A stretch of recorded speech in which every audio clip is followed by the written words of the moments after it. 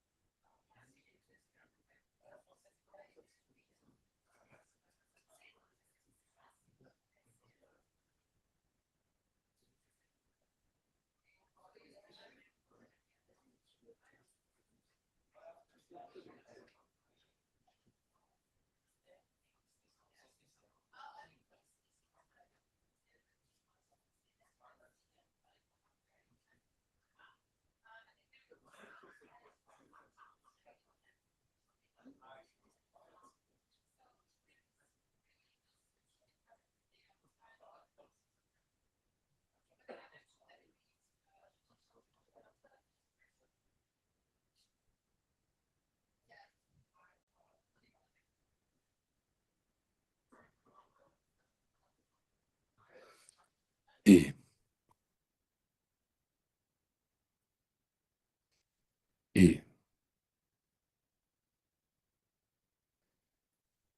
ええ、ええ、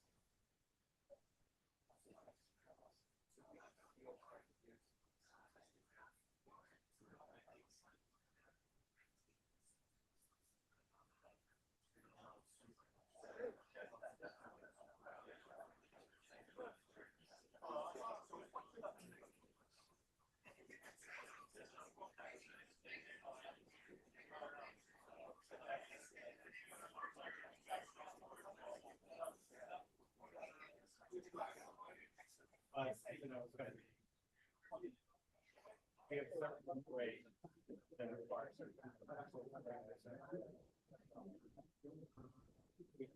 we come with this.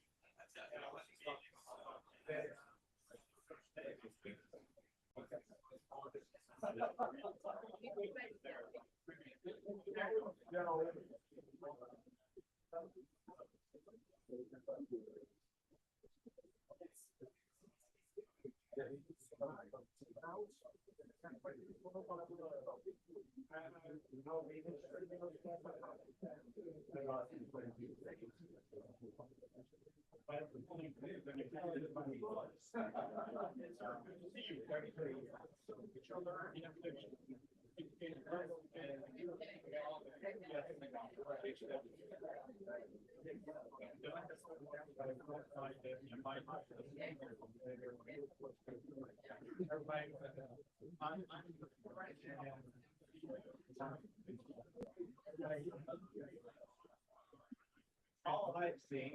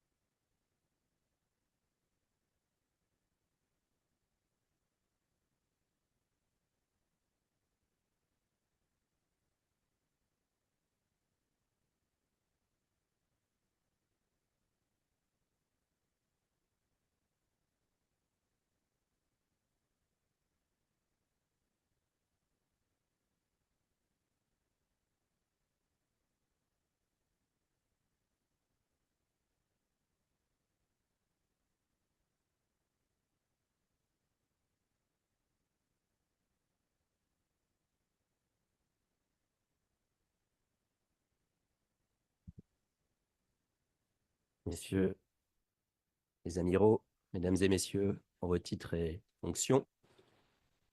Ladies and gentlemen, Je suis ravi de vous accueillir à l'Ifri. I'm delighted to welcome you here at Ifri for this new edition of the Paris Naval Conference, C'est un succès cette année et le sera, which was a puisque success les this year and was a Nous success sommes the vraiment ravis first de vous two accueillir. times before. We are delighted to welcome you here. Thomas Gomart, Voilà, donc, director of quelques Ifri, will be here in just a few moments, but we won't wait for him tempo est extrêmement serré because we pour cette have conférence very navale. little time for this Madame naval la conference. devra nous quitter Madame, avant the 11 minister, heures. should leave us before 11 a.m., so I will immediately give her the floor Pour son allocution for her cette journée, keynote address for today, fructueuse. which I hope will be very fruitful. Once again, I wish you all a wonderful day of deep thinking and a wonderful Paris Naval Conference. Madam Minister, you have the floor for your keynote address. Thank you so much.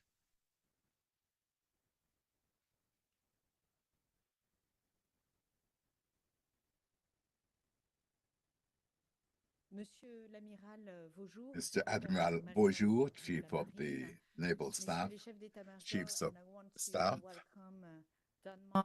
Norway and US authorities, and to thank you for being here because this is really appreciated.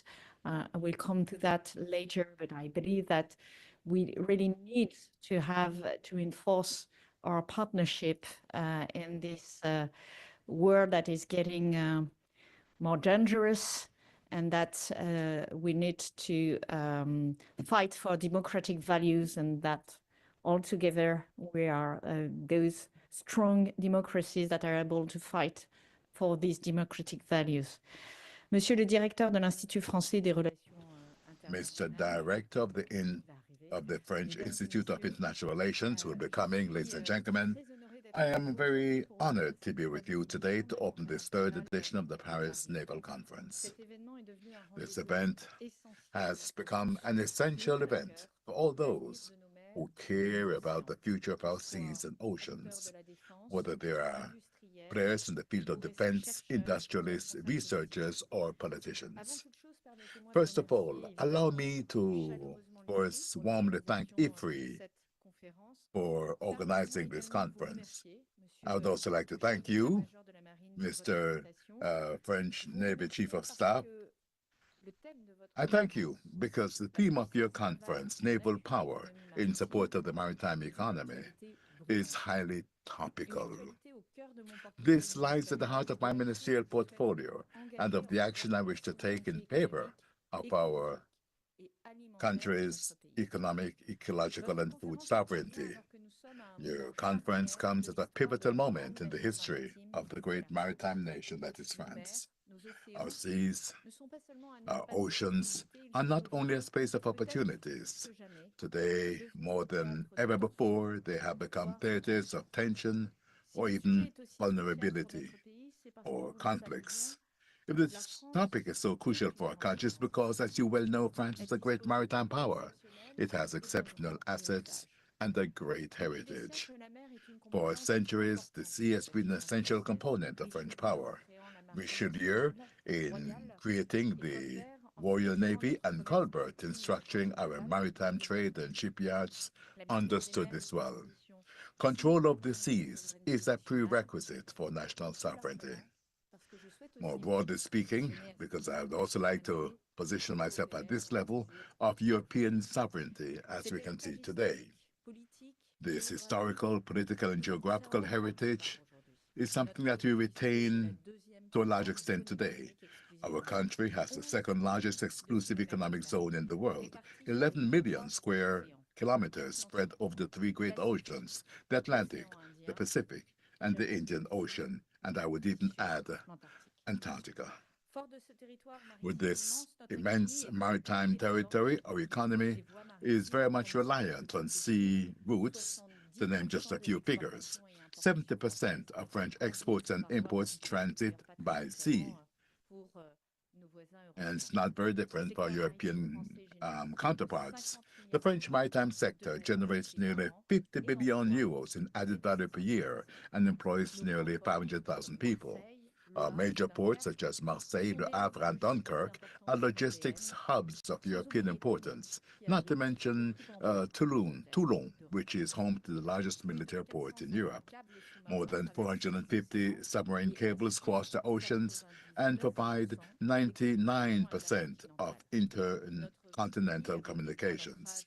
Our country, with anchor points in Marseille and Brest, there too plays a central role in the global digital ecosystem. Our deep seabed is also a major subject of interest, a scientific, of course, but also strategic frontier that France must explore with responsibility, of course, with exacerbated competition between nation states.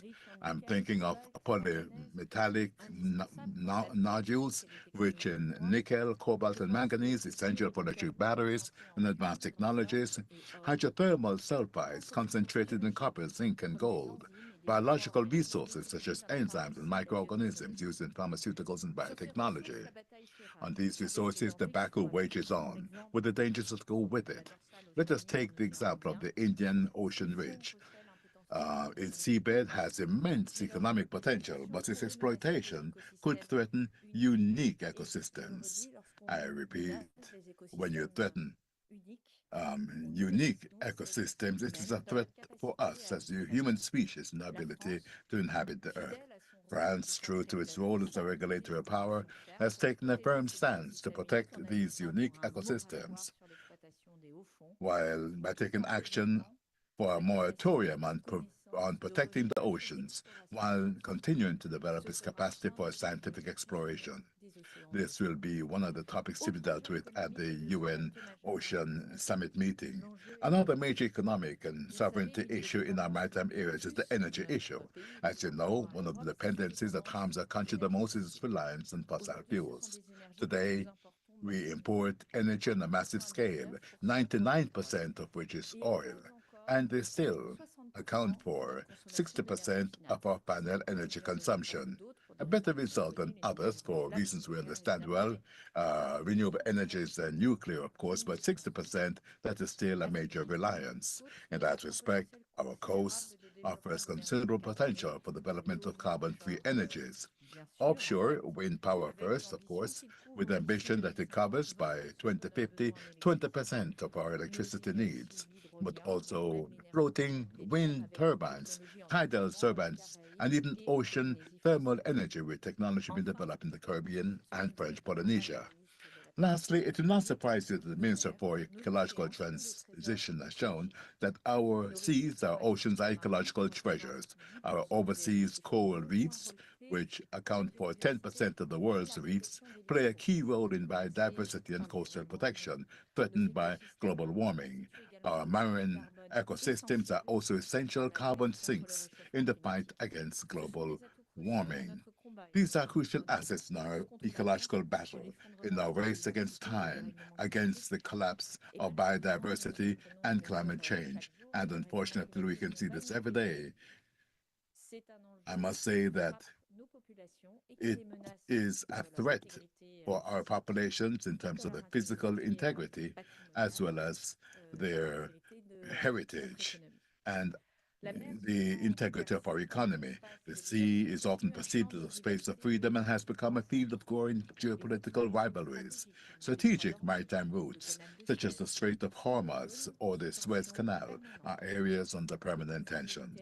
Land conflicts, such as those in the Middle East, are now spilling over into maritime areas, disrupting trade flows.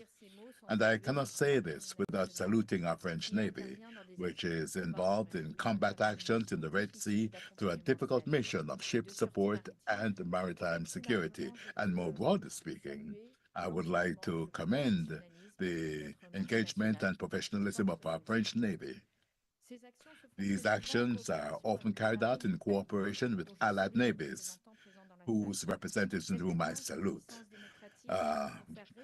The alliances to uphold international law and peace, and they're essential. and I hope that they'll be strengthened in view of the increasing threats. It is important to recall the balances that are required. The submarine cables, which I mentioned earlier, have also become strategic targets, targets whose sabotage has the capacity to paralyze entire economies. And this is why our country, with its hubs in Marseille and Brest in particular, is strengthening the protection of its critical infrastructure. We pay great attention to what is taking place as well in the Baltic region. Another major issue of geopolitical sovereignty, but also food sovereignty, is illegal fishing, a scourge for our oceans, a scourge for the activity of our fishermen.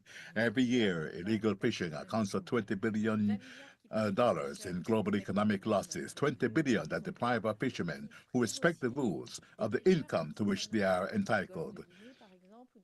In Latin America, the Gulf of Guinea, it deprives our fishermen of having the ability to live from their work, with the obvious consequences you can imagine on the stability in those regions.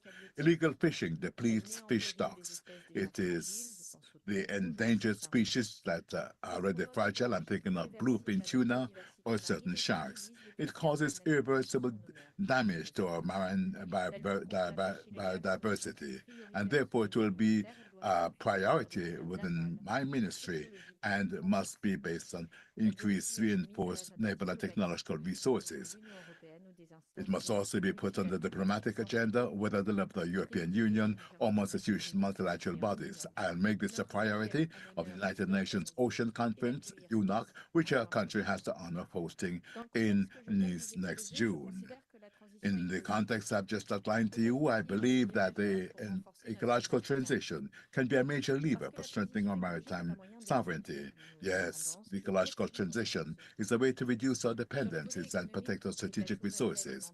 On the economic and food sovereignty side, in the coming weeks, I'll sign the strategic contract for the seafood sector. This contract should make it possible to reduce our dependence and reliance and to better promote French fishing. As part of maritime planning, which is the result of an in-depth debate in 2024, we'll also continue to develop our marine energies to reduce our reliance on fossil fuels. This maritime planning will make it possible, more broadly, to trace the path of balance between the different uses of our maritime coastlines between now and 2050.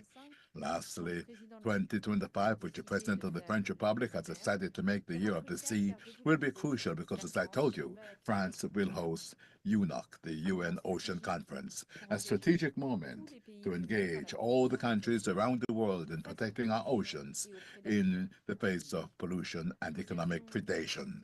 It is also an opportunity to set an ambitious agenda on plastic pollution, illegal fishing, as I said before, the protection of our areas rich in biodiversity, and to reiterate our firm position on the exploitation of the seabed. Lastly, it will be an opportunity to recall the importance of the state's sovereign action at sea in face of the geopolitical dangers we are facing, as I've stated earlier. This gives me the opportunity to insist on a fundamental point. The ecological transition at sea and maritime sovereignty cannot be achieved without enhanced collaboration between the civilian and military worlds.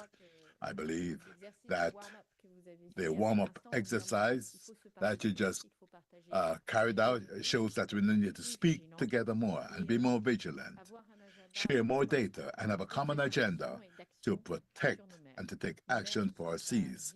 Our seas are not void. They are very much replete. And by sharing this space and also by regulating this space, this is essential for the powers that we represent. Our armed forces play a decisive and essential role in protecting our maritime spaces and all our interests, of course, economic, but also in terms of national and European sovereignty. But, and I know that you are going to talk about it at great length today, military action must not be limited to the physical security of the seas. Military action must also extend to environmental security, the protection of our marine ecosystems, and the regulation of shipping. Civilians, for their part, have a role to play in promoting a responsible blue economy and in managing maritime resources. The alliance of these two actors, military and civilian, with a common objective of defense and sustainable development is therefore essential. And while this cooperation already exists, it needs to be further strengthened. And I strongly advocate bringing the military and civilian worlds together. In this sense, this conference is a rare and important opportunity to converge these skills and to ensure that our two worlds speak to each other, understand each other, and collaborate more fluidly. Ladies and gentlemen, as you have understood, the year of the sea must be the year of French and European maritime sovereignty, the year we strengthen our naval power while better protecting our marine ecosystems and promoting a sustainable blue economy, the year, in short, in which we must work on reducing our dependencies, increasing our food sovereignty, beginning to repair a carbon sink, and to engage the rest of the world in the same effort at UNOC. Once again, I'd like to thank Ifri for organizing this conference as an opportunity to build bridges between the civilian and military worlds and to work together to protect, develop, and secure our seas. The challenges are immense, but I'm convinced that we have all the weapons in hand to succeed. I say that this all the more as after having met the European Commissioner yesterday and heard his strong will to be committed to deal with these issues and to support our overall agenda on the seas and oceans. I am confident in our capacity to succeed and to succeed with our natural allies who are here represented and whom I thank. Thank you all.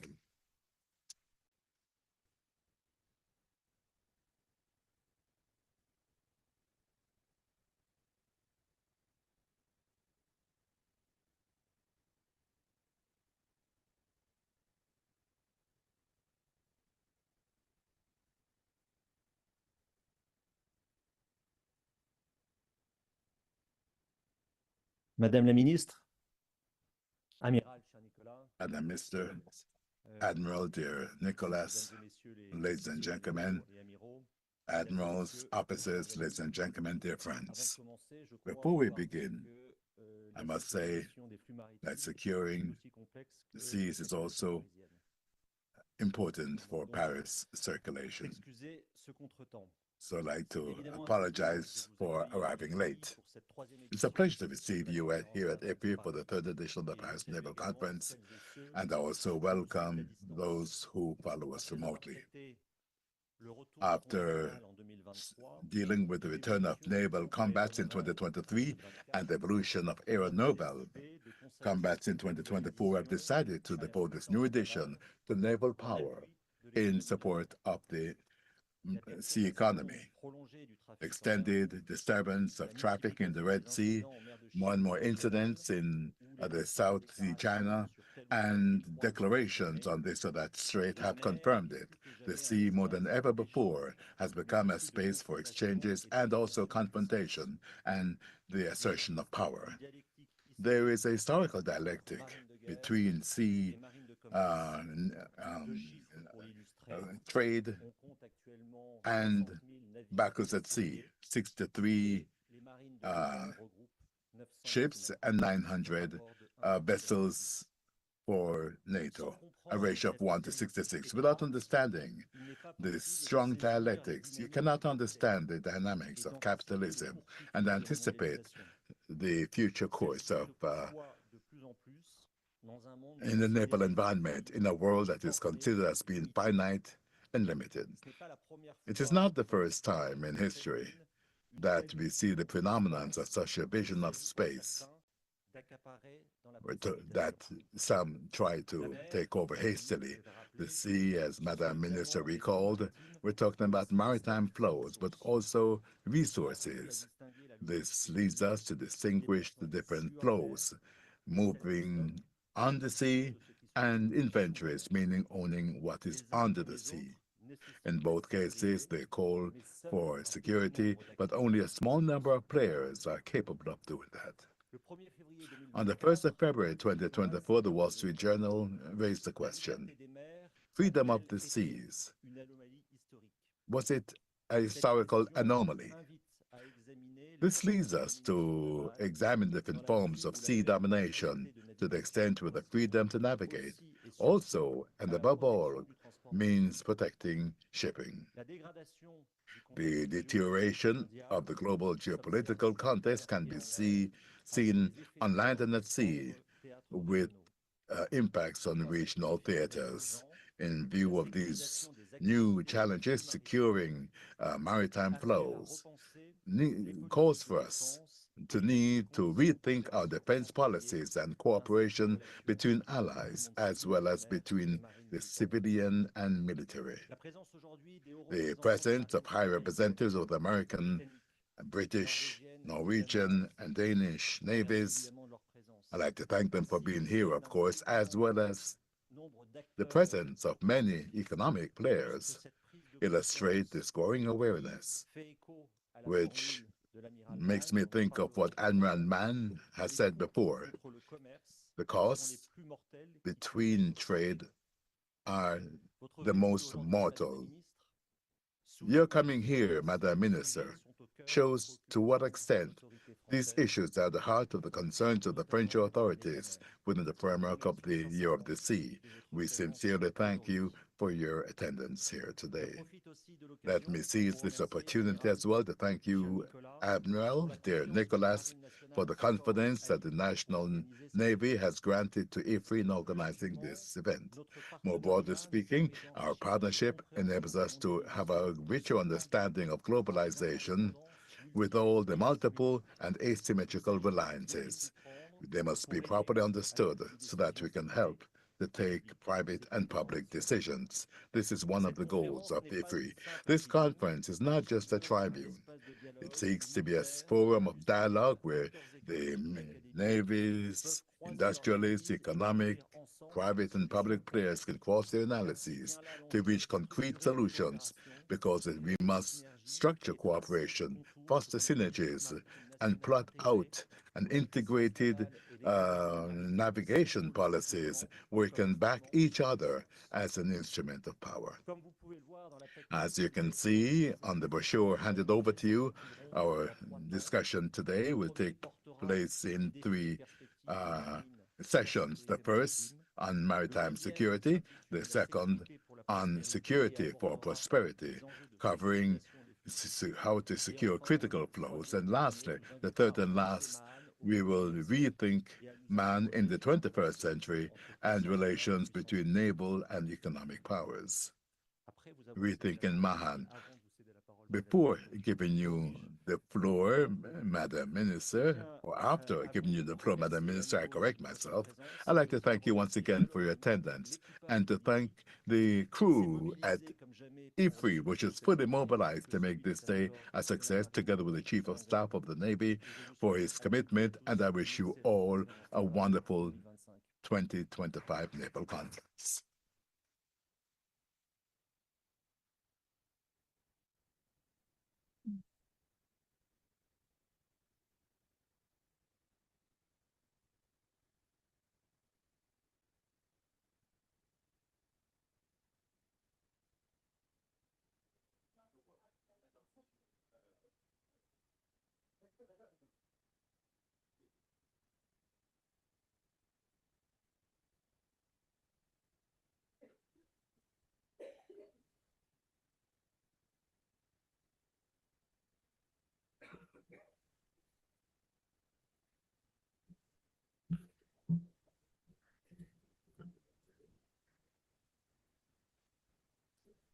J'appelle maintenant les panélistes.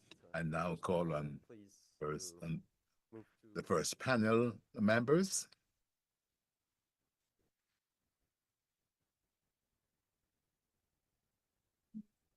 Donc le premier panel se tiendra en anglais, je précise pour ceux qui veulent. The first panel discussion will be in English. If you wish to have interpretation services, you have headsets.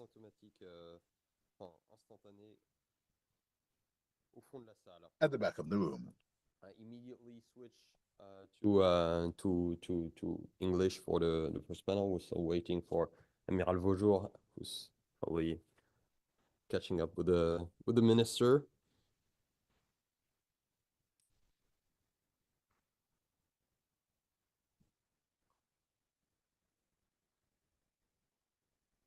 we'll wait for the Admiral.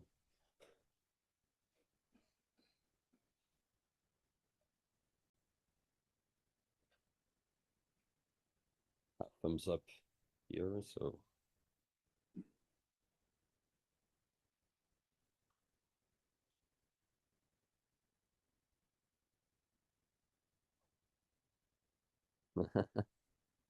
Admiral.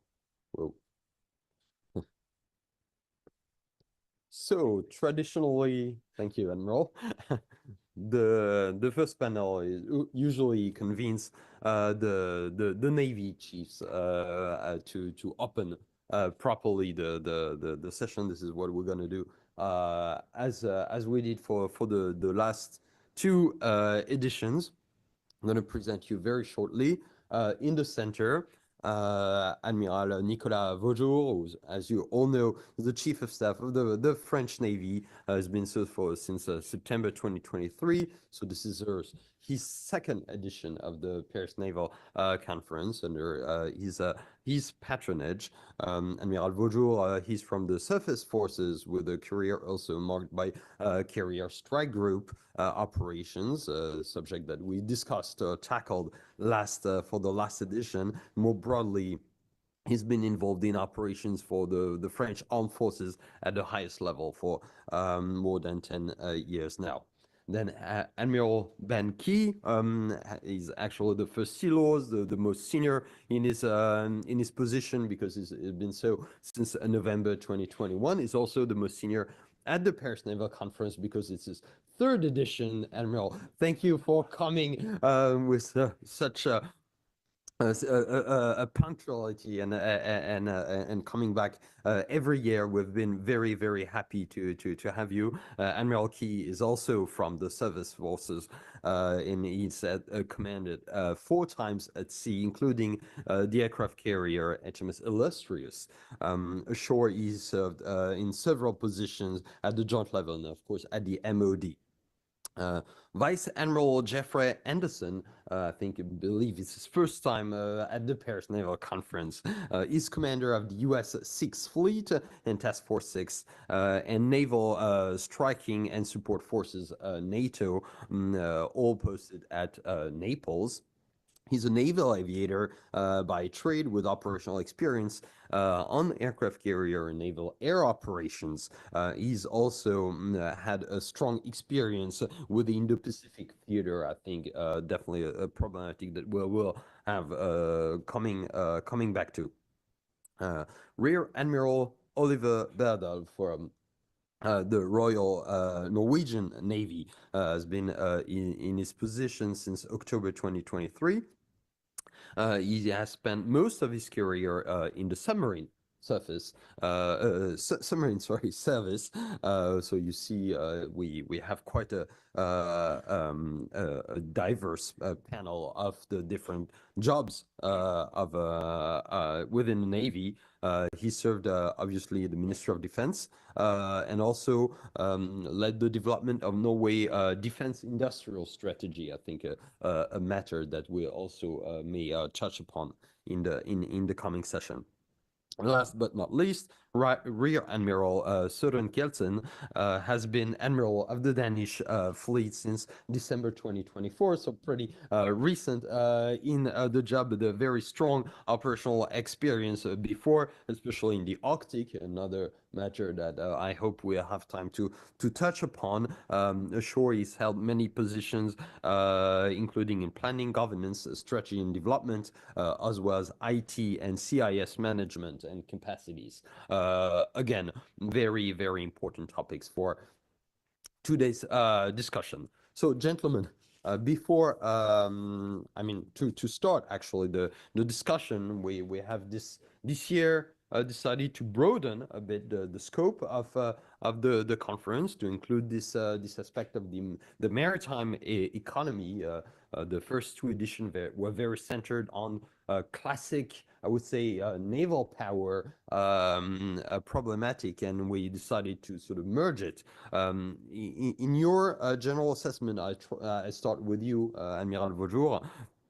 how do you perceive this growing weaponization, if I may say, by great power competitors as well as by more local threats of the sea lines of communications and the sea-based economic flows? We definitely see that we live in this more dangerous world than before, and that war not only comes to the navies, but also to the wider maritime world. So thank you for your question. I would like first to thank, of course, the Minister Agnès Pannier-Runacher for coming to open the discussion today. Thank you also, Thomas Gomart, to welcome this Naval Conference of Paris once again in the Ifri building. Thanks also to all the people coming from the shipping companies, and because I think it's really important to share the way we are perceiving the world, the way we are operating, in order to share more information and to find new way of actions in order to counter what we perceive. And what we perceive now is definitely more violence, disinhibited violence at sea. We saw that, of course, at the moment in the Red Sea. I mean, when a small militia is targeted civilian companies, and we of course help to protect that. We saw that also in the Baltics when we are challenged on the seabed with many cables cut on the seabed. We saw that also with the international regulation are challenged. I mean, we see the increasing number of ships becoming to the Ghost Fleet, what we call the Ghost Fleet right now, challenging the way we are organizing the world economy. And for us, of course, it is a challenge not only for the shipping company, it is a challenge for all the Navy. And historically, the navies has been funded to protect the trade. And it has been the case for the French Navy, of course, in 1626, when the king decided to have a navy. It has been first to protect the trade, and so it is our core mission to do that. The question is how we do that all together, and that's the big question we have to answer today. Admiral Key, maybe on this point, we see both an issue of sea denial, if I may say, of a threat of interdiction of economic flows. We saw that with the Houthis. We see that to some extent even, in South China Sea or elsewhere, this sort of threat to freedom of navigation. We also see a more pervasive use of the sea lines of communications, the shadow fleets that Admiral was referring to, used to circumvent sanctions, for instance, or also to perform acts of sabotage. We see that. So how do you see this growing, again, weaponization, not only in denial and interdiction, but also in pervasive use of maritime routes? Thank you, and it's good to be back. So good to have you back. I think we're in a really interesting period where the framework that we've established over the last 50, 60 years of work, which is really codified in UNCLOS, is something that was designed to ensure a set of rules within which we could trade upon the high seas and use what for many years has been considered one of the great global commons, free to all and respected by all, and where the concept of advantage was diminished in favor of openness for equal opportunity. And now what we're seeing, whether that's through sea denial being caused by organizations that have no navy or maritime heritage or understanding, whether that's challenges to sea control in the way that we see around the world, and also some, frankly, outright ignoring of some well-established norms in the international forum because of nations determining that their domestic priorities should prevail over international standards, are really putting UNCLOS and what it means under challenge. And And the authors of UNCLOS through the sort of 70s and 80s did a phenomenal job in driving out a consensus. But what they were not being tasked to do was also to work out how we would police. And so we created an international framework for trade, but we did not create an international framework for securing that trade amongst navies. And that's where navies now need to respond, and nations need to find ways of underpinning that. Because if we don't, as Amiral Vajor just said, then actually the tradition of almost every navy in the world, which was to secure trade and an economic activity rather than just war, that tradition will come under significant threat. And so I really welcome conferences like this, because we are only going to do this if we can find means of dialogue between the public and private sectors, the shipping and the naval communities, to work out how we ensure the security that is currently being challenged.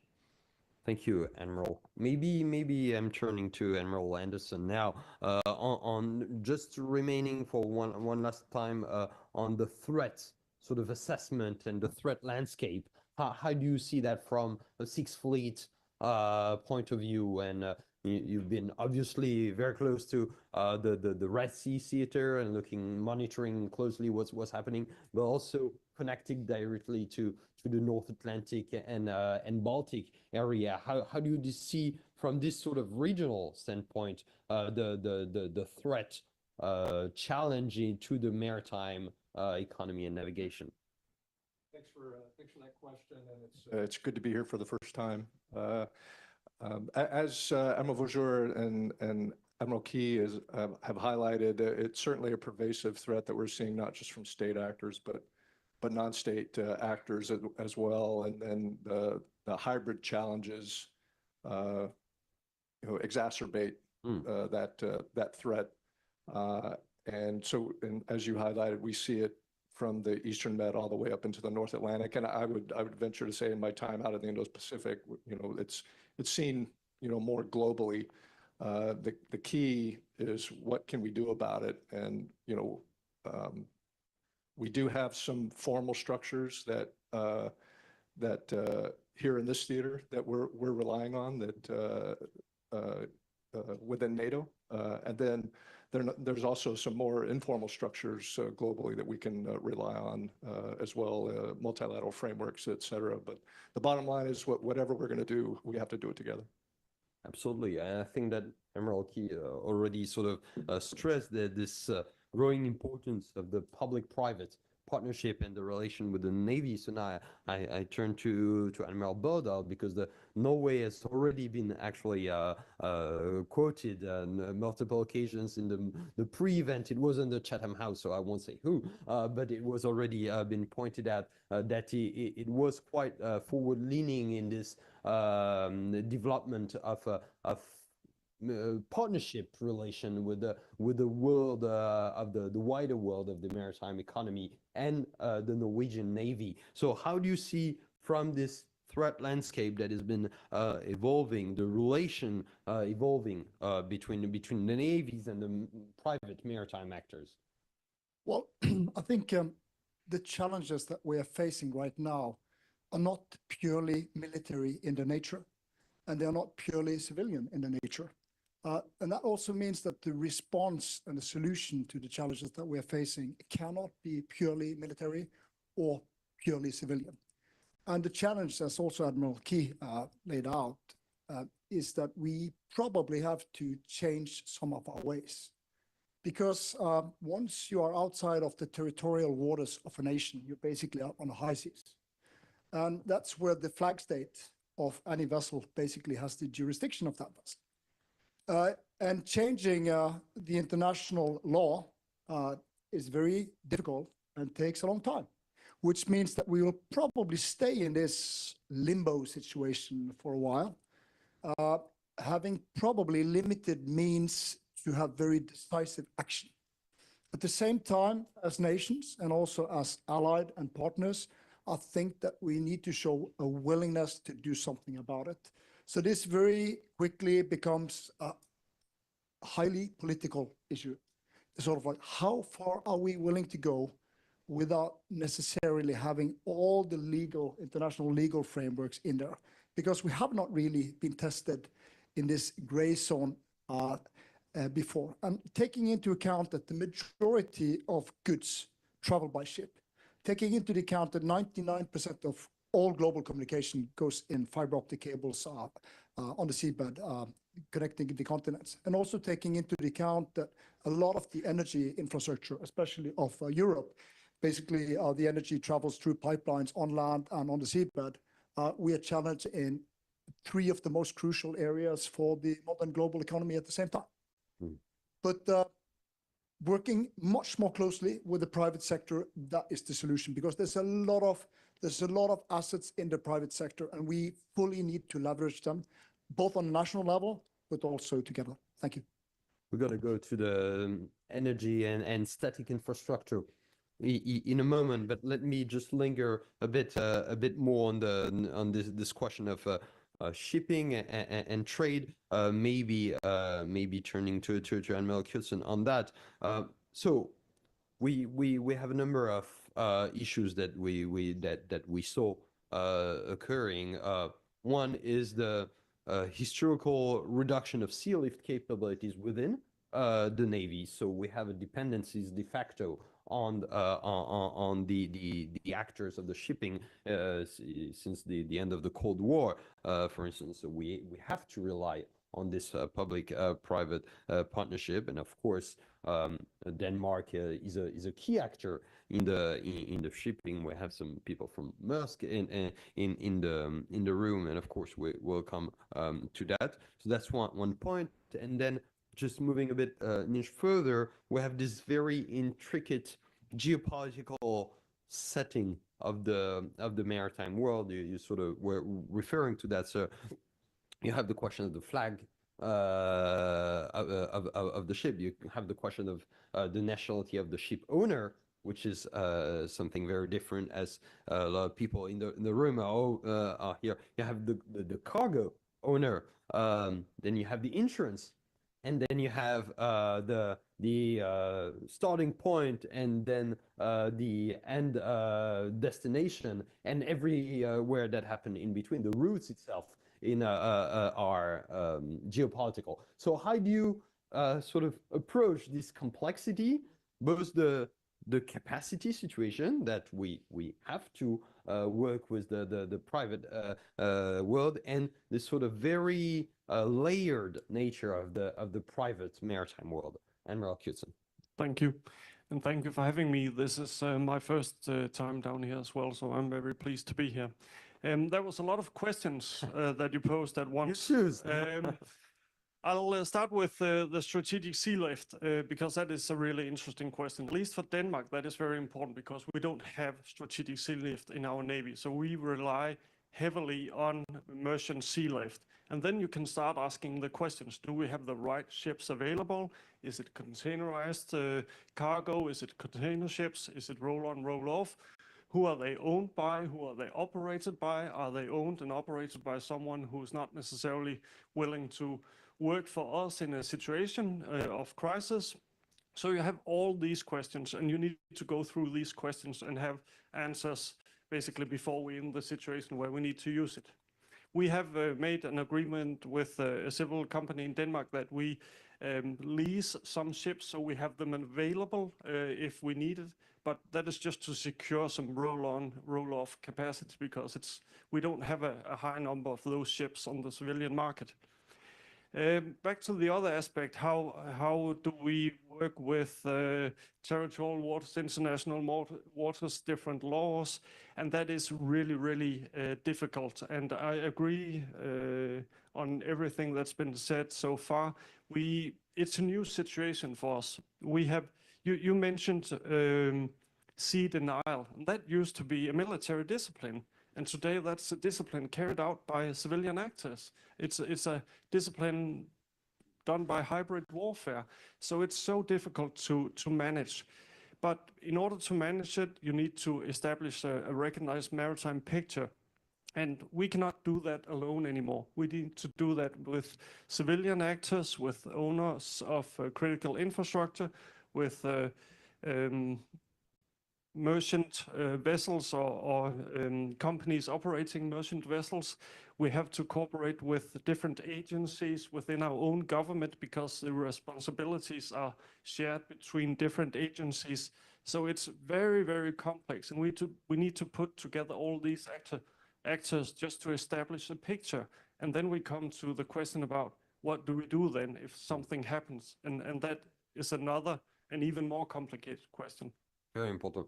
Thank you. Maybe rebounding on the strategic sea lift aspect, asking to the U.S. Navy. I know that U.S. Navy has this MARAD organization that is meant actually to contract and to use this partnership with the private sector for the maritime and the sea lift. How do you approach that from U.S. Navy perspective?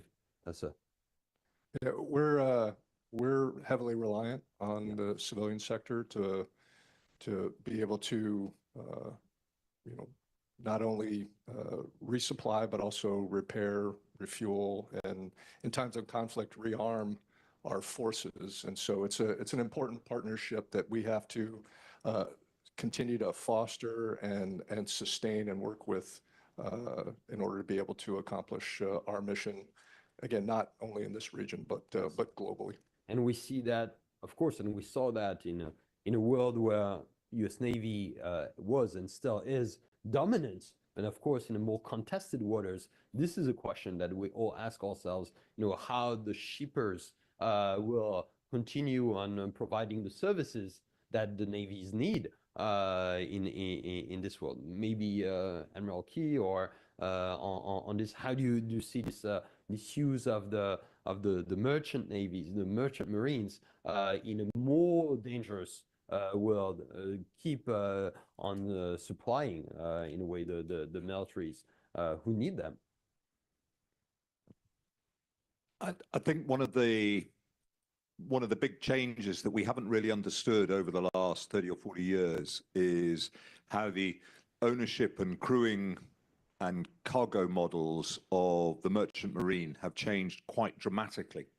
So I look back to the Falklands War in 1982, when we were very dependent upon the British merchant fleet, both to move the Royal Marines and the soldiers, but also a lot of the additional stores that we took down into the South Atlantic. And these were ships that were carrying the red ensign, so the British merchant flag, almost always with British crews or majority British crews, both officers and ratings. And so it was a very natural space to move into, and they were British owned. That is not the case today. And so we find ourselves having to operate in a much more complicated landscape. And I don't think we've got our minds around that, because for exactly the same reasons that globalization has been affected through a framework that sought to create equal opportunity for all, and within which then economic advantage was achieved by people being competitive in an economic sense rather than a military sense. The challenges that we've all just referred to are now much more prevalent, but we haven't got ourselves grounded in the same response mechanisms. There's often been this challenge in the United Kingdom. Well, you couldn't retake the Falklands again.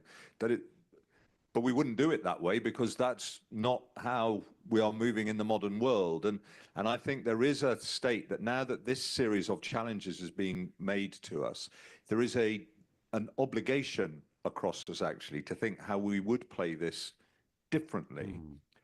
And therefore, what does that risk balance, opportunity, obligation equation look like? I think what we have seen from the last 2 to 3 years is that there is no safety now in the comfort that state-on-state challenge to the international order is not a thing. It most clearly is a thing. And actually now it takes us to have the courage to step into spaces that we know could well be filled one day, and provide, therefore, kind of options and advice for political leaders. Because for us to sit there and go, well, we didn't think about it because you didn't tell us, is not is not an acceptable answer when, as professionals, whether in the merchant community or the naval community, we're sat there feeling uncomfortable about some of the things we're seeing. So, Admiral Vaujour, maybe on the French approach to this, because we also have our own ecosystem. We have, of course, a strong actor, which is CMS CGM, who's also present in the room. And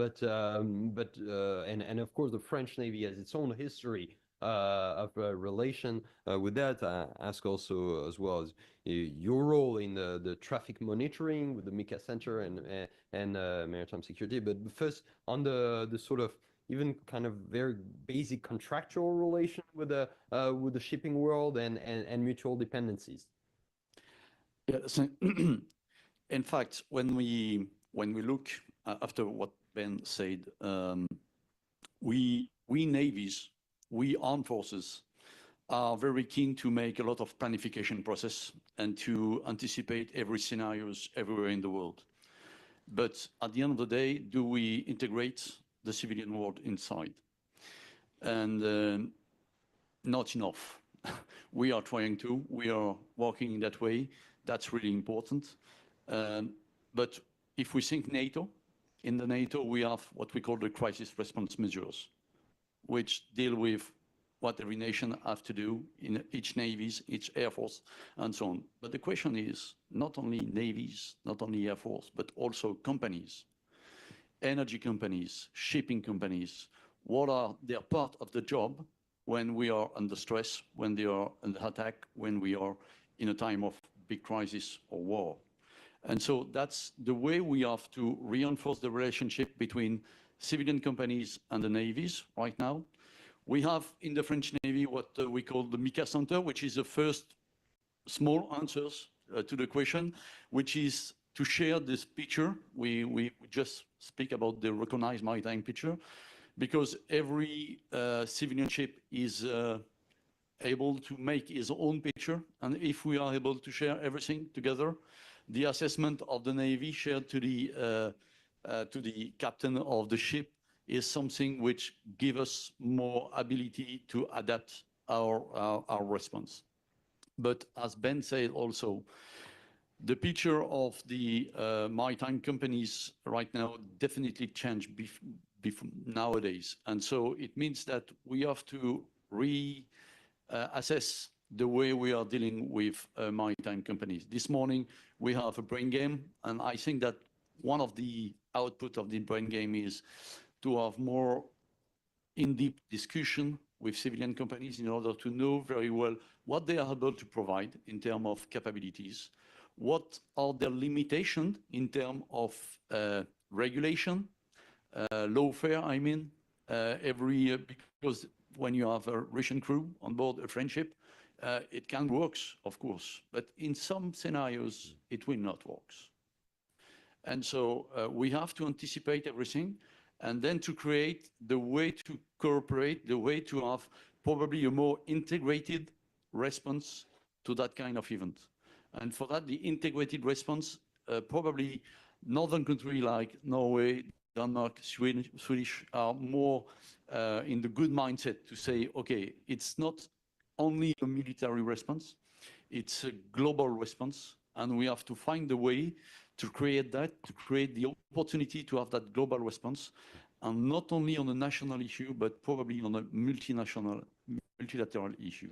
And so it's not that easy to operate, but that's why we organize that conference. I appreciate that, and I think that, I mean, as any naval officer perfectly knows, the only way to be ready when the crisis comes is usually to train again. How much do we train with the merchant actors, and should we train more? Are there creative ways to do that in the French Navy, and maybe then again turning to the northern navies to see what they do? I think it is the top priority right now to have more training about that, more knowledge about what we are able to do, what we are not able to do, what we can share, what we cannot share. We are organizing a big exercise, and we will have one in 26, which is called Orion, and we will try to integrate inside shipping companies, on other civilian companies, in order to see how we can provide some sea lift, for example, because we have some contract, but having a contract is one thing. Operating a contract is another thing. And so we have to do it and to find it, to verify that everything is okay, and to get lessons learned from that. We have a contract with specific operators when we are thinking about seabed, because some operators are better than us to have the picture of what's going on. And so the question of to have some assets inside the Navy, they have some assets in their companies, how we can operate together to counter a crisis. So we are operating that. We are training with civilian companies right now. Not that easy because they have their own business model, so we have to find a place for training. But I think in the world where we are, I think every captain of companies are agreed that we need to reinforce the cooperation. Admiral Burdal, maybe on that point. Well, the good thing of every crisis is that we can learn from it. And to the extent that we have been tested, if not all of these are just coincidences, I think that with both the Nord Stream incident, with the gas cables of the Baltic Sea being blown up, also with the gas pipeline between Finland and Estonia being ripped apart in October 2023, in addition to all the fiber optic cables that have been disturbed, as well as some acoustic cables and other things that have been disturbed in recent years. I think that in the military, we've known that critical infrastructure has always been a challenge, but there hasn't been so much focus on it on the public domain, because the biggest problem for some of this is not necessarily running the navies or the militaries, it's basically running our societies, communication, energy, and having sufficient food in the stores, etc. So going back to my last answer, a lot of the solution is in the private sector. And I think that the awareness in our societies on both our dependencies, but also the strengths that we have together. I mean, I'm very glad that Norway is a NATO member. It's the most powerful military alliance in the history of this planet. And the total shipping capacity among all the member states of NATO is quite significant. Now, the question is, how do we really leverage this in a very globalized industry where you have one flag state, the owner sitting in another country, the crew coming maybe from many different countries, etc., etc. And that is a challenge because, of course, the shipping companies wants to make money. And if you want a different solution with national crews, etc., somebody's got to pay for it, right? And I don't think that's the solution. But we need more awareness on this. Going back to the training part of it, there are tens of thousands of ships sailing on the oceans every single day. You cannot train with all of them.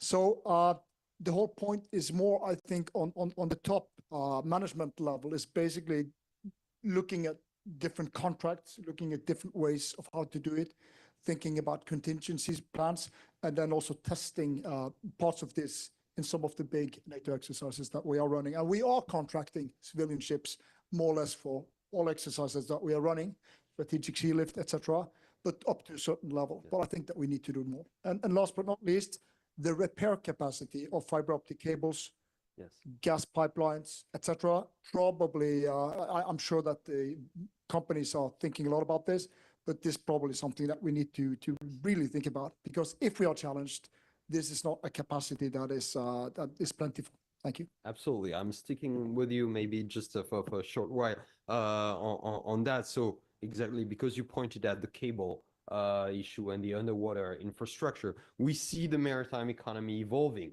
For a long time, maritime economy was mostly about flows. We see that it's now turning, maybe, I don't know, I don't have figures 50-50, maybe it's too much, but more and more static offshore activities are developing. Of course, in Norway, we all know about the offshore extraction business, but you also have the cables, so energy production, energy transmission, data. We're now talking about underwater data centers. In the future, we have offshore wind in industry and economy.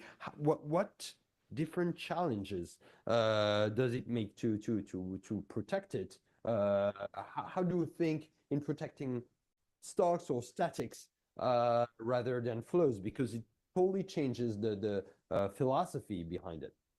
Well, I think it's quite simple. I mean, the oceans covers 2/3 of this planet's surface, and the average depth is 3,700 meters.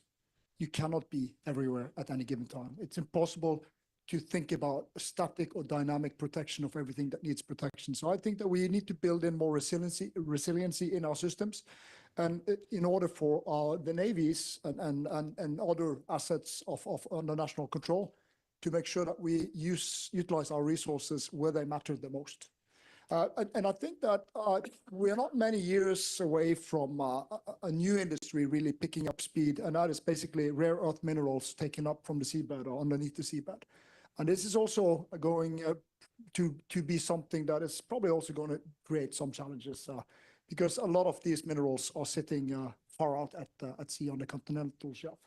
So I think that we will see the maritime domain and maritime industries just exploding in the decades ahead.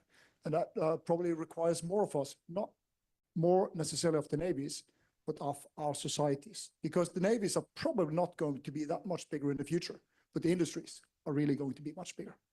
Admiral Bordal, maybe on that, how do you see this evolving landscape of the maritime economy itself, which is changing in nature, in size and scope? Denmark has been known for developing the largest fields of wind energy, part of it offshore. How does that affect the mission and task of a Navy? Yeah, it definitely changes the way that we are operating and the way we are thinking as well. And I'd like to touch upon what my colleague said here. We talked about resilience, and I think that is absolutely key here. I totally agree with Oliver. We cannot do surveillance of everything at all times. So resilience is very important. And I think the second part is deterrence. And what is deterrence then to critical infrastructure? It's definitely not shooting at people before they do anything, but it's being present in the right areas. It's having a good enough recognized maritime picture, and it's showing that you have the capabilities to act and you're willing to act. I think that's the deterrence perspective of this, and I think you need to go down that road instead of expecting us to be able to do surveillance of everything at all times, because that's not possible. So this has to be taken into consideration, and you need to make your plan from that. So resilience, deterrence, and I agree, we are getting more and more reliant on offshore power plants, windmills. So we are getting really reliant on it. One thing that came up already in what many of you said is that you basically cannot protect if you do not track and follow and surveillance. So of course there's this question of maritime domain awareness, of sea traffic control. What about the neural of space to sea nexus in this ability to surveillance and to detect the threats? Maybe Admiral Anderson on that. I know that the U.S. Navy has been long pushing for this sort of space to sea nexus. We have to be able to use all sensors at our disposal to be able to maintain and enhance our maritime domain awareness. And personally, I view the maritime environment, starts with seabed and extends all the way to the heavens above. And we have to be able to use all those domains at our disposal. One thing I'd like to offer as well, and to the very good points that Soren made, we also have to be able to, once we investigate and identify the the parties responsible for any of our damage to our critical undersea infrastructure. We have to be willing to use information space to hold those parties accountable. And I think that's something that is we haven't gone far enough to be able to do that. Thank you. Maybe as time flies, and I want to keep a 20 minutes Q&A session with the room. But before we turn to the open questions, let me ask you a final round of questions about maybe something a bit larger than what we discussed. But I cannot resist, as you are five large navies, maybe the most powerful navies of the North Atlantic. And how do you assess this evolution of the landscape? We saw for a long time, maybe since the end of the Cold War, North Atlantic had become an area considered that fundamentally at peace. And now, since the full-scale war of aggression by the Russians against Ukraine, we have now in the NATO summit declaration that the Euro-Atlantic area is not at peace anymore, and the North Atlantic Ocean, especially, is not necessarily as much as at peace as it used to be. We saw changes, evolution. We have the creation of a new JFC in Norfolk that integrates the Second Fleet. So we saw this sort of re-emergence of challenges, and this North Atlantic Ocean that used to be mostly for peaceful uses is now more and more back into a strategy. Admiral Key, maybe on that, how do you see this sort of new challenges, the nature of the North Atlantic that we've known for the last 30 years? Has it changed for you, looking at it, sailing at it? Do you see the main changes here? I'll talk about the North Atlantic in a minute, but I don't like the characterization that just because the North Atlantic is contested, therefore we've got a problem with freedom of trade, because the Atlantic is as important to the United Kingdom's economic prosperity as the Pacific, or rather the Pacific is to the Atlantic because of the way in which goods move around the world. And that's goods not just in the traditional physical sense of container shipping. And if you track some of the containers carrying British goods, they take fairly roundabout routes to actually get to where we are. But also the nature of the data cables. You know, none of us know how the WhatsApp message we send from here to Australia actually gets to Australia. It could take any one of them, and only the computers will ever know. So we've got to be very careful that we don't start to divide up the oceans of the world when, as we saw a few years ago, when a ship got stuck in the Suez Canal, the impact that had on trade in all directions is really quite significant. Come back to the North Atlantic. We were used to being militarily contested for a number of years because after the Second World War, because we called it the Cold War. And we adapted ourselves, therefore, after twice understanding what it was like to have freedom of trade disrupted by submarines in the North Atlantic through 2 world wars, how difficult it is when you lose control of that narrative and you have to fight it back. And what we're now seeing again, because for all of the challenges that Russia is experiencing in the land campaign, and what we're seeing through the kind of the bravery of the Ukrainians on land, in the sky, and at sea, in the Black Sea region, that is not all of the Russian capability, and we're seeing some of that active in the North Atlantic today, both in the grey zone space, but also in their continued investment into their strategic forces.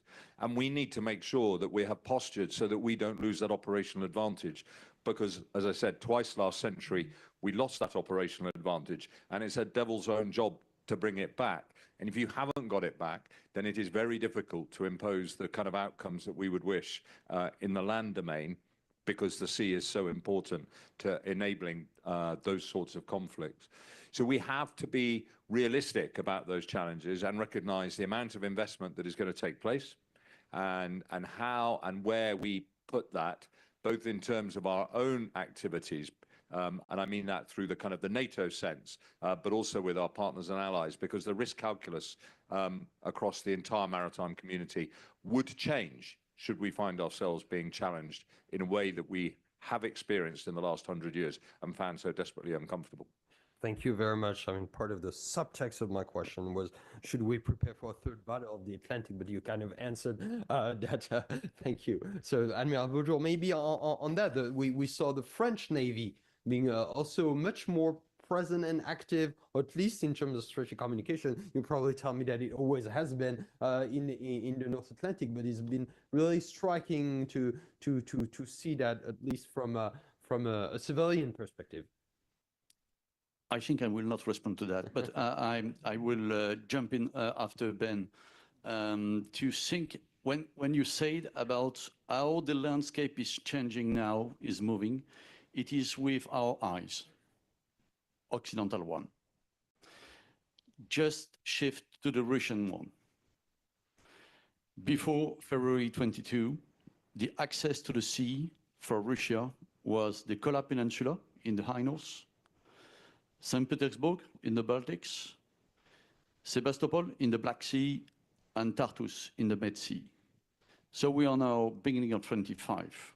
Where are the access of Russia to the sea? Kola Peninsula still exists.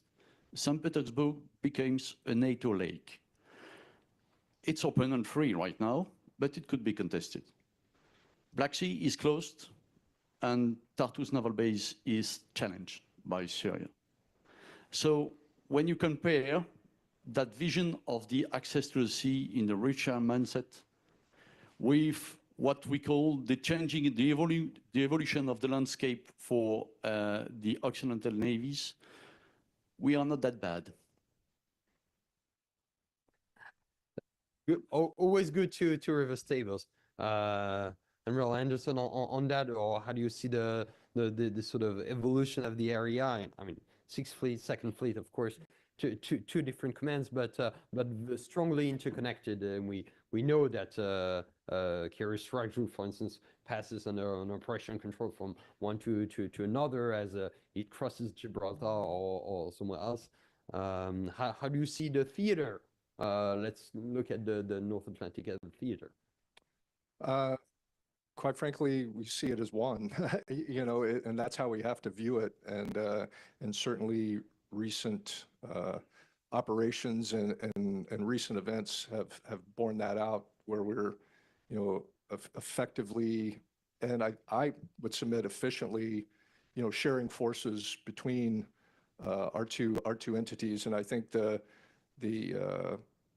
reemergence of Second Fleet, it signals the importance and the commitment toward transatlantic security and that link between Europe and the United States and Canada. So I think it's an important link that will hopefully be sustained by the One Atlantic principle that you know, Second Fleet and Sixth Fleet operate under. Thank you. Admiral Beldal, maybe we touched a little bit on the Arctic, not enough to my liking, but maybe to that we also see how much the Arctic, both for the maritime routes, but also for the sort of sea power naval construct, is more and more impossible to disconnect from the sort of wider North Atlantic approach. How do you see that from a Norwegian Navy perspective? You've been, of course, I guess, actively cultivating this linkage. Well, I think, you know, we've had Russia as a neighbor for as long as we've basically had a state or a nation. So I think on the military side, I mean, things have changed. The posture is different, but I think the biggest game changer is that I don't think Russia wants a full-scale war with NATO, because that's definitely not in the Russian interest. Of course, it's not in our interest, but I don't think that they want to go there. So I think that we will be challenged in the areas where it's possible to challenge us. And that's the big new in the game, because, I mean, we've been patrolling up in the north for generations, as have the Brits and the Americans and the French. So it's, and the Danes as well. So I think the new thing is all the hybrid stuff. And I'm not saying that Russia is behind any of the hybrid stuff, but I'm just saying that We as nations, as allies and as partners need to be much better prepared for that space, because in the months and years ahead, that is probably where we will be challenged. And if there are conflicts other places on the planet, that's also probably some of the areas we will be challenged. That doesn't mean that we can lower the sort of like military guard. But I think that one of the things that we have done in the last 3 or 4 years or so is that we have really ramped up cooperation. We are working much closer together. We are pushing some high-end military stuff further and further to be better prepared. The flow of information is better than ever before. The cooperation, both in the intelligence domain, situational awareness, private sector military. I mean, a lot of the stuff that have happened have basically enabled us to sharpen our swords, which is a good thing. And we need to continue that. I think the big issue remaining is basically how do we leverage all the capacities in the maritime private sector to the benefit of our societies, because that's the area where we have been sleeping too heavy. We need to wake up. And I find it back in Norway, when I talk to people that are in the private sector that know their industries much better than I will ever do. It's kind of like they ask me, how can we support the military in this situation? How can we make things better? And I say, well, one thing is the military, but what about society? I mean, the majority of people, 98% of or 99% of all people living in our nations do not work in the military. And that's the big wake-up call of our society. So I think the information domain, we need to be much more proactive and forward-leaning. We need to make sure that our citizens wake up a little bit to the challenges that are facing us, because the majority of people, they don't really care much about these things. Thank you. Thank you, sir. Admiral Kelton, maybe the final word on this. Yeah. And I don't really have much to add, because I think it's been described quite well. But one thing is that I think it's important to know that we are seeing changes in the Arctic, but basically we don't know where it's going to end. We haven't seen sea routes really opening up yet. So there's a lot of things that are maybe coming, but we don't know. And it's difficult to foresee how that's going to play out between the different actors. Thank you. That's, I think, a fair assessment of where the future lies at. Now, we have about 12 minutes for the Q&A sessions. So please raise your hand and introduce yourself. Yeah, ma'am, here. There's a mic coming in, so please wait for the mic so that the people in line can also follow us. You have a mic? Okay. No. Thank you, but for the people who work,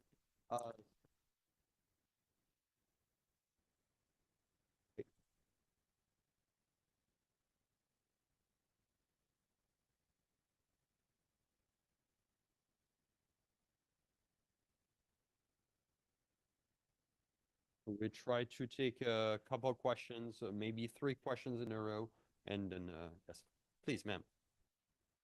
Go ahead, it should work. It should activate on its own. Okay, thank you very much, Mr. Chairman. I have 2 questions, if I may. My name is Sophie Quintin. I'm a researcher at the University of Portsmouth.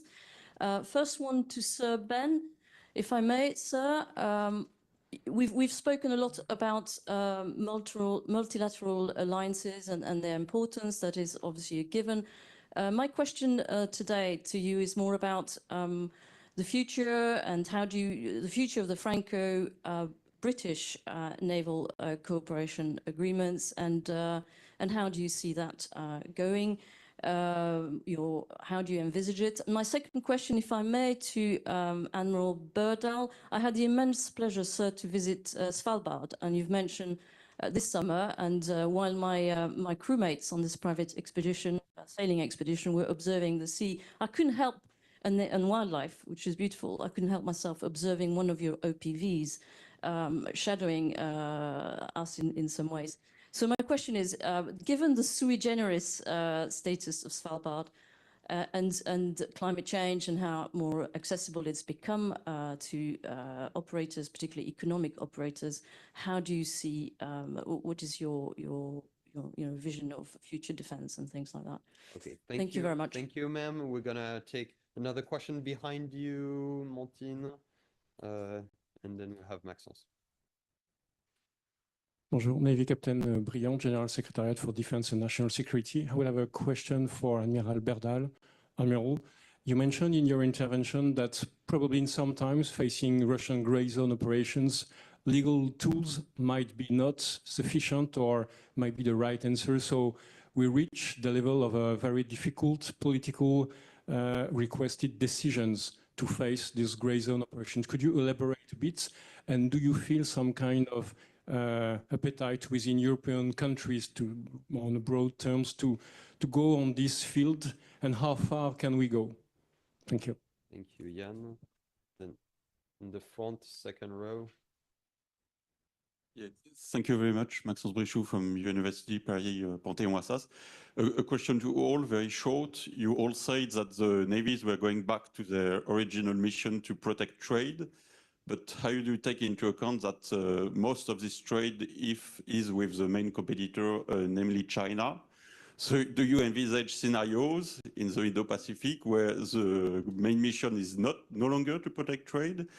I mean, there are talks about long-distance blockade. So do you have a switch to go from protecting trade to maybe other missions if some scenarios happen in the Pacific? Thank you.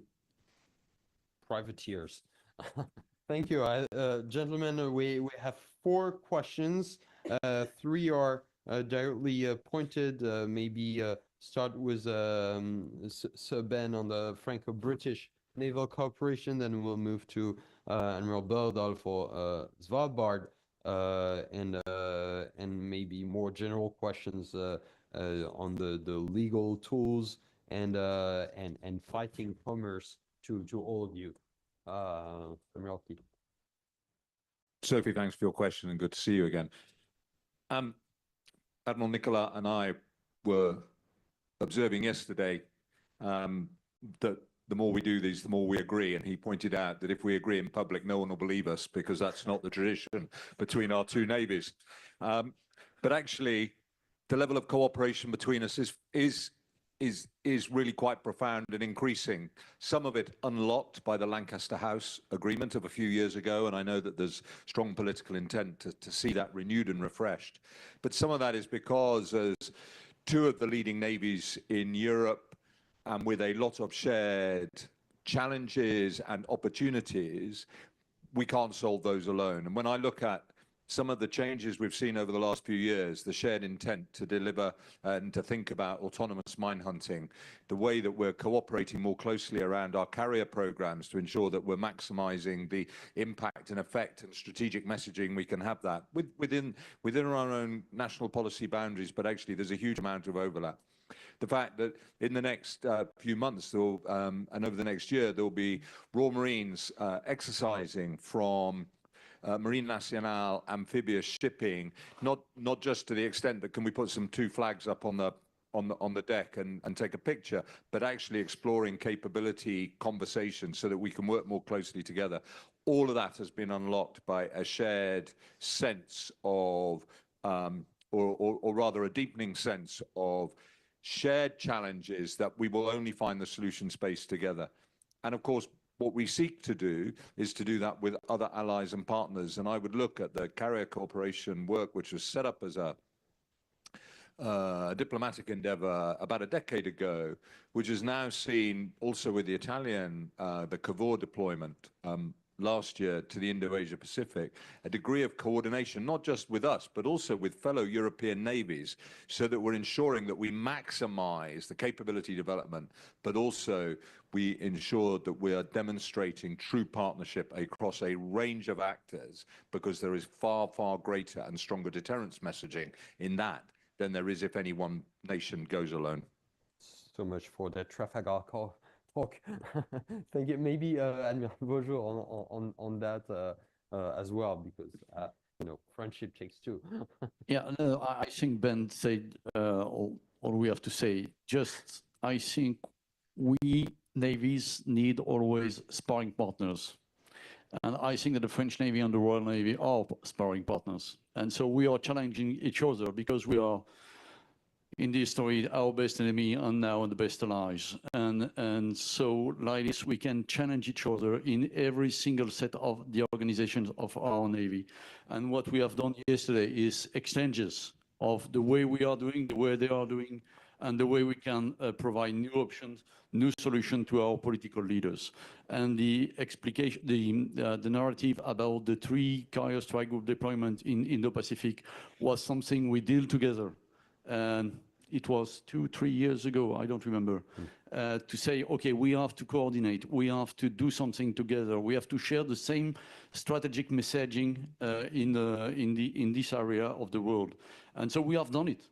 And it's quite easy to say. It's really not easy to plan and to do in reality.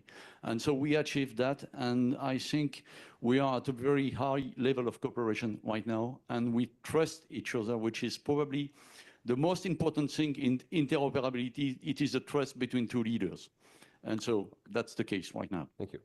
We now really short on time, so maybe Admiral Berdal on the Svalbard question, and then I go to each of you that wants on the legal tools and the fighting commerce. Okay, thank you. Well, Sophie, to your Svalbard question, just to put Svalbard in perspective, halfway between the northern part of Norway and the North Pole is the island group of Svalbard. There's only about 3,000 people living up there.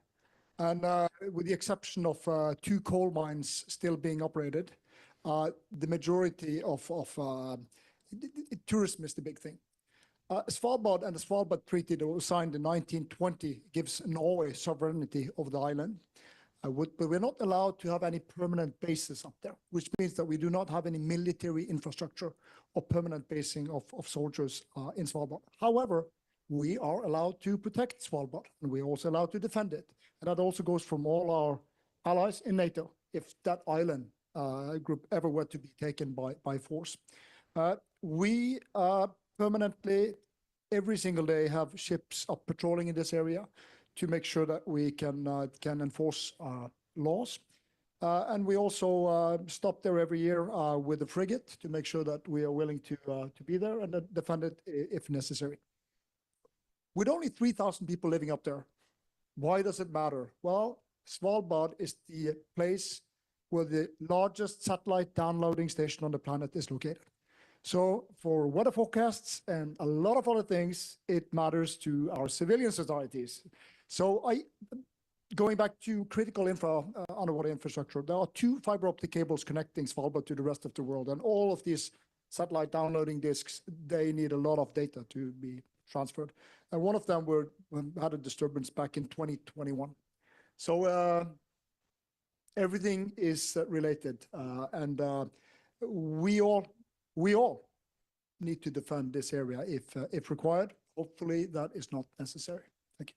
Thank you, sir. Maybe Admiral Kilson on the question of the legal tools that we have with the Ghost Fleet situation. If I understand, I mean, coming from Denmark, you have all these Ghost Fleet coming just right under your nose in through the Danish straits. It must be quite frustrating. Yeah, and that is another very complex question, because it's we have some tools we can use within our territorial waters, but when it comes to international waters, we can't really do a lot, and that is the difficult part. That is, if the Ghost Fleet is moving in international waters, it's difficult to do anything, and if something happens in the international waters, it's equally difficult to do anything. What we do, I have to come back to what I said about deterrence. What we do is we try to call them, make them aware that we are there. We try to do surveillance. We try to be present with the naval vessels, and that's how we're handling it. But it is really, really difficult, because it's basically at the high seas and we can't do anything. Well, the Finnish Navy has been pretty creative recently with the Eagle S incident. I think it may show the way of you know, being more proactive. But I don't know. But I think Finland should describe that episode and not me. But that is true. But as I understand it, that was on territorial waters when they came aboard, and the jurisdiction is quite clear on territorial waters. Sure. But convincing the ship to go there is an interesting. Yeah. Anyone else on that, or maybe on the China challenge, and how do we sort of reverse the mindset from protecting international trade to maybe pressuring it? Admiral. Yeah, sure. I'll take a crack at that one. Okay. I mean, we all have a vested interest in ensuring that our maritime environment globally remains, free and open, and that we have unfettered access to it. And we don't have to escort maritime ships or civilian ships to be able to protect trade. I mean, we do it every day by countering malign influence, by sailing and operating, and because I'm an aviator, I'll say flying anywhere international law allows, and challenging excessive claims by those who want to supplant or subvert the rules-based international order. And so I commend both UK, France, and then the countries that are supporting their deployments to the Indo-Pacific for recognizing that. And I know it comes at a cost, and certainly I feel it as the Sixth Fleet commander, but I know the importance of it globally, and the signal that it sends, and what it represents. Thank you. Ladies and gentlemen, now time has come to unfortunately end our panel, which has been very rich, instructing, at least for me. So please join me in thanking our excellent panelists. I would have not only for the panel, but also for your everyday job, keeping us safe, both onshore and at sea. Thanking you again. So I understand that we now have some buffet outside, some food to sort of warm up and chat. And for those who remain for the press conference that will happen in this room, but for most of you, food is out there. Gentlemen? Yes. Thank you. Well.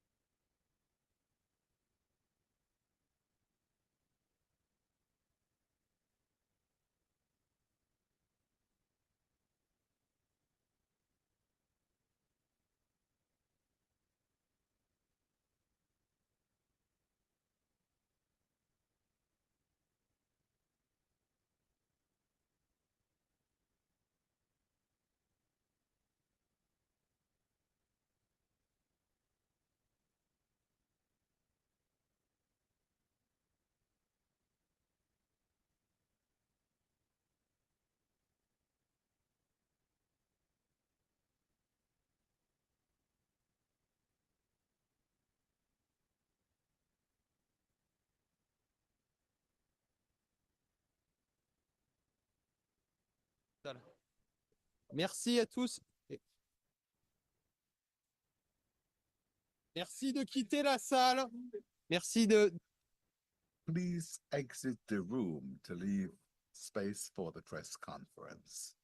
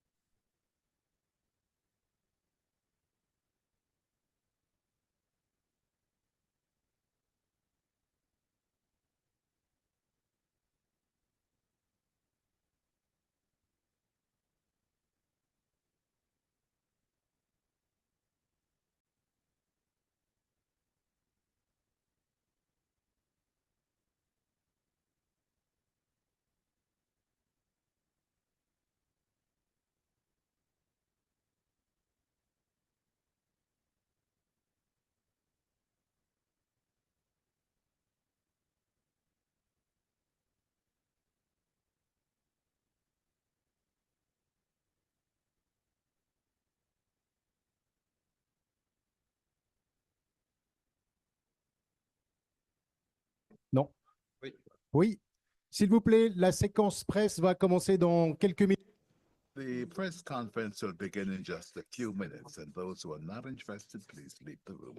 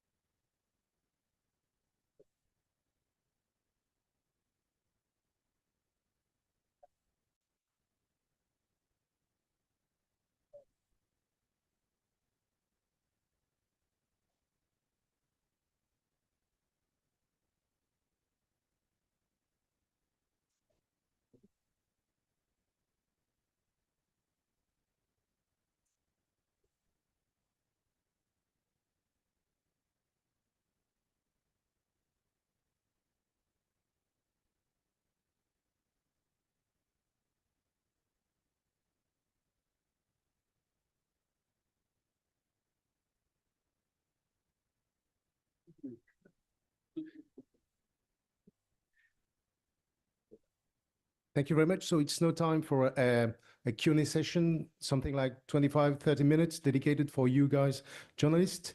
I just kindly ask you to follow a few rules. Obviously, our admirals will be answering questions in connection with the general theme of the conference, and especially not only the first roundtable, but the whole conference. But obviously, there will no room for political issues or topics. Please introduce yourself and the media you're working for when you're asking a question. We'll give you microphone in order for everybody to answer. And please, because you are quite numerous, one question at a time. And if you are targeting one specific admiral, please state it, and we'll try and do it properly. Thank you very much. Let's start. Good morning, gentlemen. Mathieu Rabéchot. I'm a reporter with the French newswire AFP. we understood that you all stress the need for better cooperation with the civilian sector, but I've got a very stupid question. But apart from strategic sea lift, what for? So, yes, please, sir.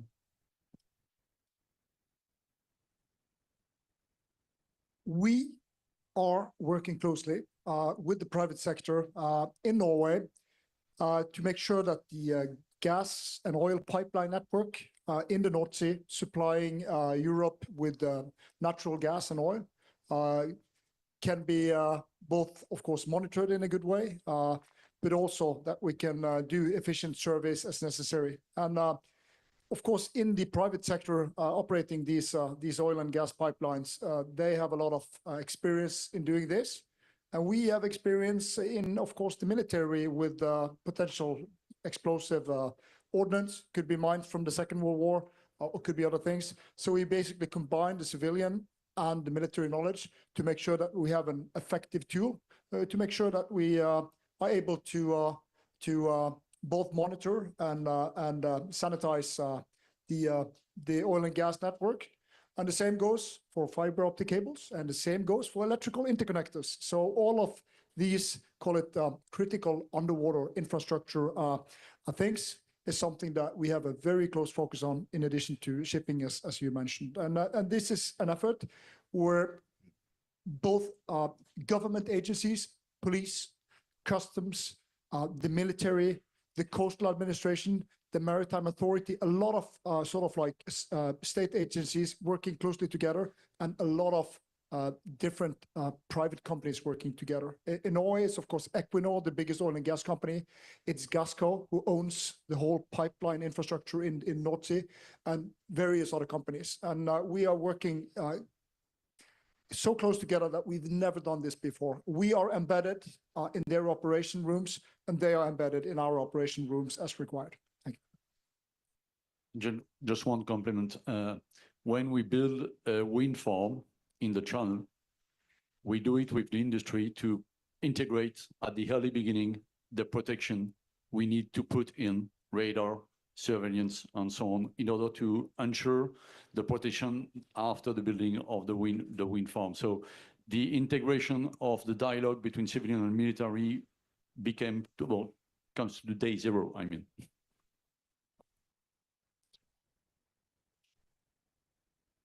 You know, we can leverage the civilian sector to be able to provide us with information, knowledge, and experiences, operating environments that we may not, because of capacity challenges, we may not operate in very frequently, whether it's various ports or various sea lanes. So being able to share that information with them certainly helps us. Thank you very much. Excellent. Romain? Oh. Thank you. Good morning, Romain Mialkarek. I'm an independent reporter working for both mainstream and specialized media. I have a question about the Baltic. Admiral Vaujour, you've mentioned that it is a NATO lake, and on the other hand, Admiral Kjeldsen, you've mentioned that you basically can't do anything to control the ships going in the middle of it. So I would like to know if you have concrete ideas about what you could do to secure this NATO lake. And I am especially thinking about the environmental risk linked to the tankers of the Ghost Fleet. Thank you.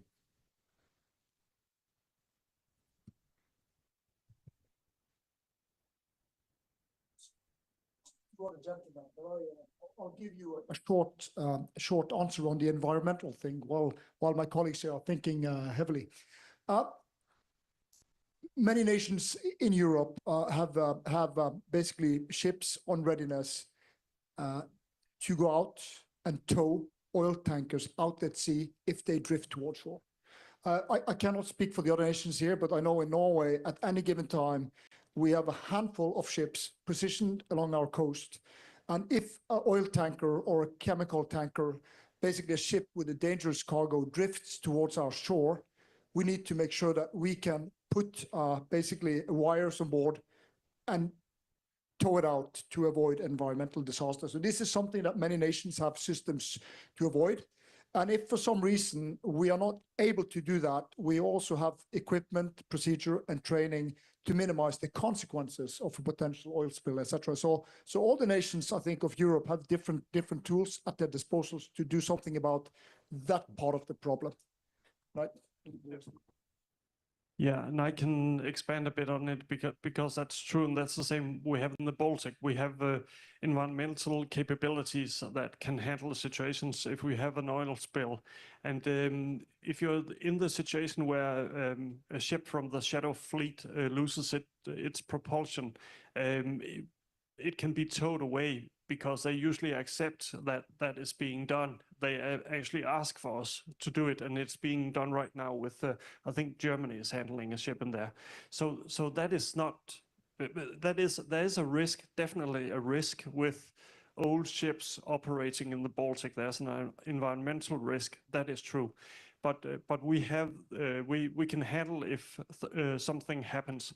Where it's really difficult to do something is to prevent them from going there. That is difficult because they can go through international waters, and it's really difficult where you see these hybrid threats against critical infrastructure, because I think almost all the incidents we have seen until now has been in international waters. It's outside territorial waters, and if it's really tricky, it's just in between economical zones between nations as well. So it's as difficult as possible to decide who is in charge of it and who's going to handle it. That's much more difficult, and that is well, basically it's as we said, it's UNCLOS that was designed in a time and in a situation that is very different from what we are living in right now. Yeah. We said just before that we do not have any tools in terms of legal issues to force competitors to do in the right way. We can say that right now it is a kind of lawfare. I mean, it's a kind of new course of operation of hybrid warfare. And so the question for us is, are we able to collectively build new regulation in order to face this type of course of action? We are working on that very deeply with, of course, legal advisor and so on, in order to face and to find a solution able to contain and to constrain all the guys using that kind of course of action. Thank you very much. Let's go this way. Good afternoon, Dr. Lee Willett, writer for Naval News, and thanks for the chance to be at this conference for the third year. It's really enjoyable. Question about relations with the industry, but from a slightly different perspective in terms of shipbuilding, ship maintenance, and ship availability. Many NATO chiefs say that in the event of a security challenge, like a current fight, and the need to deter that threat, we fight with what we have. How can navies work together with each other and with industry to get more ships within the current fleet available at sea at any one time to be able to build that deterrent presence? Thank you.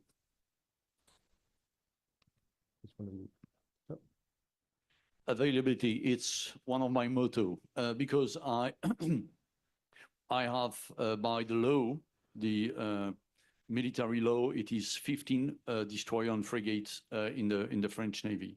So the way to have more ships is not to build another one, because it has been politically decided that I have 15 ships. The question for me is to increase the level of availability of the ship. And so for that, we made a huge refresh of the way we are operating our support in comment on dit, support life? In service support services. And we achieve right now more or less 80% of availability for our destroyer, which is really high in terms of maintenance.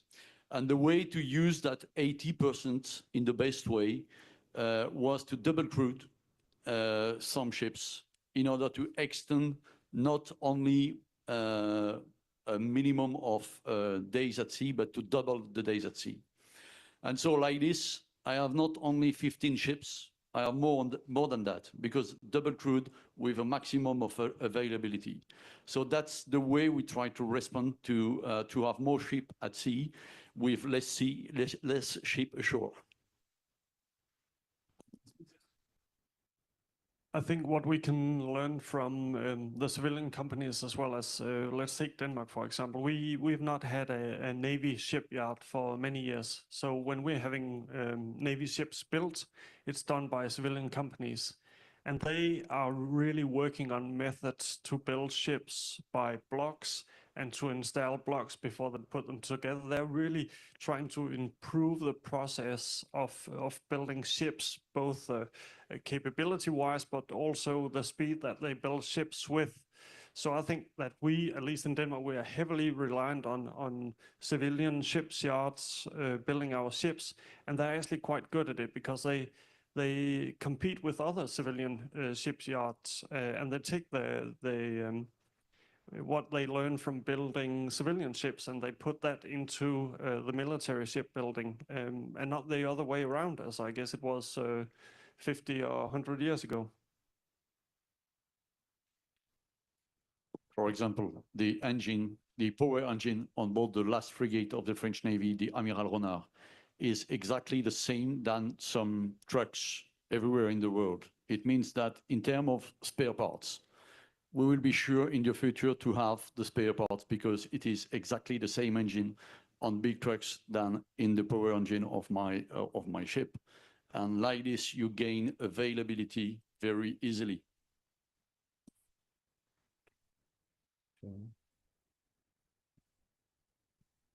Good morning, Nicolas Barotte, Le Figaro. You mentioned the complexity of the ghost fleet, the crew, the flag, the ships, and so on, that is used for the hybrid operation of Russia. Could you elaborate about the roles of Russia's allies, and especially China, in this ghost fleet and this hybrid operation, and how to make them accountable? Thanks.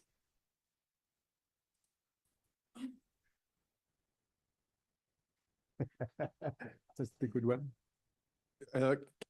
Just so I understand, you're talking about the issue with the Chinese motor vessel in the Baltic. Is that specifically what you're referring to? Yeah. I think that it is important to be able to both investigate when these incidents happen, be able to identify who's responsible, and then be able to hold them accountable. And that comes in a number of ways, either via legal frameworks or via getting it out in the information space so all are aware and that way, more folks can end up tracking either that same motor vessel or ones that are similarly flagged or similarly owned. So being able to not only deter and prevent these incidents from happening, that's important, but when they do happen, being able to identify who the responsible parties are and hold them accountable is an important step.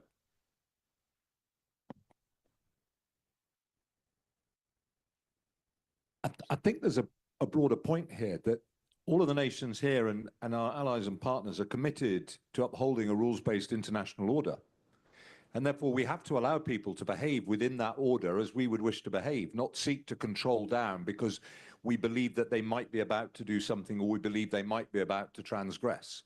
That then puts us in conflict with the very thing that we're seeking to protect, which is freedom of movement upon the high seas for all those who go about their lawful business in safety and security with respect to others. So to an extent, questions about what are you going to do to prevent is a very difficult one to answer. It's how we respond to demonstrate what is unacceptable. It's how we respond to then deal with behaviors that are transgressionary.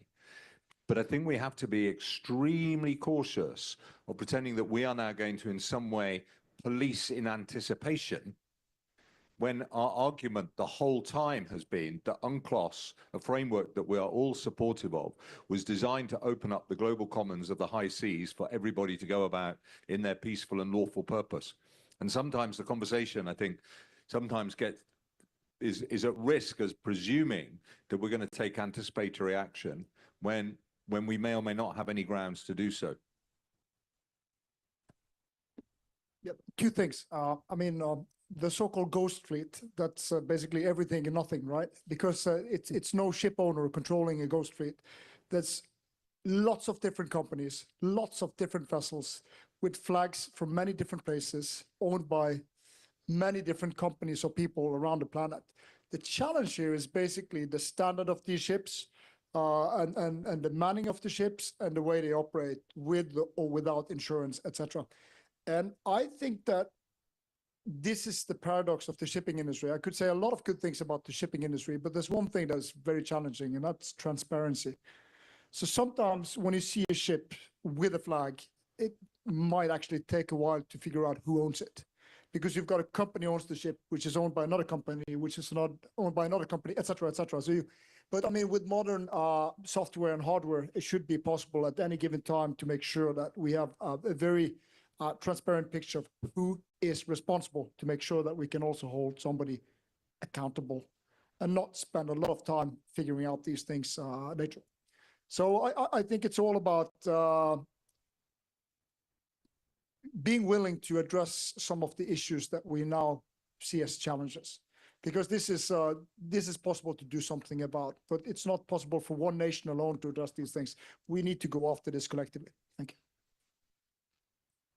Madam. Good morning, Marie-France Chatin from Radio France International. There is a new administration in Washington. I just wanted to find out if there were new priorities. You've been focusing on the need for more cooperation between civilian and military, and also international cooperation. What are the priorities of the new administration in that sense? That's for you.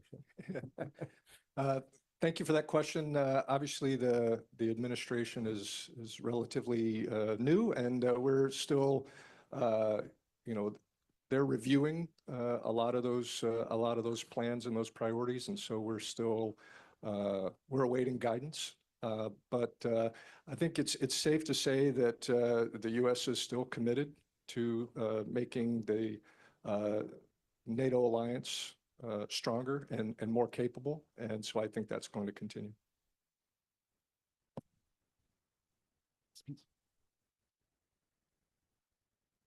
Yes, hello.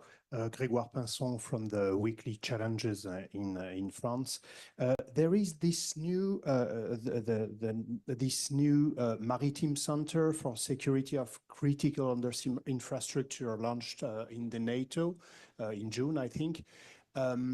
How does it work? Is it the place where this cooperation between civilian, military, navies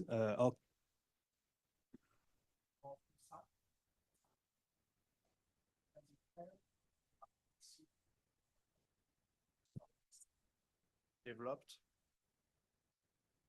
Do you have precise example of the way it helped in the Baltic Sea? I can go after the last part of the question, and I'll leave the rest to you. But over at least the last 4 years, we've had some incidents, and the speed of which information now flows between our nations is basically that's real time.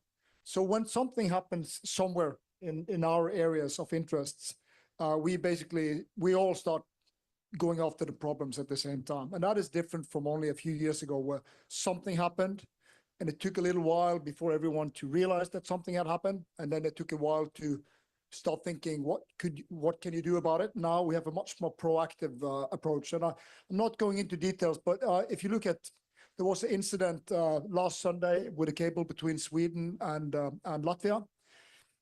Many of our nations have been involved, and several ships have been stopped, and several ships have been checked. just to put it in perspective. And that was not the way we did it 1 year ago. So we are in a different terrain. We are much more proactive. It all starts with information, situational awareness, sharing that. And then, of course, the reaction, what can various nations do, where, when, how, etc. One of the things we've identified over the last few years is that every nation has a subtly different approach to how they think about maritime security, not least because each government is constructed differently. That's not a point about how the politics of the government, it's about how they administer their national affairs. And so responsibilities are distributed very often between different government departments, depending upon which country, which nation you're in. And navies will have differing levels of responsibility and obligation, also depending upon the constitution of that nation. But one of the things we're doing as we explore those conversations is recognizing both where we've all got common cause that's shared, and how we overcome those differing approaches to ensure that we're thinking about the solution space and overcoming where those obstacles of difference might be. And when you think about the broader security tapestry that we've been talking about all of this morning in the Maritime, amongst NATO nations, the Maritime Command, based in Northwood in the United Kingdom, is the point in which we come together to think about security at sea in the North Atlantic and the NATO area of responsibility. So it seems entirely natural and responsible that the NATO Maritime Commander would think, therefore, about the critical underwater infrastructure and provide a focal point for us to double down on our strengths and to work out the differences so that we can find common solution space. I think it would have been really quite bizarre if we'd set up a parallel structure to do something that is indivisible from the rest of other maritime security. It just happens to be a dimension which now goes from seabed to space, and which will involve the same assets and in many cases the same actors in thinking about how we seek those solutions. So I expect to see over time the NATO MARCOM Center really becoming that kind of focal point for a lot of these conversations, which we've been having bilaterally or in small groups. But as all of my colleagues have pointed out, now with much more confidence, actually on an international stage, that there is challenges for us to meet, shared solution space to get after, and that we have the confidence that within each of our nations, we know our maneuver space in order to find the solutions we need. A final one with Frank. National, what can you tell to us about the Russian Navy in the Mediterranean? What do you see? What do you observe since they lose the port of Tartus?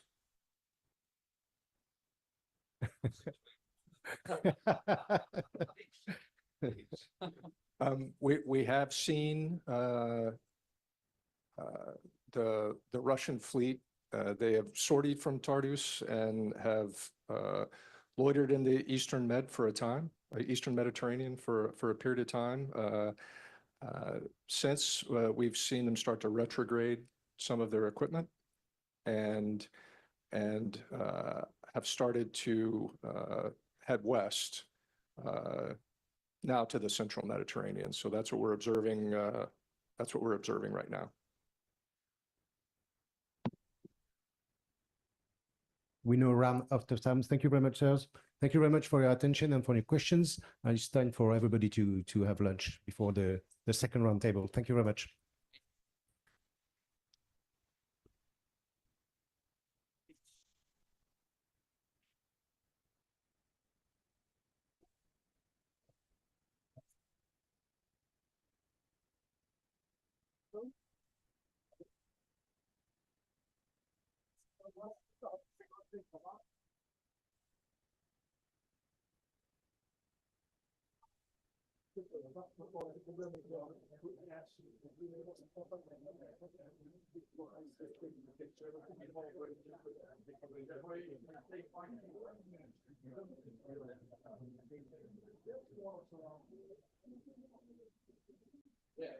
Yeah, sorry. Now I know you're lying. Okay, who is the photographer? Here, let's go, guys. I'm ready. Are you ready? You are ready? We are. Yes, we are. Always.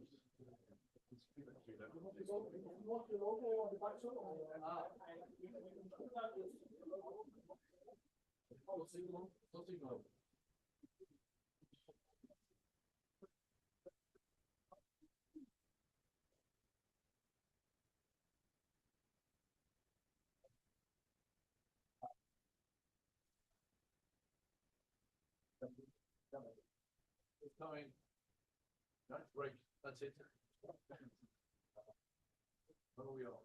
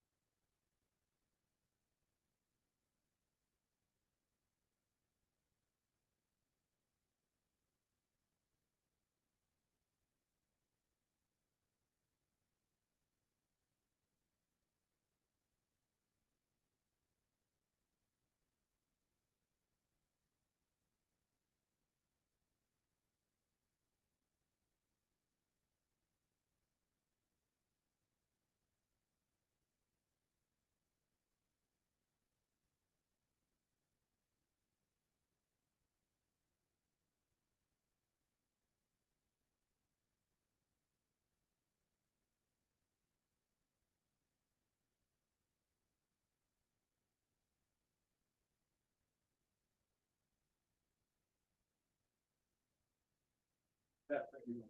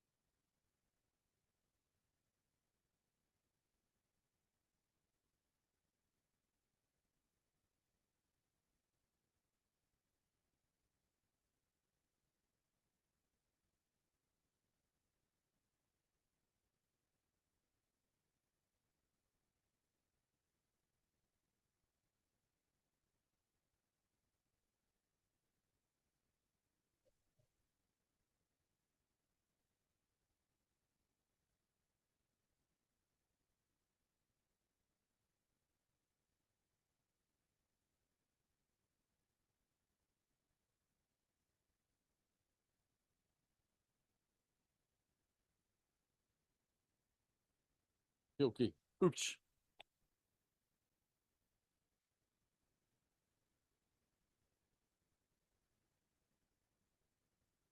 Okay. Is everybody ready? We have to stick to the plan. And to stick to the plan is to respect the timing. Something to say? No? Okay. So I hope you have enough time to have lunch, discussion, and rest. For my side, I do not have rest, but I have good discussion and good lunch also. So thank you very much for that. And for the second time, we are organizing what we call the Prix Castex, which is a way of awarding some competitive essay about the theme of the meeting today. And the theme was naval power on the maritime economy.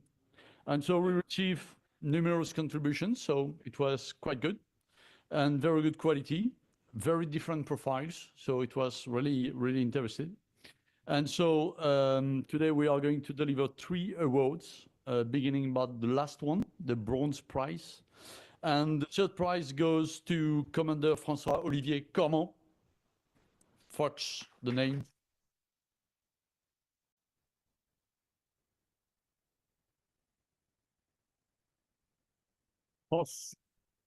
François-Olivier Cormand is currently acting in the office of the President Macron. So thank you for coming, because I know your time is very under pressure. And because last year he was not able to come. He received a special prize last year. Not that year. That year it is the third one. And so the title of his essay is a bit challenging: Sea Power or Sea Shepherd. It was interesting. Naval power facing the challenge of securing the maritime economy. It was a really creative argumentation with an original perspective on maritime trade, impressive understanding of the complementarity of civilian and military activities in the maritime domain. So congratulations for you. And I expect that next year you will have the gold one or silver one. We will see. The pressure is high, but congratulations.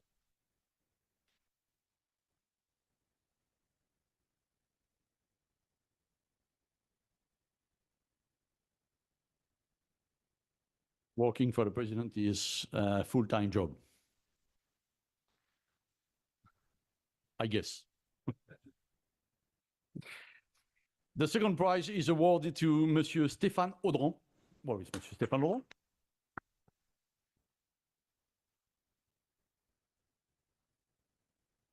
And Mr. Audran is a defense consultant and a reservist in the Ministry of the Armed Forces. He has provided a paper on securing the maritime economy in the 21st century, the deep sea challenge.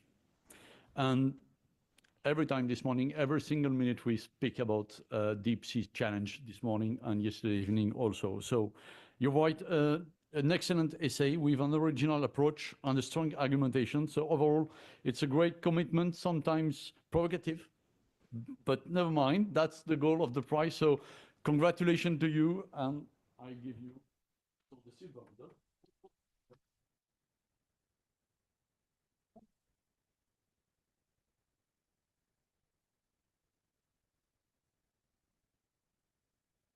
And it is not usual, but the first prize is given not to a single man, but to a team of 2. Monsieur Olivier Schmidt and Mrs. Louise Temkiewicz. That's the right way of saying, yes. And Dr. Temkiewicz is working at the Center of War Studies at the Southern Denmark University, and Professor Oliver Schmidt is teaching at the Royal Danish War College. They jointly provided an essay which title is The End of Economic Security, the Role of Navies in Deterring Threats to the Maritime Economy. The essay shows a very clear and strong argumentation describing how navies can credibly deter threats to the maritime economy. The character of the essay is academic and very professional. It's an amazing piece of work to challenge our ideas and support our thinking. So many congratulations to your work. Thank you for sharing your perspective with us. And I give you, oops, no, 2. One for you.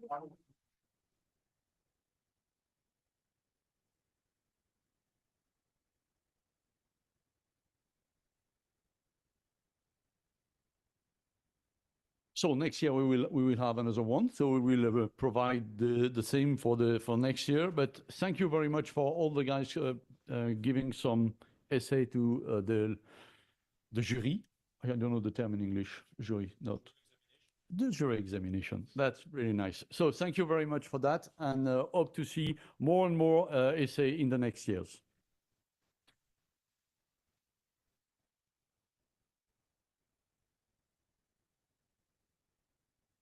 Ok, Loïs, c'est à vous.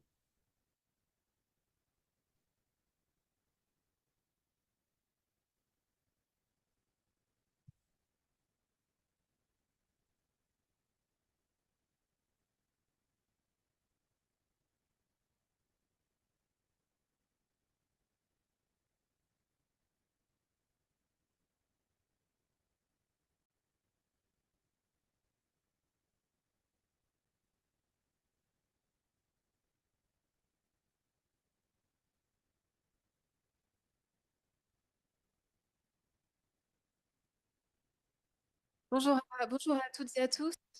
Good afternoon, everyone. Ladies and gentlemen, I hope you enjoyed your lunch in spite of the cold, in spite of the, but good company, excellent conversation, of course, has enabled us to forget the cold. So we're running early, which is positive. Roundtable number 2. I'll speak in English. Thank you for staying with us after lunch, and welcome for this second roundtable of this Paris Naval Conference 2025. And so this roundtable is dedicated to the securitization of critical flows in order to secure maritime economy. And so again, dealing with the interdependencies and the connections between military navies, commercial fleets, and the securitization of maritime economy. For this panel, I'm super happy and glad to have 4 distinguished panelists who will all have a different and complementary expertise, both the ship owner companies, but also operational domain, and also from NATO. So for this roundtable, I'm delighted to welcome Mr. Bergolf. So you are the group representative for Maersk in Europe with a focus on regulation, and you're also a board member of the Danish Confederation of Industry Transport Sections. So thank you so much for being here. We will have also Edouard Louis-Dreyfus. So you're the president of Armateurs de France, which is a professional organization of French shipping and maritime services companies. And you're also the president of Louis Dreyfus Armateur, a French ship owner company. I'm delighted to welcome Dr. Emily Holland. So you've been and you will be again next soon as the Deputy Political Advisor on Critical Undersea Infrastructures at MARCOM, so NATO Maritime Command. And you're also representing academia on this roundtable, as you're also an assistant professor in the Russia Maritime Studies Institute at the US Naval War College, with a very strong expertise on Russia and also energy. So thank you for joining us on this panel. And last but not least, Rear Admiral Patrick Hayden. You are the Director of Maritime HQ and Director of Logistic, Ordnance and Engineering for the US Naval Forces in Europe and Africa, US 6th Fleet. I hope I didn't forget any part of your title.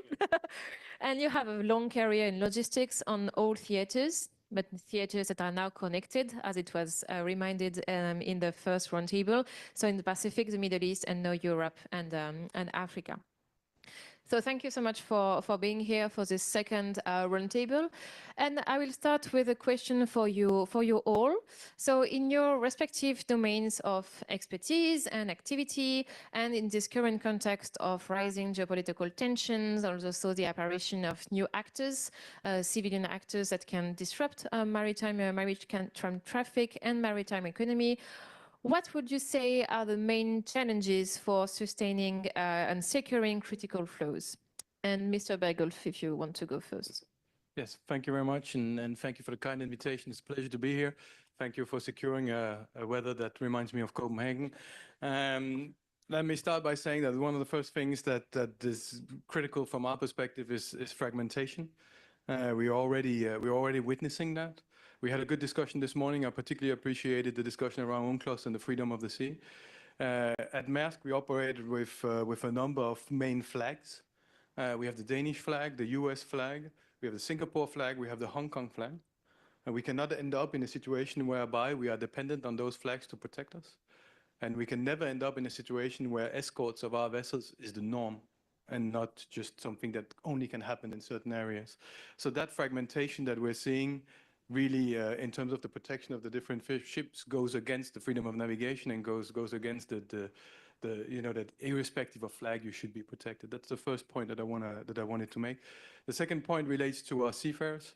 A little over a year ago, I was called into a meeting after Maersk Hangzhou was attacked 3 times within 24 hours. For those of you who are not familiar with what happened on that day, the Maersk Hangzhou vessel was attacked first and hit by a missile that didn't explode. It was then attacked by a drone, a surface drone, and finally attempted boarded. When that meeting was called inside Maersk, our excellent security team chose to start the meeting between Christmas and New Year. So in Denmark, you know, everyone was saying, okay, well, you're bringing us into this meeting, and we could feel a little bit of a tension in the beginning, although we all knew the seriousness. But the security team started by playing the black box from the bridge. And I can tell you, and I know that I'm speaking to people who are far more familiar with this type of audio than I am, but hearing your colleagues scream, hearing explosions, and hearing people run for their lives was absolutely chilling. And I don't think that anyone actually ever gets used to that. And I can tell you that that laid the foundation for the work that we did. If it hadn't been for the US Navy on that day, who intercepted two missiles afterwards, we would have lost around 20 of our colleagues on that day. That is just the reality that we have to operate on. So I wanted really specifically to point to the fact that in a time where we find it very difficult to recruit seafarers, we have an obligation to protect them. And now the last point that I wanted to make is on shore, we also have an obligation to have very different type of workers employed by us. We now need to have geostrategists. We need to have geopoliticians. We need to have people who can assess crisis, ideally who can foresee them, although that's nearly impossible, of course, and at least evaluate how long they last. Because from a commercial perspective, that is extremely important for us. And that requires an extremely close collaboration with our navies on a daily basis, an exchange. And here I mean an exchange also of personnel on a regular basis. That is something that I would say are the main thing that I would put forward. Thank you.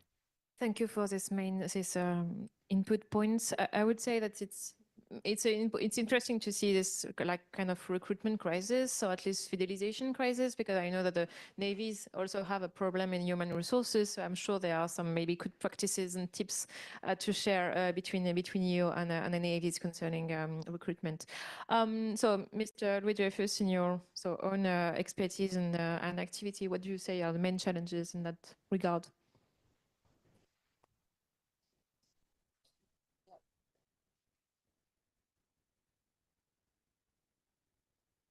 Maybe as a starting point, I would maybe remind the quotation of Sir Walter Raleigh, which most of us know, but I mean saying that whoever, in a shortcut, says whoever controls the sea controls the trade, and consequently the world itself. So this was roughly 500 years ago, and is even more true now that we know that over 90% of all goods exchanged in the world transit through the sea at some point. So as a consequence, the sea is now a privileged area for the expression of power, and which places ship owners at the center of geopolitical tensions.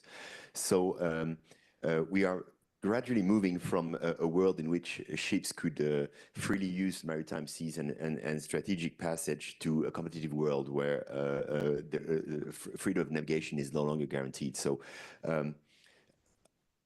we can see that there are the nature of threats have changed from localized threats, I mean traditional threats like piracy and narco traffic in South America, to more geopolitical related threats, which also use now a geographical area of weak links like Panama Canal, Suez Canal, Malacca Strait, which are forced passage for world navigation, and they are being used more and more to have a geopolitical edge.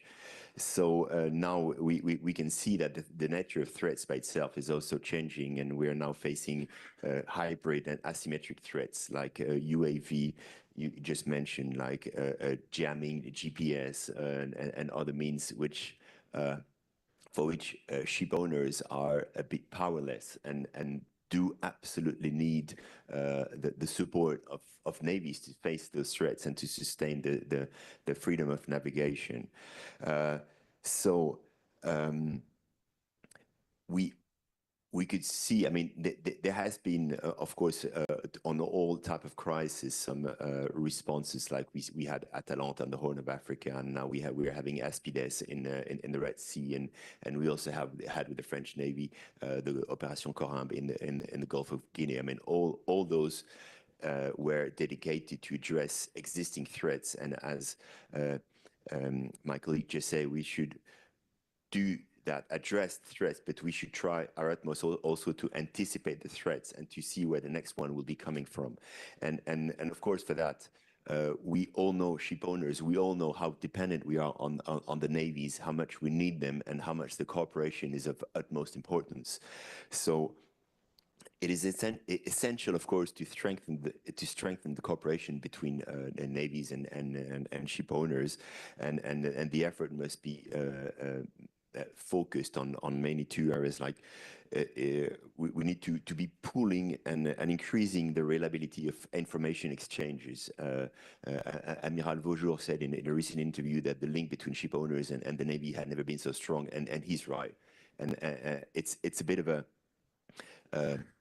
I mean, it's not the best a signal to send, because we were forced by a crisis, geopolitical crisis. But as a matter of fact, the good point of all those crises is that we managed to strengthen the links between the navies and the ship owners, and I think that we should capitalize on that and try and push this even further. And of course, what we also need is, I just say we should address threat, try and anticipate them, but at least, at the very least, we should try to ensure the continuity of protection operations as long as the threat is still valid. And I know it's very demanding on the navies, and it's of course in terms of cost, but also in terms of human resources, and I know, discussing with my friends with the French Navy, that all the seamen coming back from operations, they come back exhausted, because it's a 24 hours alert, and the response time is very short. So it's to the most extent possible, we cannot rely on only a few navies. It should be a collective work, and we should, of course, strengthen the link between ship owners around the world and navies, but it should be with navies of all around the world as well. I mean, it's a common goal we have to have freedom of navigation, and we should all work together on that. Thank you. Maybe from a NATO perspective? Thank you so much. I am thrilled to be here, and I just want to give a disclaimer that I am speaking in my personal capacity and that my views do not represent that of the U.S. Naval War College, the Department of the Navy, or the Department of Defense. So just a quick standard disclaimer there. So I don't think I need to explain to this audience I know most of you are aware of the scale and scope of critical undersea infrastructure. It's been discussed at great lengths today. There was a fantastic paper that was just given a prize for it, sort of covering these issues really, really well. But in my capacity, both when I was at NATO and as a professor, I deal a lot with the civilian public, who has generally no idea of the scale and scope of critically undersea infrastructure and how it impacts their daily lives.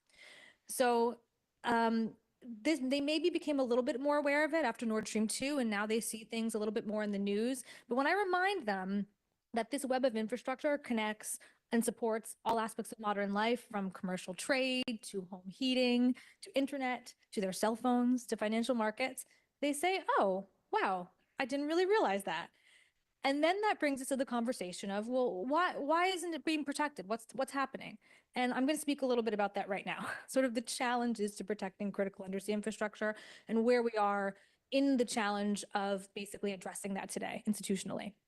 So as a brief background, in Vilnius in 2023, the CUI coordination cell at Brussels was established, and that was mandated to identify vulnerabilities, improve operational and information sharing between military and civilian entities, and of course, industry and private sector. And then the NATO Maritime Center for the Security of Undersea Infrastructure, which is an operational level organization that sits at Marcom, and that's where I was, that sits within the NATO Shipping Center, sort of by design, to facilitate communication between industry and navies and NATO. And that works to enhance operational awareness, of course, and to coordinate and share information. So CUI faces an incredibly wide range of threats, from accidents to fishing to terrorism, natural disasters, sabotage, and of course, state-sponsored threats. And those challenges are very difficult to address for a number of reasons. So the first one is just scope. The vast geography that CUI spans, the number and various types of infrastructure, the vast amounts of disused or partially used infrastructure makes it extremely hard to physically protect at all times. There's also a definitional challenge. So what exactly is critical? And critical to who? So these might seem like sort of obscure academic challenges, but they're actually quite meaningful, because if your mandate is to protect critical infrastructure, you actually have to know what is critical. And you have to have some sort of definition to what that is. And there's not been a sort of consensus on what that means across national level governments, or certainly not in supranational or regional organizations. So that's a big challenge. The second is the nature of the threat. Attacks on critical infrastructure are extremely hard to attribute. We know this from working with navies. It's an asymmetric threat. So for example, an anchor drag, which can be attributed to poor seamanship, can cause a damage that is extremely difficult and costly, both in terms of time and money, to repair. So if something's so easy to disrupt and so costly to fix on our side, that makes it an asymmetric challenge. The third largest challenge is actually an internal problem, and that's just the sheer number of stakeholders and organizations that are involved in CUI. It's really a massive challenge. So just at the national level, right, there are ministries of energy, state, econ, transport, tech, and then you also have militaries, navies, coast guards, and police, private sector, firms, insurance, national ownership. And then you have the infrastructure itself, which is often multinational in scope, which crosses international boundaries and sometimes is in international waters. And that's just on the national side. So if you take that and then multiply it by all of the different states that are involved, you get a sense of how difficult that is to manage. And one thing that I've observed over the last year is that each state has a different procedure and a different sort of order of operation in terms of who reports to who. So that is not standardized across states. And so it can be very difficult to know who to communicate with at various times. And this is something that we've seen over the past year, is there's no clear chain of command. And so industry sometimes does not know who even to report to. And that varies across states. And that's one thing that NATO has really looked at over the past year, is trying to figure out some sort of standard of operation or to clarify that chain of command. Just even asking member states and POCs to say, hey, have you looked at clarifying your chain of command for all these different aspects? There are now many different competing organizations and info sharing schemes, right? I'm sure we've talked about them a little bit. There's the Belgian government North Seal information reporting scheme. UK's DESNES has its own reporting scheme. The European Union has a common information sharing scheme. There's also the NATO Center. So all of these different organizations leads to fragmentation. It leads to confusion among industry about who they can respond to. So despite all of the increased activity and awareness that have really ramped up over the past 2 years and have accomplished amazing things in a very short amount of time, we still lack a cohesive strategy and internationally recognized and formalized protections to help us meet this challenge. Thank you, Emily. Rear Admiral Hayden? Well, first, thank you for having me on this panel. It's a pleasure to be here. And thanks for delving into this topic. I think it is very relevant to what we're doing right now. I feel I could offer a caveat, but they're still going to hold me accountable, so I'm not going to do that. It was interesting hearing the panel discuss their points, because what I had planned to touch on, I think I'm going to alter a little bit, because we heard from our heads of Navy earlier in the day on their panel, and it was very clear that sustainment of forces is a vital part of their calculus of what they're considering from strategic effects. So the first thing I would start with is, I don't know that we're in unusual geopolitical tense environments. I think we're always in tense environments. It's different right now, but we're always in an environment where tensions are rising somewhere. Logistics is something that requires a lot of forward thinking. The speed of the war that we may see in the future is going to be something we absolutely cannot comprehend right now. Logistics, though, is a slow-moving affair. It is something that happens over time. It takes a lot of planning. It takes a lot of future think. So with that, I want to touch on one point that Simon made about strategy. Because one thing we don't do well enough, from my perspective, is develop logistics strategists. So when you're talking about sustaining, whether it is in civilian capacity or in the military capacity,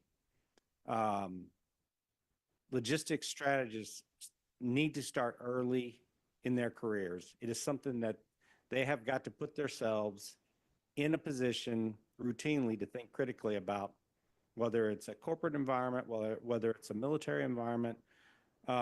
What are the effects that they're trying to make? What are the effects they're trying to make long term? And I think it is a very valuable asset if you have someone who can do that. But it is absolutely something we need to start focusing on the development. I would tell you the future is a strategist. If you have that capacity, you will always have work. In logistics, it's even more critical. Which gets to about thinking differently. The nature of the question talks about, from our perspective, what are we doing to combat our contested logistics? But the flip side's also, from my perspective, from the military standpoint, how about contested logistics of the adversary? Because that also can begin in peacetime. They are trying to degrade us with cyber attacks, economically. That also can happen from our side. And it's something that we need to look at. Counter logistics, counter enablement in NATO parlance is something that is, it is in its infancy, but it is something we have to look at from a strategic effect of what we want to see. So it's, I look at this, I look at the peacetime, I look at sustaining civilian supply chains, military supply chains. They're not equivalent. When you're talking civilian supply chains, you're talking mass-produced, high volume, regular delivery. Military, you're talking very specialized resources that are critical and require some sort of security element, whether it's mobility, whether it is some sort of escort, whatever the case may be. The two are not the same. So the idea that we're going to have this critical thinking, think differently, look long term, I think is something that has to be considered. Thank you so much. I think basically we have to make a lot of careers more attractive than before. So careers in military logistics, careers in the seafaring, maybe also geopolitical analysts to better plan and to predict threats on these threats. So it's super interesting points. So I think we pretty well understand now how can military navies can contribute to commercial fleets and to securing critical flows, whether it's commercial flows, but also critical undersea infrastructures. But it comes another question. I think it's for you, Mr. Bergolf. What do you think in the other way around, what could commercial fleets and ship owners can bring to military navies, and how can they support better military navies, for example, in intelligence sharing, but also in whole other domains like logistics and stuff like that. So as a group representative of Maersk, how do you see the contribution from Maersk to, for example, the Danish Navy, but also other maybe European or world-class navies? Thank you. Let me start by saying we have no interest whatsoever as merchant shipping to be specialists in security. We have no interest whatsoever of equipping our ships with weapons. We do not put armed guards on our vessels with happiness. We do that out of necessity.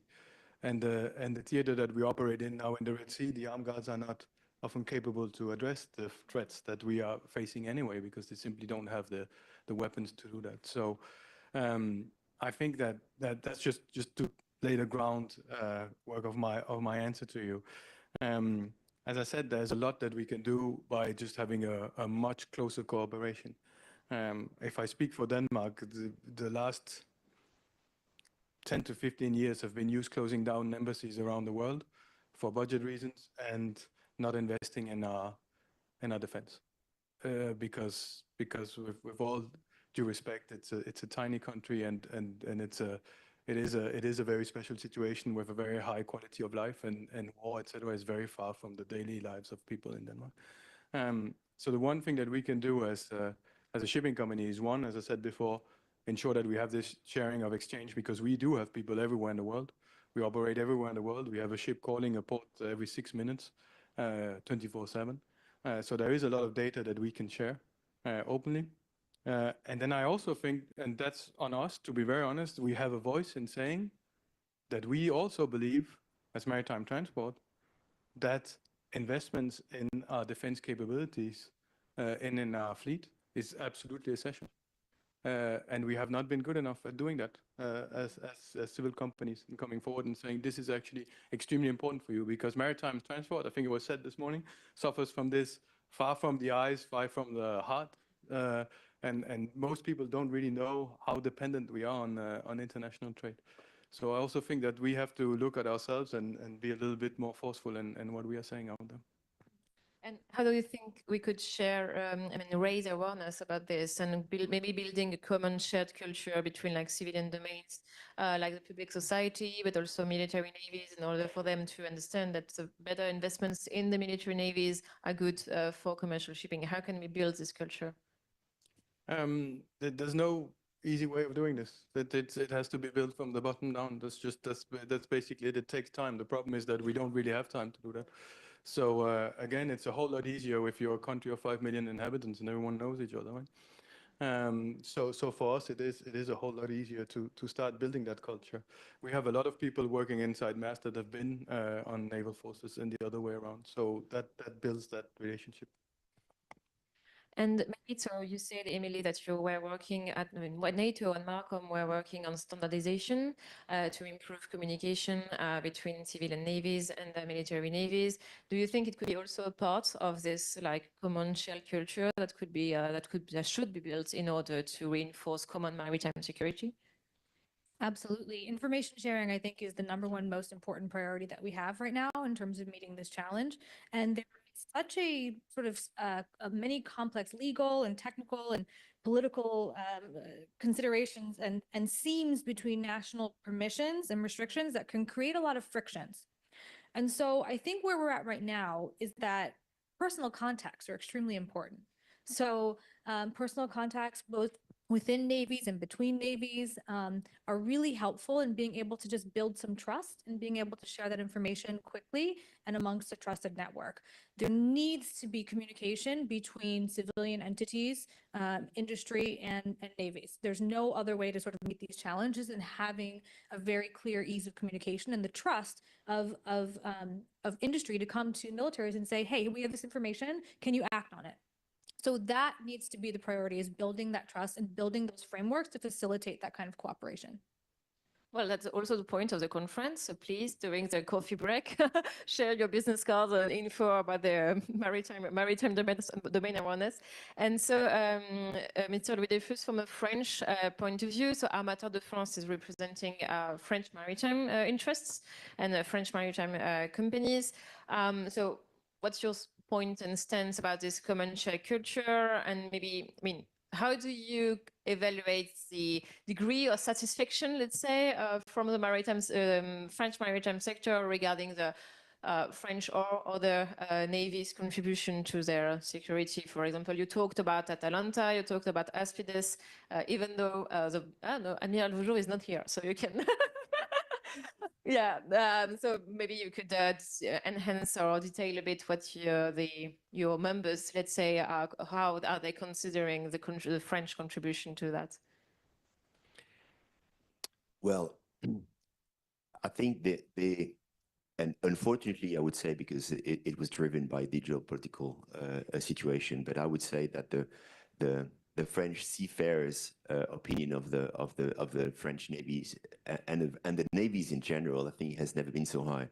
I mean, the confidence of French seafarers into the navies, into the efficiency of the navy's protection, has never been so high, because they could see for themselves that they are well protected, and this is why it's so unfortunate, but at least they can see it is working. So of course, for the French ship owners, the main concern is the protection of their seafarers, and so the degree of confidence is there, because when the navies were there when they needed most, and they stand on the wall, and they allow the freedom of trade, and in the best level of security.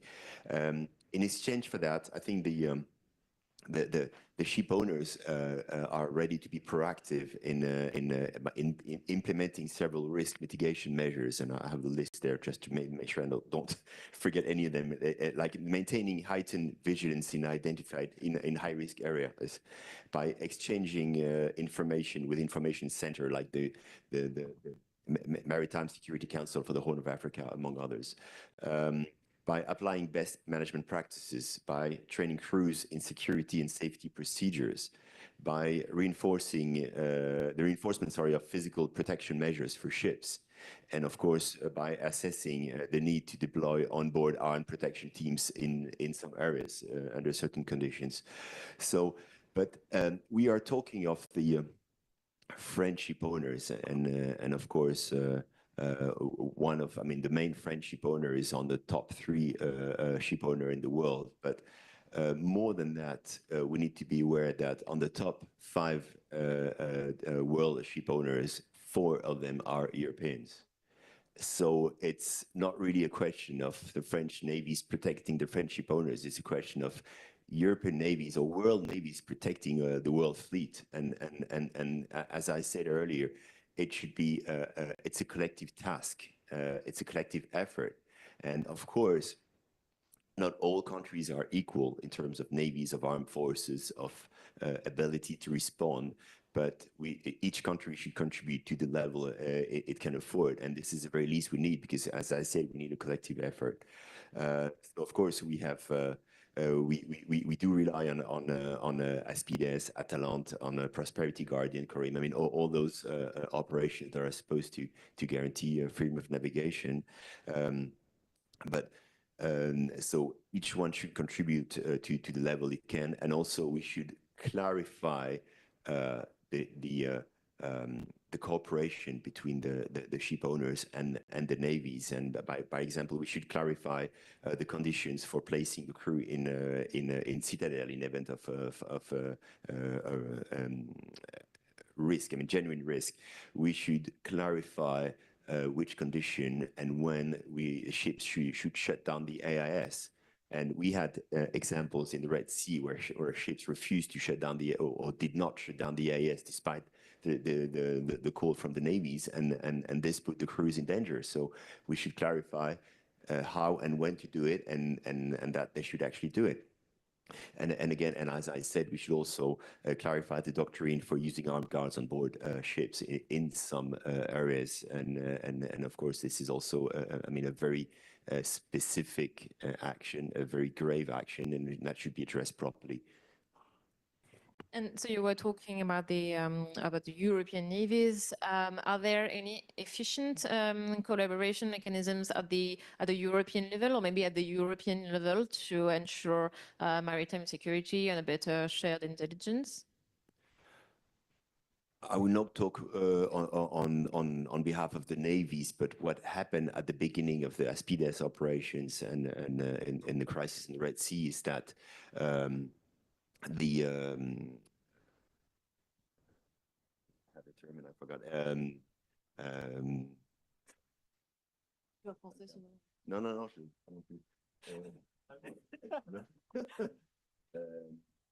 Oh, sorry. Yeah, it appeared that the rules of engagement were a bit different among the navies, and this created gaps between whatever ships was protecting convoys or whatever. So this is also something that should be clarified. And I think it has been since, but at the beginning, you know, you realize that having different navies shows different approach to the threats.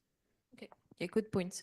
So Ria Hayden, as an expert on logistics, so we know that the US system of logistics is slightly different from the European ones, or at least for the French one, because you have more means, so you have like a dedicated logistical fleet. But what do you think, like countries and like France or Denmark or Norway could learn from the US Navy operations regarding logistics, and how do you think we can improve the partnerships between European navies and the US one, especially regarding logistics and in this context of, as you say, permanent geopolitical tensions, but at least higher risk of high-level threats, but also asymmetrical threats? Well, so I would tell you the learning goes both ways. Even though we have mass and we have volume, we are operating now in parts of the world where we have to rely on our partners, our NATO partners, our Indo-Pacific partners, to understand the nature of where we're operating. And I think that's something that that we need to emphasize, because to Emily's point about information sharing, about developing trust between partners, that comes through our interoperability. The more we have interoperability, the more we build trust. And while I would come from it from a military perspective, what I would also say is a lot of the exercises we have with our NATO partners, a lot of the operations and initiatives also involve civilian entities. So the more we're having this, the recurring and routine events that allow us to build trust within our partners, I think is crucial. That's where we're allowed to have the information sharing that we're going to need if there is some sort of adverse environment. And I thought that was a really good point. And it can't be stated enough because we're looking at it from a lens of how do we align our priorities of what we're trying to do in Europe and in Africa with our partners in both countries, both continents. And at least from the NATO perspective, I can say that there has been a significant focus on ensuring that the timing and the alignment of exercises, of routine engagements are fulfilling all the partners who are involved. And that's where we build this trust. And the trust is where we have to get to, because if we want any sort of opportunity to deter, deny, defend, that we have to have that trust. So as it pertains to logistics and from the U.S. perspective, while we are bringing significant volume, we are absolutely relying on countries like France, countries like Norway, countries like Denmark. We are relying on them to expand capabilities for both parties. And I go back to the original point that it is a learning evolution on both sides. Some of the environments that we are now operating in, the expertise lies with the resident country. It is not something that we bring. And from the U.S. perspective, we always like to show up and say, oh, we're going to solve this problem. But the reality is that it requires a partnership, and it requires a learning continuum on both sides, very particularly for logistics. And if we're getting into very specifics, for the statement of some sort of warfare or contingency, we absolutely do need that. So I think there's learning on both sides we have to have. We have undertaken a number of initiatives with France, with Norway, with a lot of our other country partners, where we are exercising capability that previously did not exist. And I think that is where we can bring our strengths to bear, and in return, see the strengths of our partners. What do you say are the remaining obstacles for like more efficient logistics? Is it the loss? Is not enough like ships dedicated to logistics? Is it something about the culture? Is it something about maybe exercises? Because usually I guess exercises are more focused on operations because, well, it's sexier and you can do nice pictures and everything. But are you satisfied with the level of sort of logistics and exercises dedicated to logistics, and how can we improve everything? Well, we do have, I think everybody has an aging fleet that they have to replace or repair, or have some mechanism for sustaining afloat operations. So you look at, from a partnership standpoint, you look at where can we have maintenance capability to keep our ships afloat. And I think that's everybody. And it also gets back to thinking differently, being more strategic in what effects we're trying to get. It's a multi-layered problem that will require, it will require a lot of resources, and then it really kind of gets back to the people. How are we training them? How are we developing them for the future? How are we creating individuals who can bring the strategic effect we're looking for from our nation's perspective? Yeah, I can offer a perspective just from a purely commercial side of the equation. And I think the old way of how at least container shipping network was built, which is very much comparable to a bus line, if you want, that we pick up something in Asia and then we stop all the way along until we get to our end destination, is not at all resilient enough for the situation that we face today in these repeated crises. And that can be the situation in the Red Sea, it can be the lack of water in the Panama Canal, it could be many different things. So I also think there's a role from a commercial perspective, and we are right in the middle of doing that at Maersk, but to see how our networks can be less impacted by one disruption in the middle of that bus line, if you want to say, which then has a ripple effect all along the supply chain. So if we can take some of those out and work with big hubs and then shuttles, etc., that would be one way to, at least from a commercial perspective, we can address some of it. No, I think the commercial aspect is a very strategic effect, because the commercial industry is not going to go into the way of harm. So there are pockets, there are regions in which you're going to operate, in which you can sustain the military sustainment network.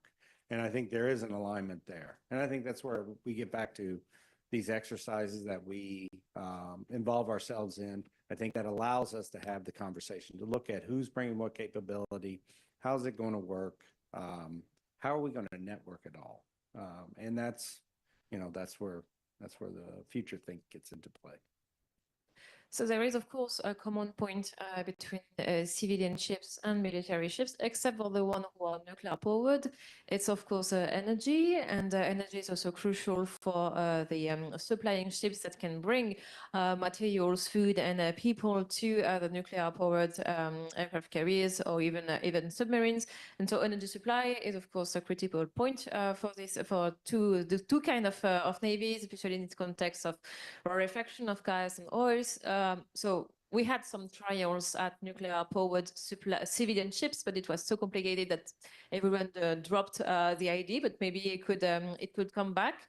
And so the transport of energy can be complicated. And you talked about critical industry infrastructure that are used to do so and can be attacked. And so, Emily, how do you see this like global context of energy supply being crucial, and how does it impact maritime security? Well, Russia's war in Ukraine in 2022 absolutely and completely disrupted global energy markets. And that disruption continues today. So we don't read about it so much in the newspaper every day, but those disruptions are extremely pervasive and have not been solved. And they have a particularly strong effect on maritime transport. So because there is a huge drop and almost a complete stoppage of pipeline gas transport from Russia to Europe, all of those volumes, are not all, but most of them, have been replaced by maritime transport of liquefied natural gas. And those flows are crucial to maintaining the economic life of all countries in Europe, right? Home heating and everything. Now, there is a secondary challenge, which is as a result of the G7 sanctions regime on Russian oil, there has been a proliferation of a dark fleet of uninsured and under-maintained vessels that are sailing all over the globe with oil cargo. We saw last month, actually, a terrible example of the consequences of this when a ship broke in half in the Sea of Azov, spilling gallons and gallons of oil into the ocean there. And this is something that Navy should be extremely concerned about, because these ships are not safe, and they are not safe to be sailing at sea. These are challenges that navies must contend with. And I think one of the challenges that we have is that, again, this is an area in which the public does not quite understand the importance of maritime transport of energy. And so sort of civilian authorities will stop paying attention to it, right? And in the United States in particular, who does not have the sort of same challenges or same energy challenges that Europe has, there's sort of this idea that the war is over and therefore all the energy challenges that happened with it don't really affect us anymore. And that is not the case in Europe. There is still a completely horrible structural problem with oil and gas and energy that has not been solved at all. The European Union has made great strides in sort of tackling and reducing dependencies on Russian oil, but it is not a problem that is solved by any means. And again, the pressure that puts on maritime transport is huge. So there are just tons more volumes now traveling further distances that need to be protected, sea lines of communication that need to be protected in order to ensure the day-to-day life and functioning of all kinds of economies. And as we see now, if you look at the storage capacity of many European states, it's extremely low. Cold weather, various changes in industrial production, these all depend on flows of natural gas and oil coming every day. And any disruption to these flows can be catastrophic. It can cause outages, you'll have to shut factories down. Still to this day, European production of fertilizer is basically non-existent because of the price of energy and the disruptions. And that has so many ripple effects in economies. So many global ripple effects that people just don't see. And so keeping those flows going is an extremely important component and something that navies work on every day. I mean, navies work to promote freedom of sea lines of communication. They work to protect trade, and energy is an important component of that. Some might argue maybe the most important component of that. Yeah, and we see direct political impacts of like in some European countries that may be less prone to support Ukraine because, of course, they have kind of dependencies to oil supply from Russia. Maybe from both Maersk and the Armateur de France perspective, how do you see the impact of the energy crisis, both for the transport of energy materials, but also for the making your ships work? Who wants to start?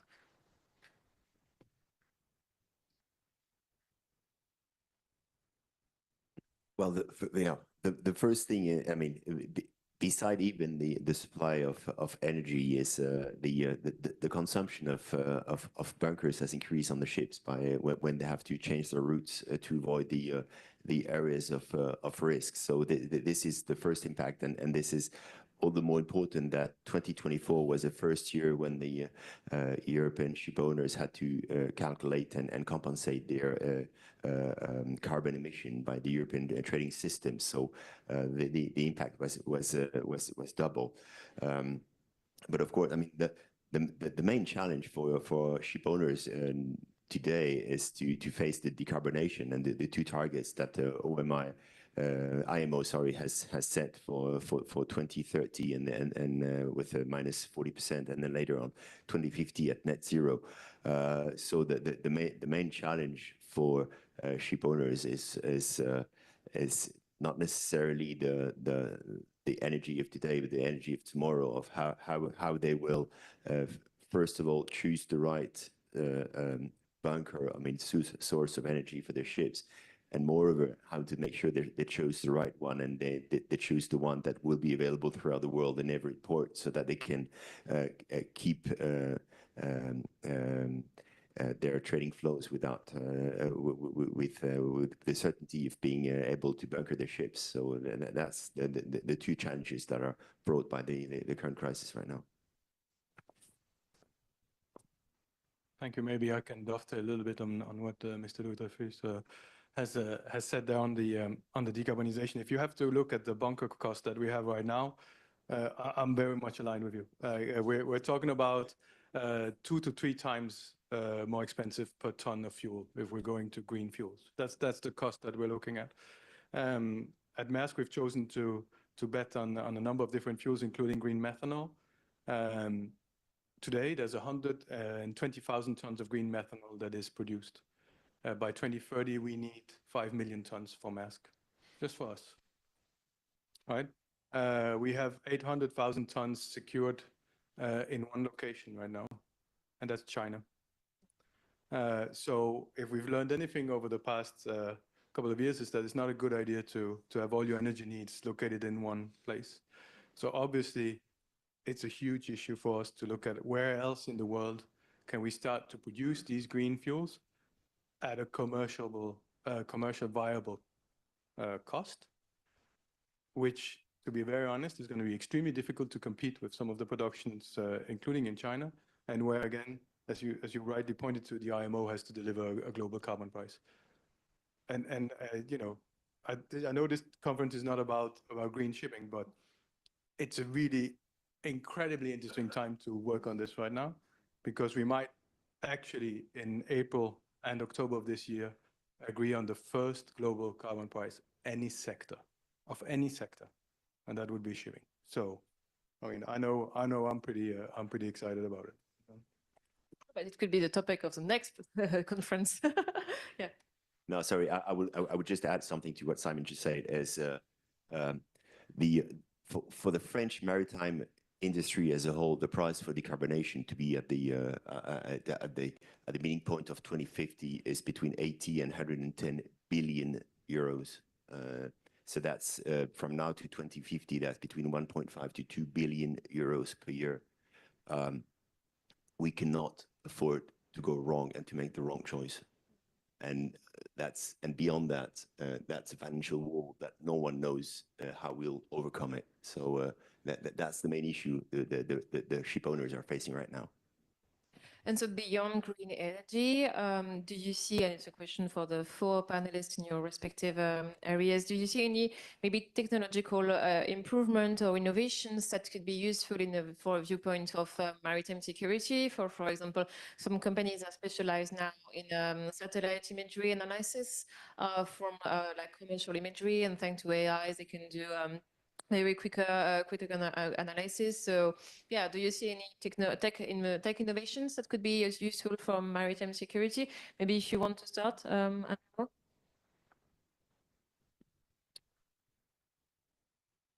Well, I think that's a very complex question. So a lot of different answers to it. So let me start with this. When we talk about the cyber realm and AI, I think there are gaps that we can fill with that. I don't know if that is necessarily the solution right now. It is we've got to get to this point where we have a self-reliance and a control of logistics from a military and from a civilian standpoint. And for the U.S., a little bit easier. We have a dedicated fleet, but it's an aging fleet. For the other countries, it does require a partnership. But it gets into exercising sustainment models. We have done resupply, refuels at sea with NATO partners. We have done VLS reload with our NATO partners.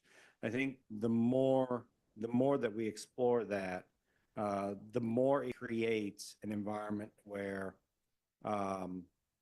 the ability to defend and deter is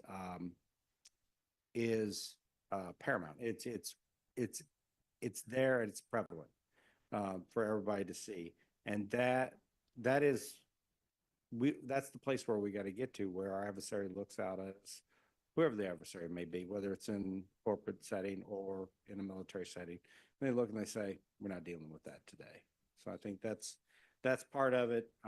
And then it gets to the point of, all right, if we go into a situation where we are in a contested environment, what's coming next? So what are we bringing to bear after the fact?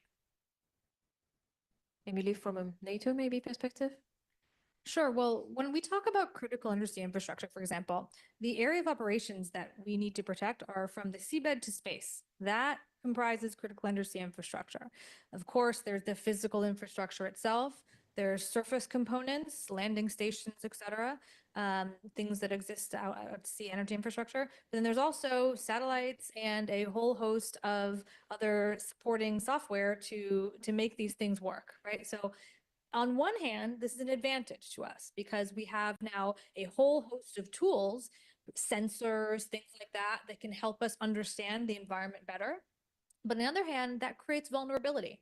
So one of the things that's quite interesting about the sort of undersea infrastructure world is that there is a huge variety in the type of operators that work in critical infrastructure. You have hyperscalers, Google, Meta, right, who have extremely sophisticated systems for security, for cyber, for defense. And at NATO, we spoke with them quite frequently about sort of what they were doing. And in many senses, some of the hyperscalers are more advanced than we are, right, in terms of their systems of defense. On the other hand, you have many, many small operators that do not have the resources to invest in serious cybersecurity systems.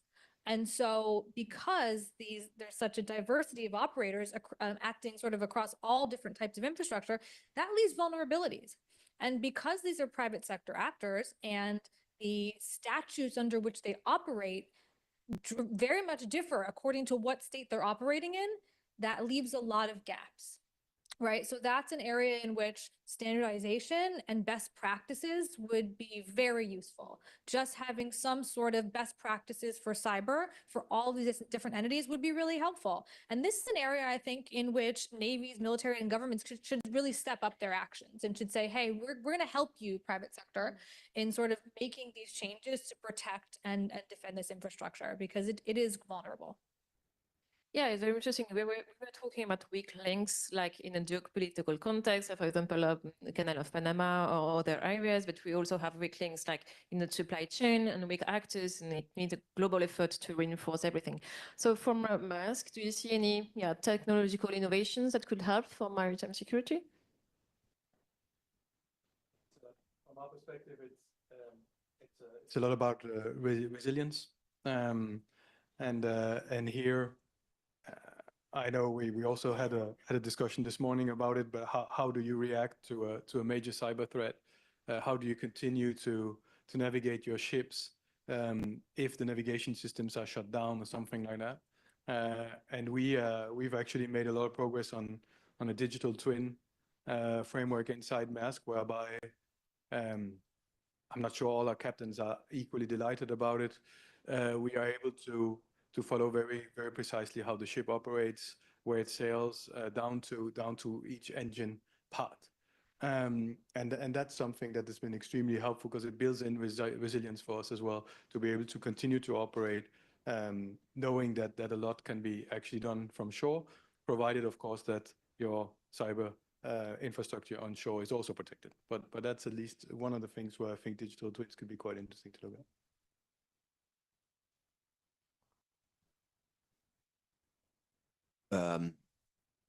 Yeah, your question was about technological advance. I'm not sure I think before I'm not an engineer, so before talking about technological, I think we should probably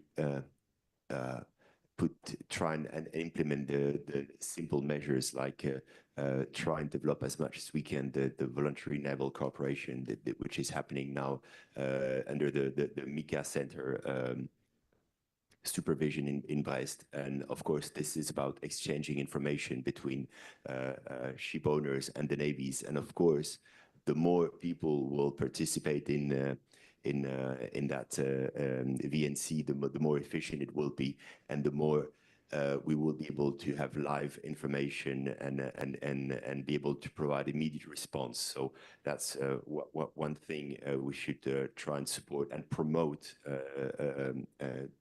throughout the world. Again, we need to be, there is no limit. We should all be part of the voluntary naval cooperation because this is a common interest we are sharing here. Also, what we can do is to pool skills between navies, between merchant navies and military navies. There is a work going on at the moment between, of course, MICA Center again and Armateur de France on drifting mines and how to address the topic of drifting mines and avoid the risks they represent. And finally, there is an operational aspect that could be used to strengthen the cooperation between the navies by, first of all, doing joint exercise, which happened in the past, like we had the Armor, Esterel, Buell Boy, Polaris. I mean, there are a number of national and international exercises between ship owners and the navies. Also, another thing we can do is try and increase the number of reservistes, which we have at sea and on shore. And as a more general link to reservistes, I mean, this is also a good moment to promote the excellent, outstanding report we had from my friend and deputy Nick Chenvar on strategic fleet, which he wrote last year, and this is addressing all the response that need to be done, and this is including at port, of course, and including the ships, what type of ship should be into the fleet, strategic fleet, but moreover, when you have the port and the fleet, you need people to put on board, and this is why we should address also the risk at the topic with the seafarers, and we need to make sure we have the right number of seafarers to be on the strategic fleet and with the right skills, because ship owners can address all types of can be ready to help in any kind of measures. At peacetime, we have strategic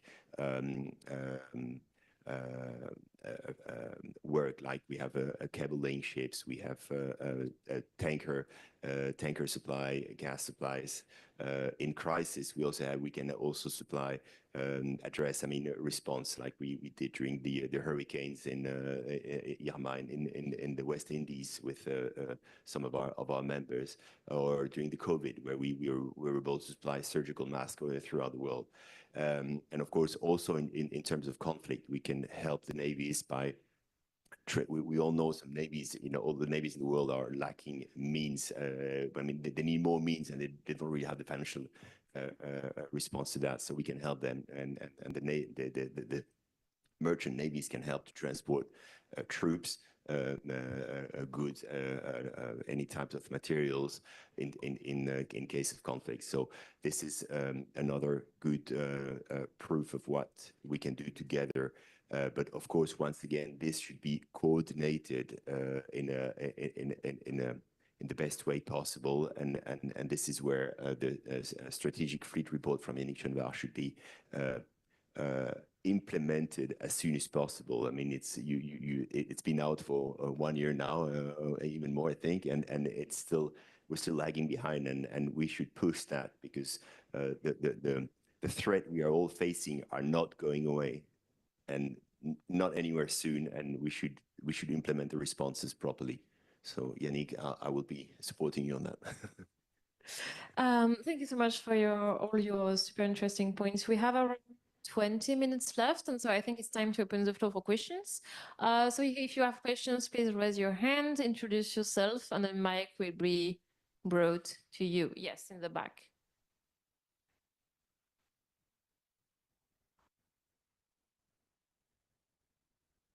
Thank you. Good afternoon, Dr. Lee Willett, writer for Naval News, and someone who's been looking at the CUI issue for quite some time now. Given time is important in terms of dealing with this threat, I'd welcome some thoughts from the industry side on how they would recommend dealing with the shadow fleet issue. And I'd recommend Dr. Holland's view, taking on board the fact that you're a political advisor and not an operator. If you were trying to deter the threat today, what thoughts would you put forward as to how perhaps best do that? Thank you. Thank you. Other questions, maybe? Yes, in the front. Caroline. Yeah, yeah. Hello, Alexis Sinoinos, member of GCON, and I'm a boat manufacturer. I'm working together with the defense and the fishing industry to try to do some innovation. So actually China and Russia, for example, are using a fishing boat, and so-called like fishing boat has a auxiliary fleet for defense or whatever we can call action. There is nothing like that in Europe or US. Do you think that we have actually a very old fishing boat in the world, very old? There is a way that these boats, which are not fishing a lot because there is a limitation of number of days, can do some activities for defense and at least security to protect the cable, the pipeline of the sea, all the wind turbine energy. And this is something that they are doing, and we can do, and we will save a lot of money. Another question? Yeah, in the back.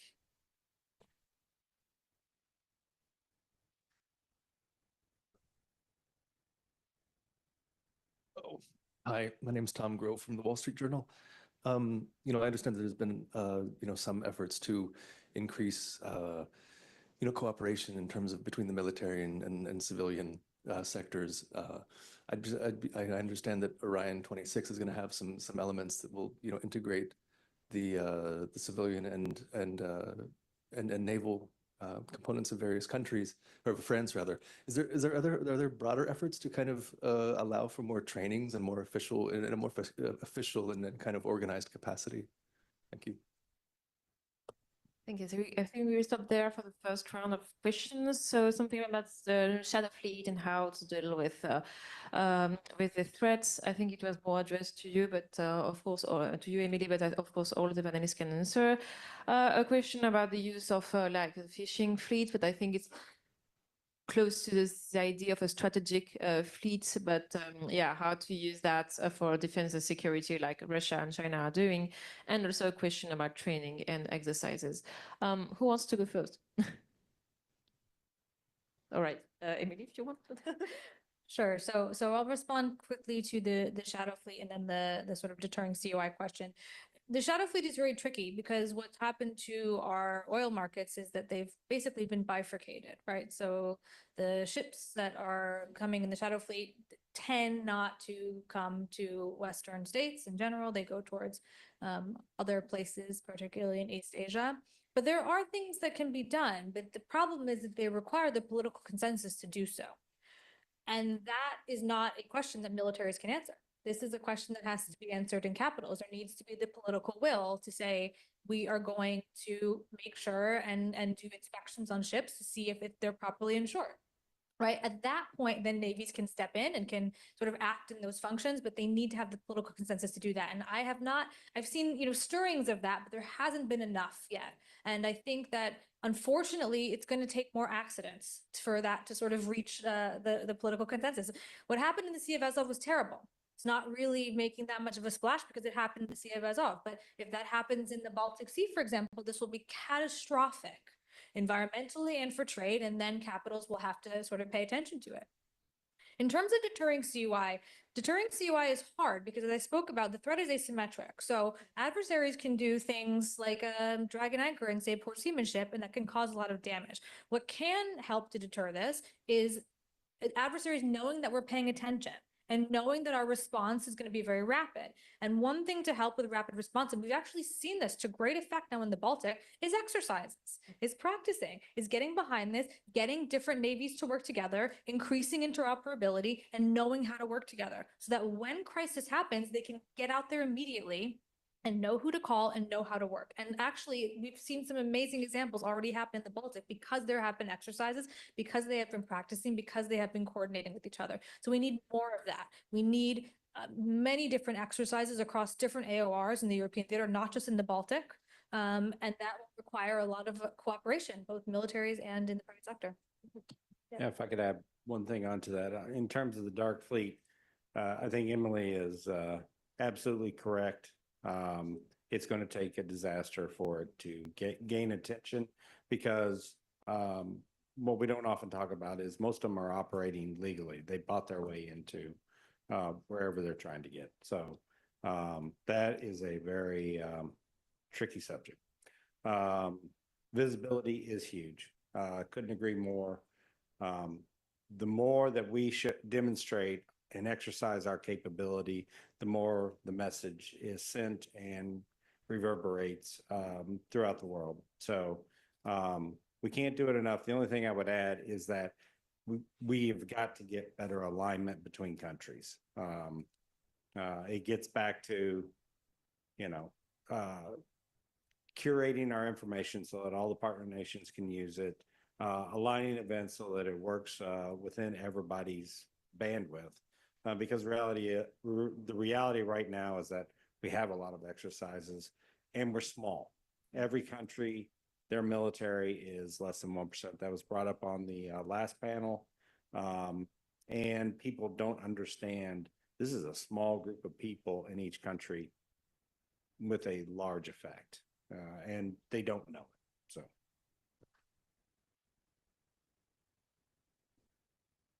Yep.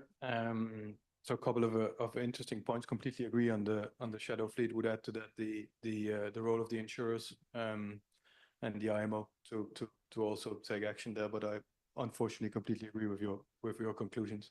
On the fishing vessels, a little bit back to what I said in my intervention. In principle, yes, but is it a civilian task? And has anyone asked the fishermen? Right, whether they're ready to take on that task, because it comes with heavy legal consequences as well. So there's a lot of things that need to be addressed before that is actually a possibility, if even they will be ready to do that. But I think it's an interesting discussion. And then on the last point on the training and Mr. Louis Dreyfus, thank you for bringing up the reservist role. It's a super practical element, right? But we also have quite a lot of reserves, naval forces amongst our workforce. And then Denmark has just launched an initiative whereby private companies give extra time off, paid time off for reserves. So we're talking 5 extra days a year. So they are able to actually train properly, and that they don't have to take it out of their own pocket or own holiday space. So that's a very practical element, but I think at least the reaction that we've had internally now at Maersk has been tremendous. Of course, we didn't know how many people were affected by this because of GDPR rules, so we had no idea who is reservist or not. But so far it's been welcomed incredibly. Yeah, it was the same effort in France regarding so attractiveness of the reserve corps in the French army. Some health restrictions were recently lifted, so I think it's a good way to Yeah, so just coming back to the a ghost fleet, as a unanimous consensus between P9 clubs, the ghost fleet no longer, I mean, they don't have any insurance cover anymore. I mean, it's been quite a long time. I mean, this should be used as a weak link to try and tackle the ghost fleet. Like this could be used as a cause for detention in case of post-hit control or something, because once you do that, then the ship cannot go anywhere because he will not have cover and he will not be able to go. There are many other measures, but we should try and see where the weak links we could target to put an end to this. Regarding the fisherman ID, well, the example used was the Baltic Sea. Baltic Sea is very shallow water, so I think the main issue is not coming from above the water, but probably more under the water. So it's I think it's an ongoing discussion, and I'm not sure the response can be that easy and that clear. And finally, regarding training, I'm a huge supporter of the reservist ID. I mean, this is considering the level of support and protection we get from navies. The very least ship owning company could and should do is to allow their seafarers or whoever inside their organization is willing to join the reservist, operational reservist, to take those 4, 5, 6, 7 days per year to be part of that. I mean, this is the very least we should all do, and I think we should push for that and promote that, because this is a good one of the good and positive reply and support we can show to all the navies and the huge efforts they're putting together to help us. Thank you. Any other questions? Yeah, in the back. Hello. Hello. My name is Sebastian. I work for Expertise France, Group AFD. This is the French development agency. I have a question for Simon, specifically on green shipping. Would you say, given the subject of this session, safeguarding logistic flows for sustainable growth, that sustainable growth means to you both economic growth and green, clean growth? And what is the weighting of the two, if so? Is it equally balanced, 50-50? That's my question. Thank you. In the front, Stephen. Here first, and then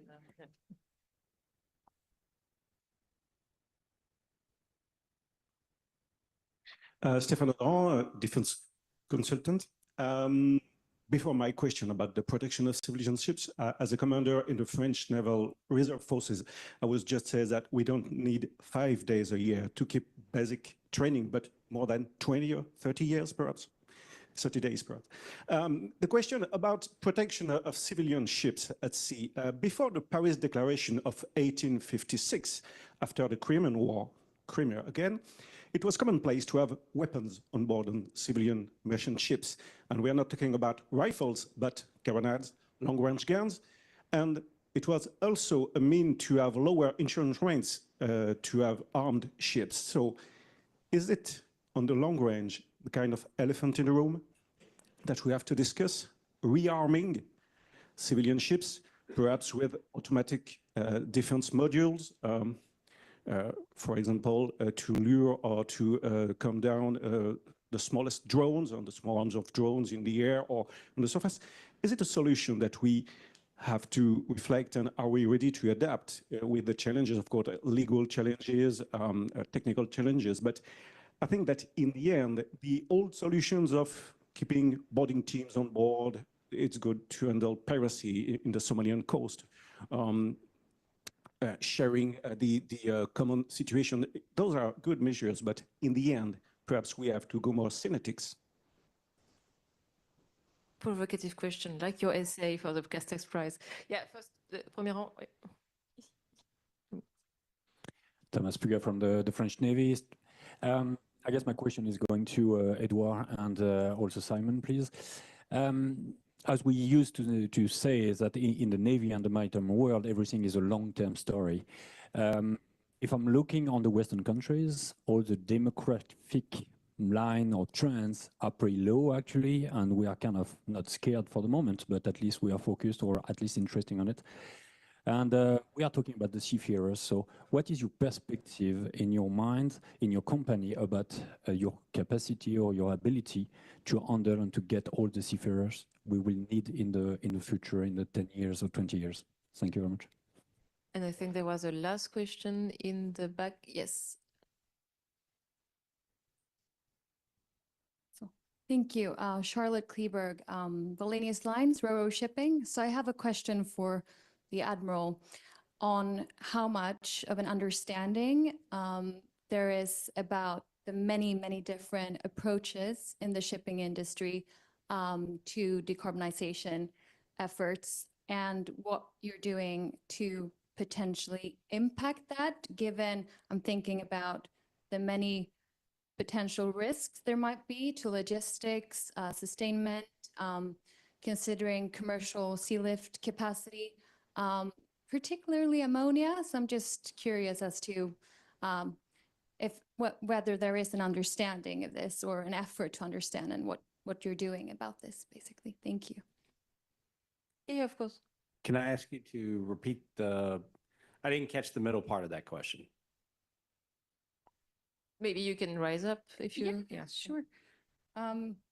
Yeah, so just basically trying to understand within the Navy if there is an effort to understand and potentially impact decarbonization efforts in the shipping industry, given some of the very serious security implications and risks. I'm thinking, for instance, ammonia and the impact that has on logistics and sustainment. And yeah, so that's it. Thank you.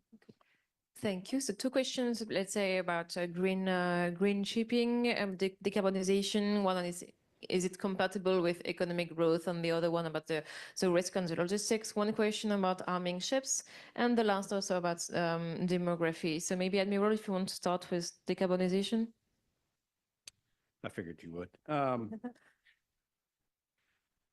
So does decarbonizing effects come into play as we're thinking about, future contingencies, future warfare, future contested environments? It's not at the forefront, but we do understand. We all have the one thing about militaries in any country. We all have civilian leadership that oversee our governments. So it is something that when it is prioritized, we have to take into our calculus. We have to think about, we have to, I don't want to say compensate, that's not the right word, but integrate into our strategic thinking. From a strategy standpoint, you're trying to get the maximum effect with what you have. That sometimes is counter to other priorities that a country may have, including the U.S. So is it a priority? I can't say that this is something that we're putting into our strategic planning, but we do understand it. We do know that it is a factor. I don't know that we have the greatest ability to influence it, only if we go into a combat environment, which let's hope we don't. One thing I would like to add is that, yes, there are challenges in terms of our civilian leadership, and we have to respect their priorities. But one thing that's been consistent across various administrations is the desire on the part of the U.S. to at least understand the national security implications of decarbonization and our changing energy systems. So, for example, there are many studies going on within the DoD right now, one of which I'm a part of, on trying to understand what are the national security implications of not only green shipping, but critical minerals in general, right? And sourcing them and their transit and their production and refinement. So that is actively happening within the US government. And that is, I think, going to continue regardless of cost administration, because it's about really understanding the national security implications. And then what policies arise from that may change, but at least getting a baseline of understanding of what's going to change and what are the challenges in the next 20, 30 years is going to remain important for the US. Maybe, Simon, the three questions. Yeah, I'll do my best. Thank you for the question on green shipping. I'll talk from a perspective of a container line. So please take it for what that's worth. We live off carrying goods from one side of the world to the other side of the world. Our customers, if they want to decarbonize their products, they have two choices. One, nearshore their production. Two, ensure that we can actually move it with zero carbon. If they choose option one, we don't exist anymore.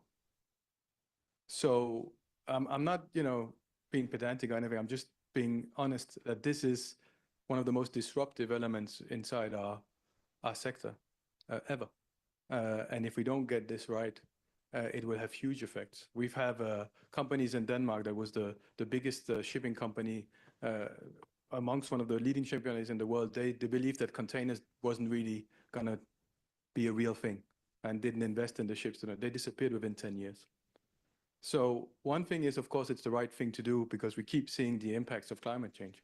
But it's also an extremely relevant commercial question to ask yourself, especially if you are a first mover. And we're past that tipping point. We've invested in the vessels, we've invested in the fuels. The worst thing you can do to us as regulators is just pull the rug beneath us and just reward everyone that's been sitting on their hands.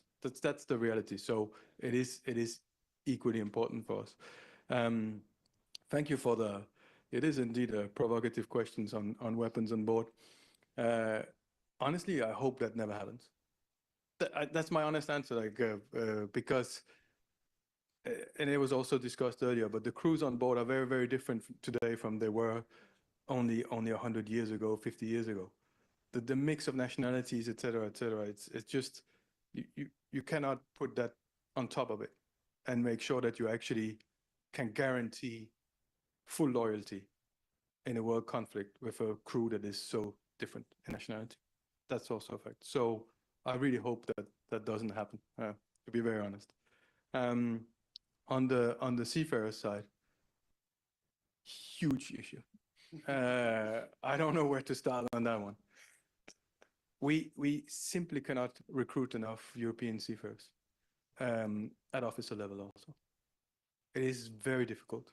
And we're doing our best to give them a number of flexibilities in terms of when they're at sea and when they're at shore. We guarantee them a very good career once they stop being at sea.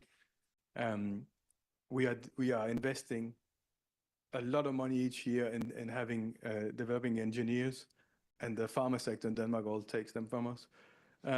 So it is a massive issue, and I honestly, I don't know how to address it if it isn't just for making sure that people understand the value of that study, and that you put it at the same level as other studies like a doctor or university, that is that level that we need to bring people's understanding of that being a naval engineer or captain or a master is of that level. But that takes a lot of time. I'm trying to convince my kids, but I'm not there yet. Yes, I think that's my side. Yeah, so Commander, to answer your question, I couldn't say anything different than Simon just said. Of course, unfortunately, the trend for creating a vocation for young people to become seafarers is not good. Our national seafarer school, ENSM in France, is supposed to double its year. I mean, his classes from 2027, and let's just hope we'll manage to do that, because the demand from ship owners is there. The supplier from the school, it will not necessarily be there. And as Simon, I don't know how to address that. We were discussing at lunchtime about the fact, I mean, the issues created by the fact you have Russian crew on board vessels, merchant ships. But the matter of fact is that both Russian and Ukrainian, I'm not mixing them, just it's a fact. The mix of Russian and Ukrainian crew on board ships in the world is roughly around 15%. And it's not coming from nowhere. It's coming from the fact that there are good seafarers and that there are no other seafarers available anywhere else in the world. So we have to cope with that, and we have to live with that. But it is creating issues, and of course we are pushing, we are supporting the NSM to try and create vocations. We are trying to push, and I think it's the same issue for navies. I think, I mean, you are facing the same issues, and so we need to create vocations, and it's a tough time to create vocation in a kind of a hostile environment. So just like Simon, I don't have the answer. I just know we are facing the issue, and it's a tough one. Thank you. So we are running out of time. Thank you so much to our 4 panelists for this panel that allowed us, I think, to tackle very diverse issues, from green shipping to interoperability to NATO standardization and ultimately human resources. So it's good to see that having such a diverse panel allowed us, yes, to deal with the different aspects, and that's also the objectives of this conference, to have not only military actors, but also really to gather different activities and expertise in order to share common practices. So please join me in congratulating our panel.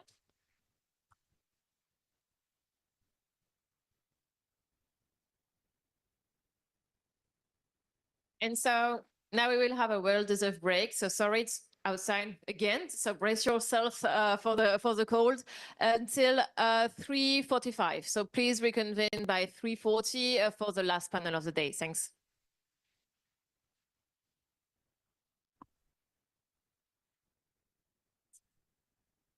I'll look into it.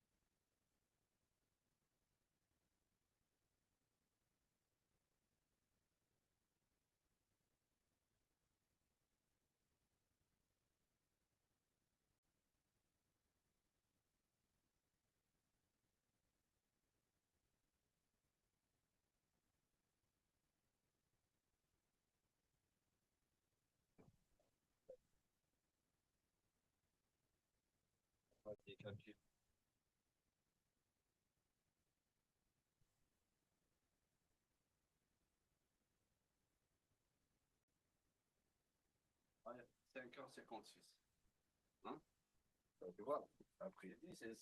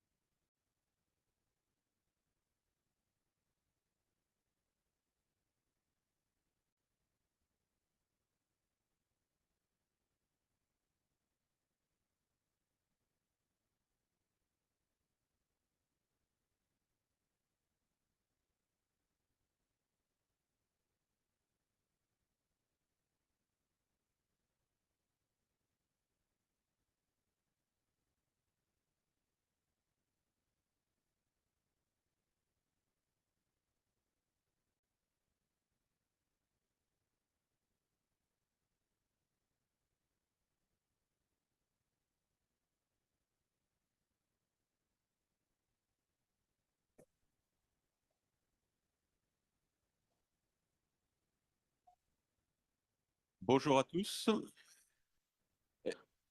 Hello everyone. I propose that we move to the third panel, please.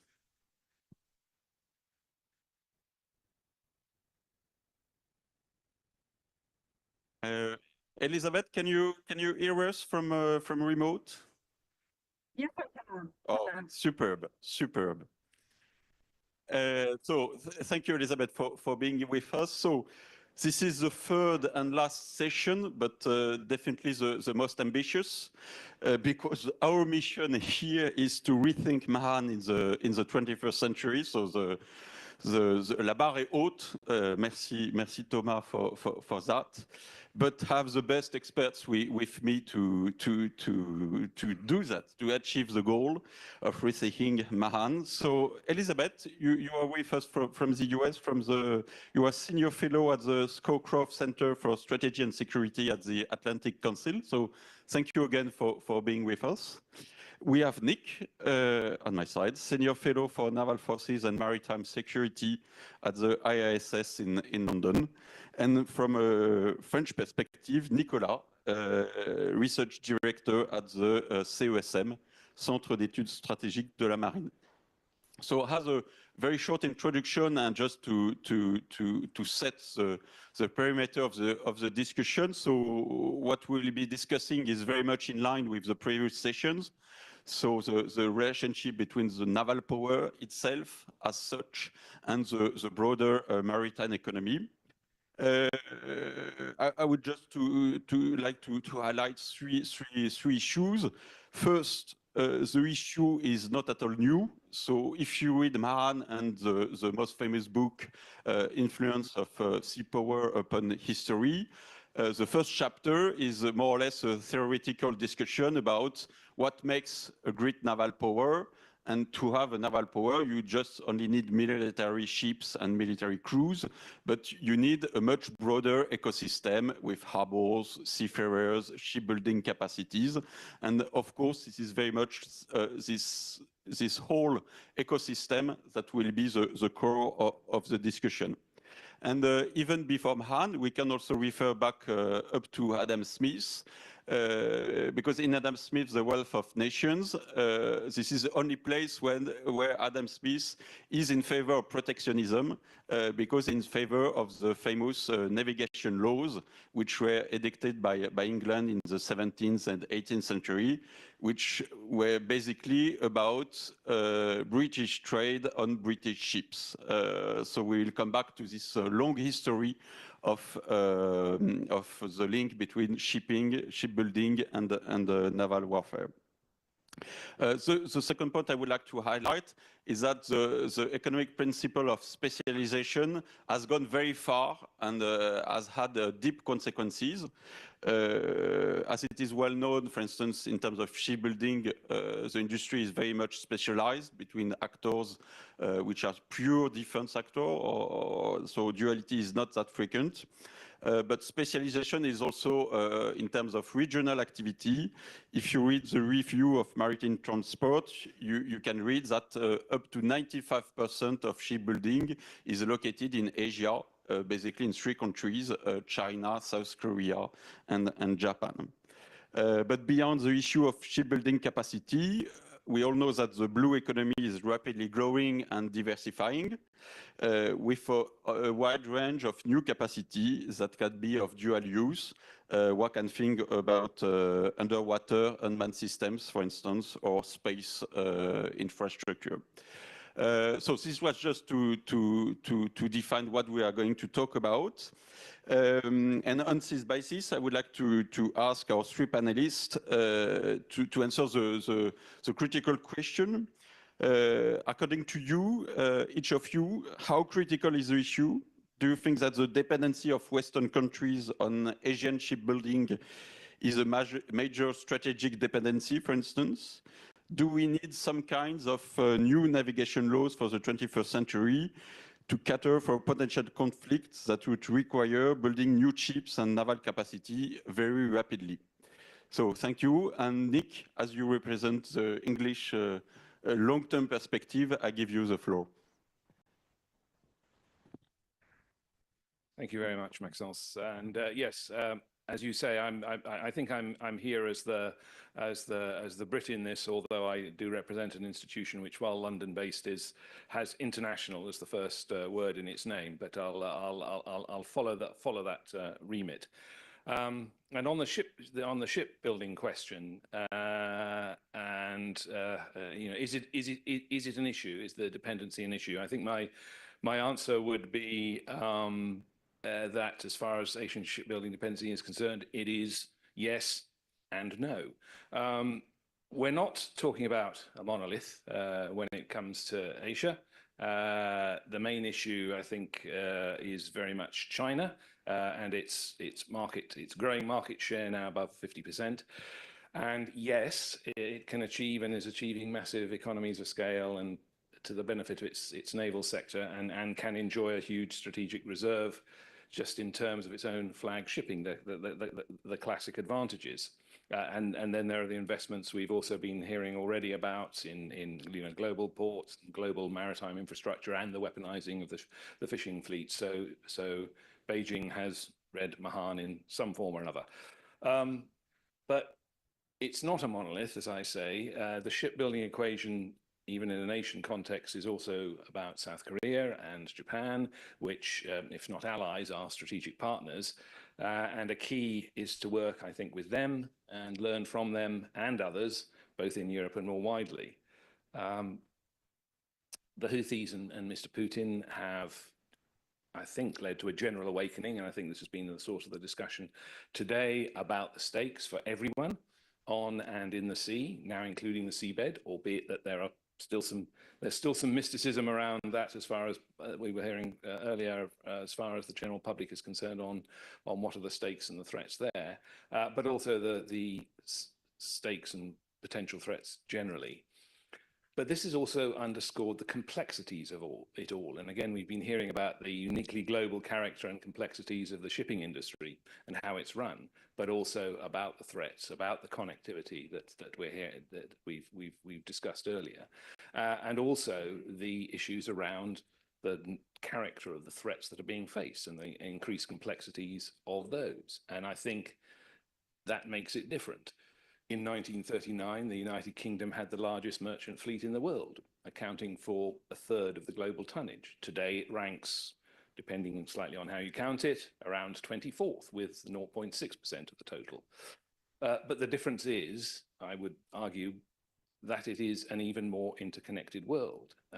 It's different in that this is inevitably a world of coalitions, of governments, between government departments and agencies, and between the public and the private sector. And part of the agenda needs to be constructing those coalitions with as wide a membership as possible, so that there are more players, including those that are most directly affected by crises, taking ownership of the problems, so that it's not just the usual suspects turning up, although the established players do need to continue to engage, but in a consistent and transparent way in order to build international coalitions. And I think that goes to some of the questions that were raised earlier around the issues of international law and whether to be more robust or more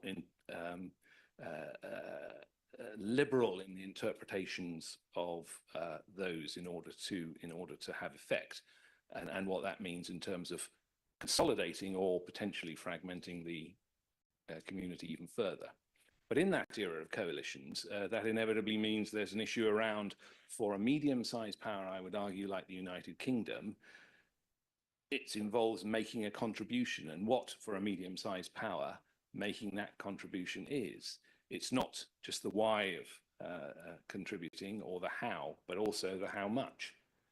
And in that sense, the answer, as far as the UK is concerned, I would say, is to align with the declaratory policies of successive recent governments, probably to do more than has been done up to now. But the approach needs to be, and is being framed in the context of the prosperity agenda. It also means a focus primarily, I would argue, on the need to deliver a strategy that addresses the past underfunding of naval shipbuilding that has fed underinvestment and undermined productivity and cost effectiveness. It also has led to an industry below critical mass, such that the premium for any recapitalization has looked prohibitive, and the cost effectiveness has often been called into question. So I venture that at the very least, there probably needs to be a recommitment to the previous government's long-term naval shipbuilding strategy, and frankly, probably a bit more, in order to provide the incentives and assurances that will encourage real investment and innovation, and provide something that can be seen and be shown to be cost-effective in the delivery of high-tech industrial capacity and jobs that will help underpin the strategy in a wider economic rationale. Above all, what is delivered needs to align to the level of national ambition to operate, but also to sustain those operations. So it clearly needs to be collaborative, not just between government and industry in the UK, but also internationally. And in that respect, I think the current UK government's position that all UK naval vessels should be built in the UK is not necessarily a good strategy to encourage international cooperation, particularly in a world of economies of scale and the notions of offsets. So in that context, the previous government's strategy also recognised that a focus on the traditional UK naval demand signal will also not be enough to deliver a sustained future. It needs to include areas of innovation in the commercial sector where the UK can have a relative advantage. So those, I think, are the framing parameters I would argue for how the UK would stand on this. And I will pick up something that's been raised already in the first session to underscore a further set of parameters, and that is around as a lesson, as a case study, the Falklands, which was mentioned earlier. It is a bit in the mists of time now. Admiral Key said that we would do it differently and the technologies will be different. But to frame the challenge, I think it's still instructive. So just to crunch the numbers on that, the Royal Navy's task force in the Falklands consisted of 27 major warships, plus 5 nuclear-powered submarines and 1 conventionally powered submarine. But it also included 21 Royal Fleet auxiliaries. And on top of that, there were actually 43 merchant ships taken up from trade, including 2 liners and 6 ferries, 4 container ships and 15 tankers. And there were the seafarers to crew them, as Admirals Kay and Vaujour have said in particular and pointed out earlier. It's different now.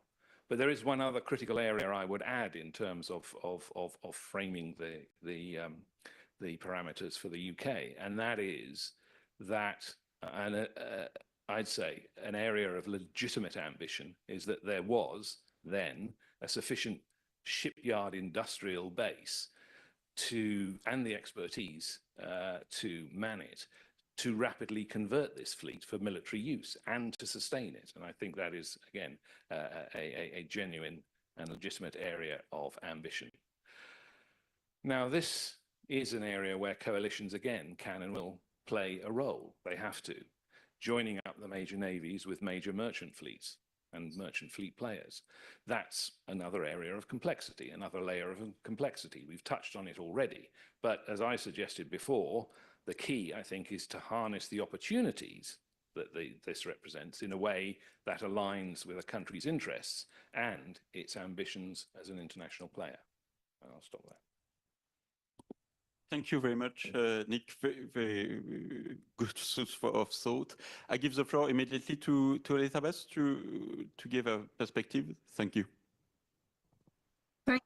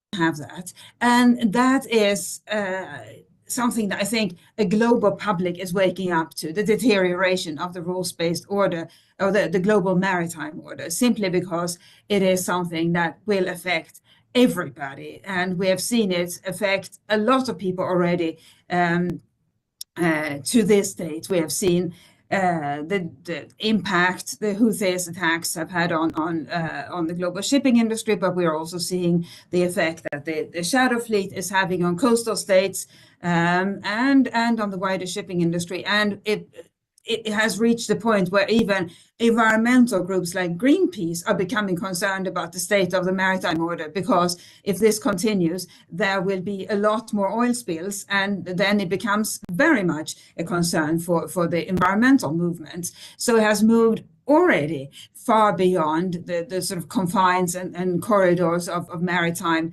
the maritime sector and indeed navies around the world. And that brings me back to the second question you asked, which is the connection with navies. Yes, navies started out as essentially the protectors of global shipping, but then that role diminished because the world's nations agreed on a number of rules and treaties and conventions and so forth that allowed global trade and all kinds of maritime operations to take place without concern about attacks and other adversarial actions against those activities. And I think this is one of the major achievements of the world's nations over the past 50, 60, 70 years, the establishment of all these maritime rules and treaties and conventions that allow maritime activities to happen pretty much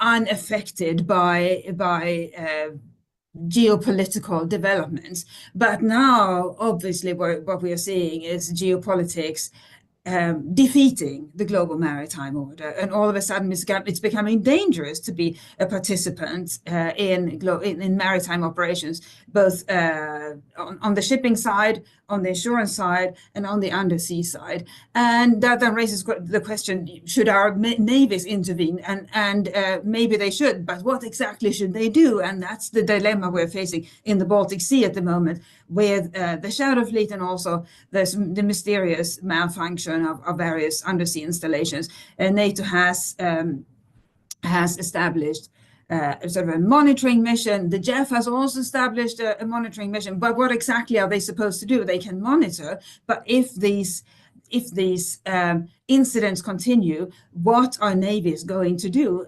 And if they intervene in the way that navies intervene, which is in a military way, then that is escalation, and the other side will escalate. And that, frankly, is the dilemma where we are today. Our navies started out with that sort of protective mission, but today performing those sort of functions in support of global maritime operations or maritime operations by companies from different countries would lead to is likely to lead to escalation, naval escalation, with a country like Russia or even China. So it is frankly a really disturbing situation we are in, and not just in the Baltic Sea, not just in the Red Sea, but in other waters around the world. And essentially the rules-based international order that was based on countries and companies doing the right thing hasn't been able to defend itself or hold off the systematic attempts to undermine it or harm it by parties interested in seeing the maritime order deteriorate. Over. Thank you very much for your comments, for highlighting the tension between specialization and maintaining sovereignty for geopolitical purpose. And I very much take the comment about the children in the playground. So Christine Lagarde famously said there is no adult in the room. She was talking about the European Council, but it was 10 years ago. Somehow things have progressed since. Nicolas, I give you the floor. Thank you. As Nick and Elizabeth already gave very accurate answers on your specific question, and as we are on the academic panel, please allow me to drift a little bit away of your question. As Elizabeth mentioned, we have to be aware that in the era of globalization, we were on a competition-based order, and that the key word in the world we were living in was affordability. What we wanted was cheaper goods, cheaper computers, cheaper cell phones. And in the end, it gave the floor to countries that were specializing in their ability to produce at a cheaper cost. And when Maxence, you were discussing about the shipbuilding in Asia and the shipbuilding in China, and everybody knows the figures about the shipbuilding industry in Asia, but the shipbuilding globally in China also. We have to be aware that this situation is not going to change only by snapping the finger or by investing nowadays, and in 2 or 3 years on, we will have gained another sovereignty, if possible, over our shipbuilding industry. What I'm advocating for now is, first of all, in this globalization era, to understand our real dependencies and to start again thinking about value chains. For the moment, we're only speaking about part of the value chain. Shipbuilding industry is part of the value chain, but we have to understand in every part of what's strategic for us, Western countries, where are the real locks in the value chain. I'm giving you an example. Everybody is talking about semiconductors.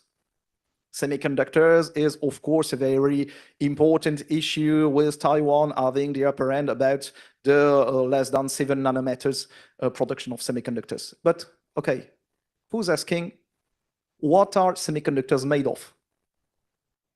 They're made of either silicium or gallium arsenide. Silicium is produced at 90% by China. For gallium, it's 95%. So in terms of semiconductors production, who's having the upper end? Is it Taiwan or is it China? Not really certain. But, well, we have to interrogate ourselves about this value chain analysis. There were considerations about the LNG markets earlier for Europe and for the gas supplies of Europe. The problem of the LNG market of Europe is not in the consumption area. It's not on the productions area. It's not an issue between Europe, the US, the Middle East, Africa. No, it's an issue in Northeast Asia.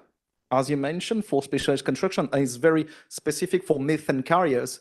More than 95% of methane carriers in the world are built in first South Korea, then China, then Japan. So for Europe, its gas supplies and LNG-based gas supplies issue is an Indo-Pacific issue.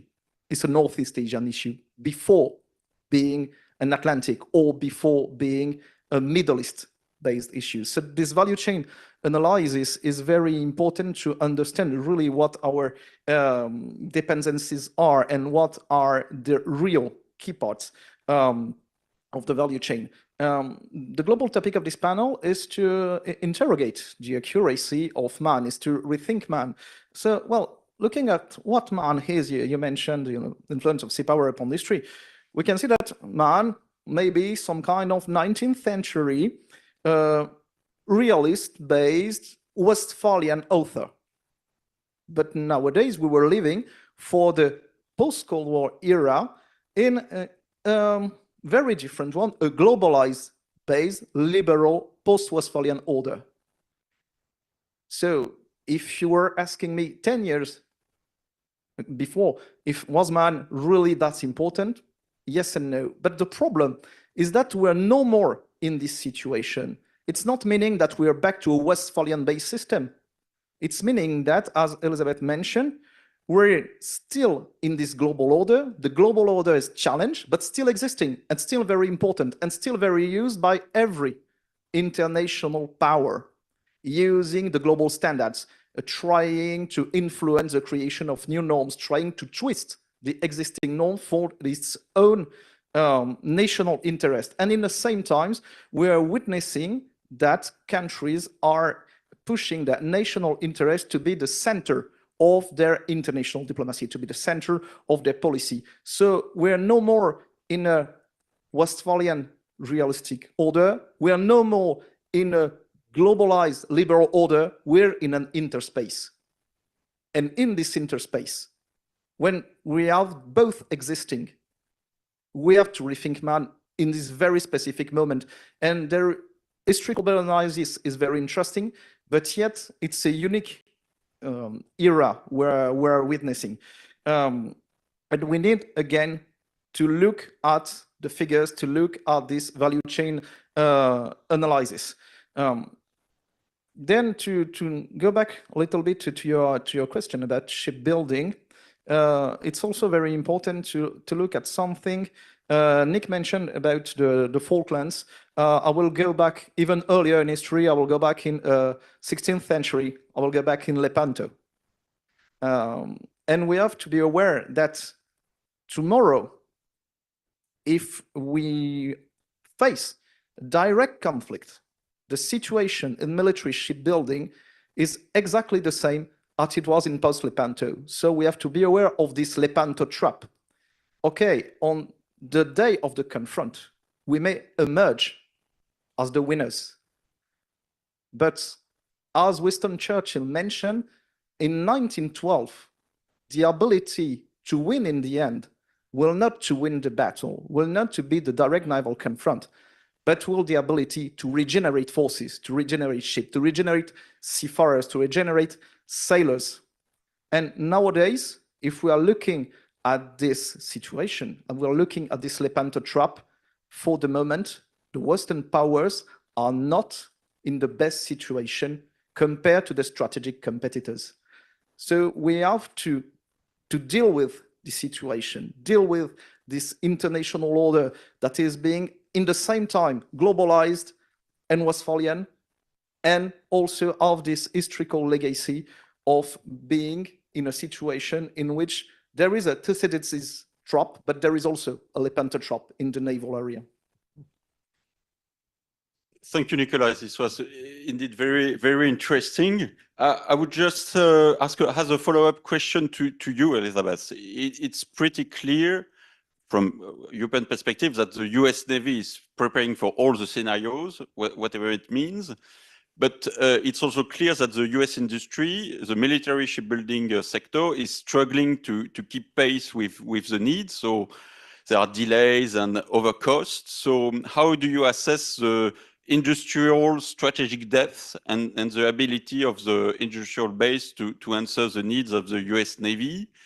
And in view of the current political situation, do you think that Elon Musk, with his new hat of Department of Government Efficiency, might have a look on the situation and maybe make some big announcements?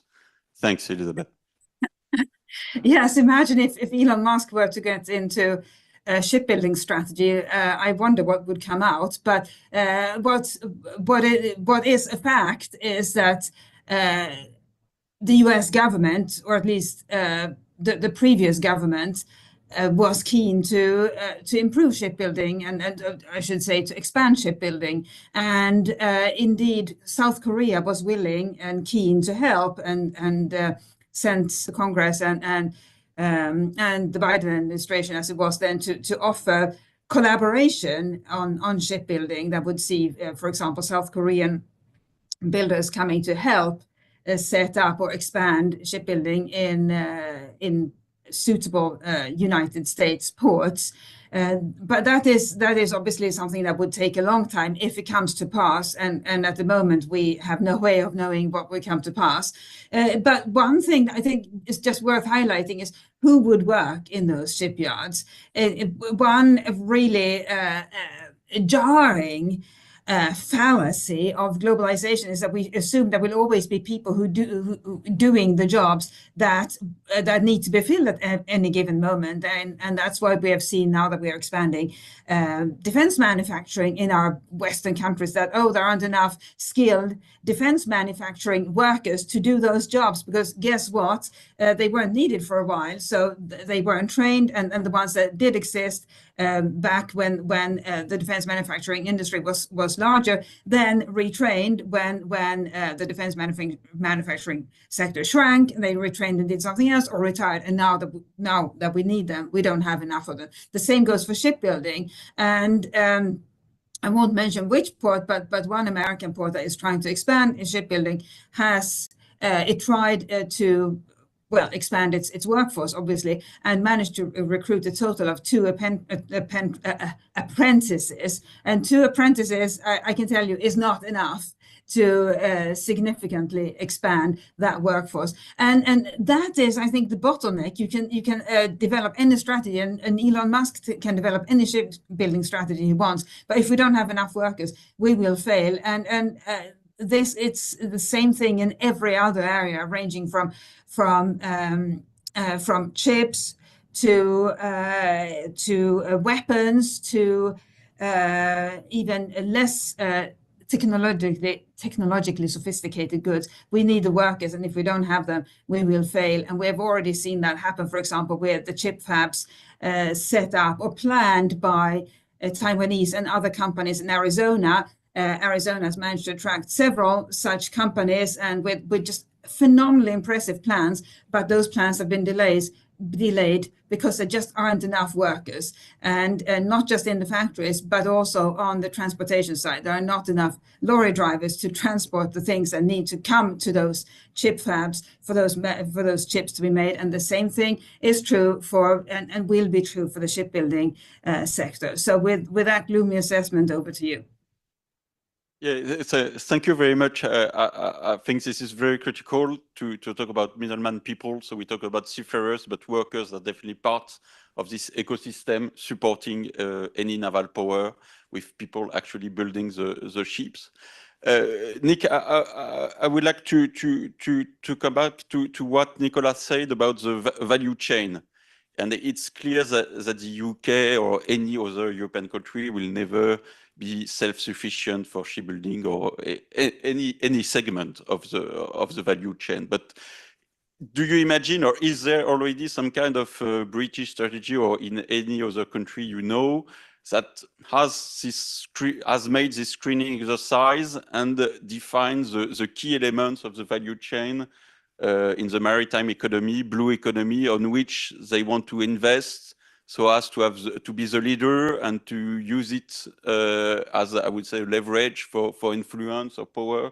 Like in the chip industry, everybody is talking about ASML, the Dutch company. But do you think there's such a plan to identify the key elements of the value chain, because self-sufficiency is totally off the table for everybody? Thank you. As you say, for most UK and most European countries, the idea of becoming mainstream mass producers of global shipping again is probably off the table. And yes, in the context of adaptation and seeking solutions that are a balance of the traditional connectors of the international system plus new technologies. There is an emphasis for a whole range of reasons, including some of the bottlenecks that Elizabeth in particular was talking about, seeking to look to new technologies and emerging areas of capability and capacity, and one can see that to some extent in what we've seen as far as the UK is concerned, with the previous government's strategies on a supposed national shipbuilding strategy, that it is in key areas, has been in key areas of naval capability. But in order to underpin those and to add value in terms of the broader economic rationale, it has been looking into areas, as you say, of the blue economy, the commercialization of, and there was an interesting discussion earlier around the environmentally compliant global industry. And clearly that is a focus, but it's very much a work in progress. And I think we are still in the early days of working out some of the issues around essentially substituting one dependency for another, and I think that's still where it's still very much in the foothills of that generally, but it is clearly an area I think that will need increased focus for the reasons discussed. I mean, it's interesting, and I think I mean, there is an argument whether the rules-based international order is already broken, or whether it is, we are on the cusp, and therefore I think that influences how we approach solutions to this. But it will be different for different players, different in the United States, different in the UK because of the positionings. But one of the problems is around all of this, that everyone is trying to look at this and do this at the same time. So you have the bottlenecks that we've been hearing about, and it's a specialized area. But you see that very much in the case of the submarine industrial base in the United States. And despite the fact that money is being thrown at it, it is proving very difficult for the United States to move the dial on capacity building there, because skills are one thing, the whole supply chain is another thing, and joining all those up and having effect on all of those is proving difficult, because globally there is only a pool of skills and resources in all of these areas. And I hesitate to mention it in the current location, but the AUKUS experiment is another example that is highlighting the real log jams and the real bottlenecks that are being faced in this.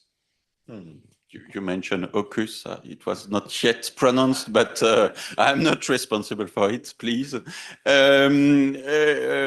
this brings us to the question of the future. So, of course, using current supply chain is critical to satisfy the need of the Navy. But then we have this whole issue about the future systems and especially unmanned systems. So, Elizabeth, there is this idea, maybe it's wrong, but that the US Navy is really contemplating largely expanding the use of unmanned systems, surface, underwater, wherever, and that this could be a way to be more efficient and to produce, to use mass production of smaller systems. And there are some new companies like Palantir or especially Anduril, which are coming from the tech industry, and who are willing to disrupt the existing industry. So do you see a scenario where unmanned systems and new actors are able to bring part of the solution to satisfy the needs of the Navy? There was a quite famous paper by the CEO of Palantir 1 year ago, which was very critical about the established actors, which is a good read, I think. Well, I don't mean to avoid your question, but at the moment, everything is up in the air, because we just have no idea where this new leadership will go, both the president, the defense secretary, and also what role Elon Musk might play in all of this, in the industrial strategy that the Pentagon might pursue. So it is totally unpredictable. And 2-3 years ago, I would have said DARPA will have some views on it and will engage, as was always the case with companies large and small, and the large companies, the established defense manufacturers, obviously have their own channels into the Pentagon and influence decision making. But now, who knows? It is truly an unpredictable time we are in, especially these weeks where we don't know exactly what power Elon Musk will be given outside the realms of the Treasury and USAID.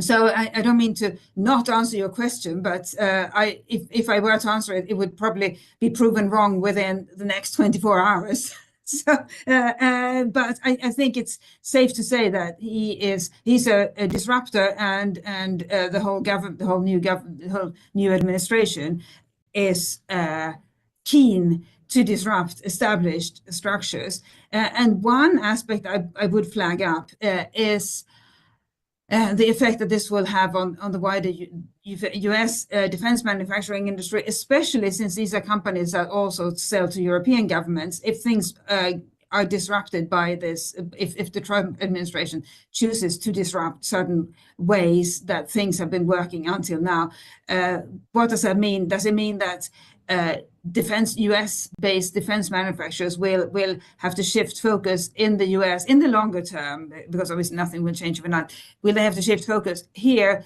towards one strategy while maintaining another strategy in allied countries that whose governments are not so much into disruption? Over. Giving us I would say the feeling from the US, which I think in this very particular moment. Nicolas, maybe we have talked a lot about the industry, but this is not all about Mahan, and he talks about the regime, the mindset, the cultural link to the sea environment. So the maritime ecosystem goes much beyond the industry. So maybe you could enlarge this perspective by talking about the state action at sea, which is a core concept of operation for the French Navy. Yeah, thanks. Back to this interspace situation I was discussing about the globalization rules-based order. When you have rules, when you're creating rules, where you're trying to enforce rules, there are people that are following the rules and people that are not. And that's created a dark sea, just like we have a dark web. It's exactly the same. A dark sea that is exploiting gaps, administrative, legal, financial.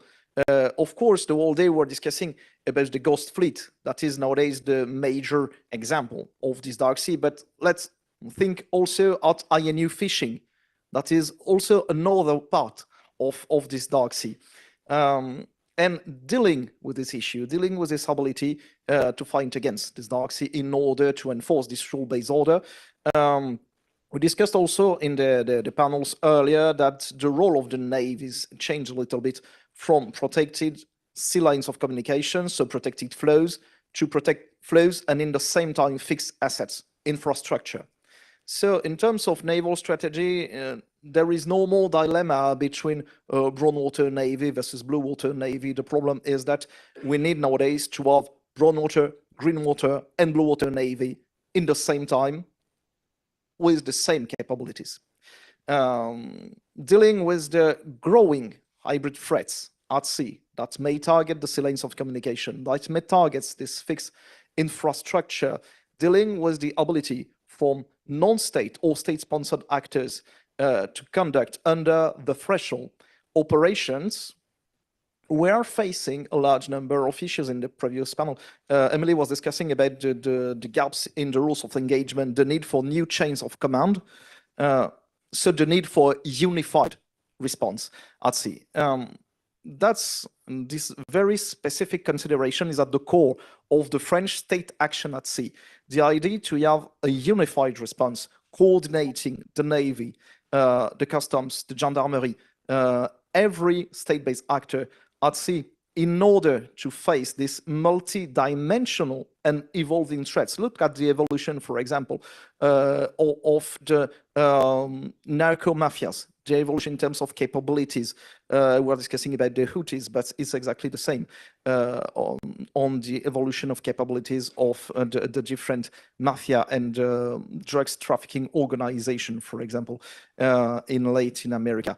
They are creating new kind of threats, new level of threats that have to be addressed from a unified orientation. That's where the French General Secretariat for the Sea, that is directly under the French Prime Minister, is able to organize this French state action at sea to have an action in terms of maritime security and beyond, and being able to deal with this evolution of the threats, and also this idea that facing hybrid threats, maybe one day facing a threat that is not so hybrid anymore, and dealing with this idea of the threshold of the armed conflict, having a unified response system using not its own capabilities, but using the capabilities of the different actors, including the French Navy, in order to fight against everything that is happening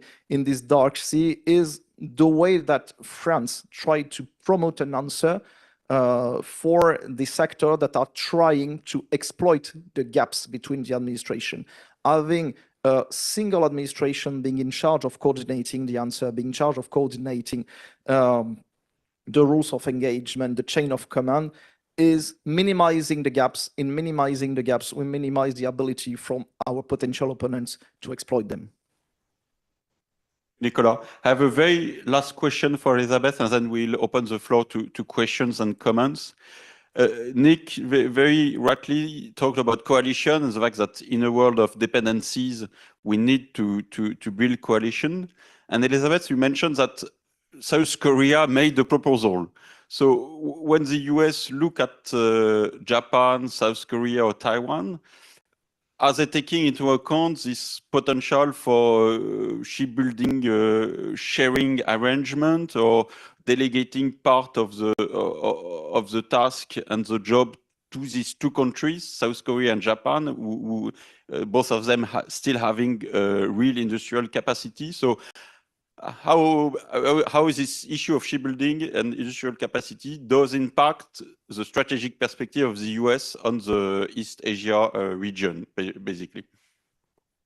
Well, so South Korea and Japan have capacity, but not enough capacity to absorb all the shipbuilding that we would want them to do, that the West would like and want them to do, which is why it's obviously crucial that we maybe work together with them to build our own capacity at home, which is going to be a long-term undertaking for sure. But there is another area where I think there is enormous potential to work with not just long-standing allies, but other countries that are not our ideological allies, and that is really in the upholding of the maritime order. So there are some countries that are actively trying to subvert and undermine the maritime order, but there are many more countries that would like to maintain the maritime order, not for any ideological reason, but because they benefit from it. They need it for imports and exports, and for the safety of their own seafarers and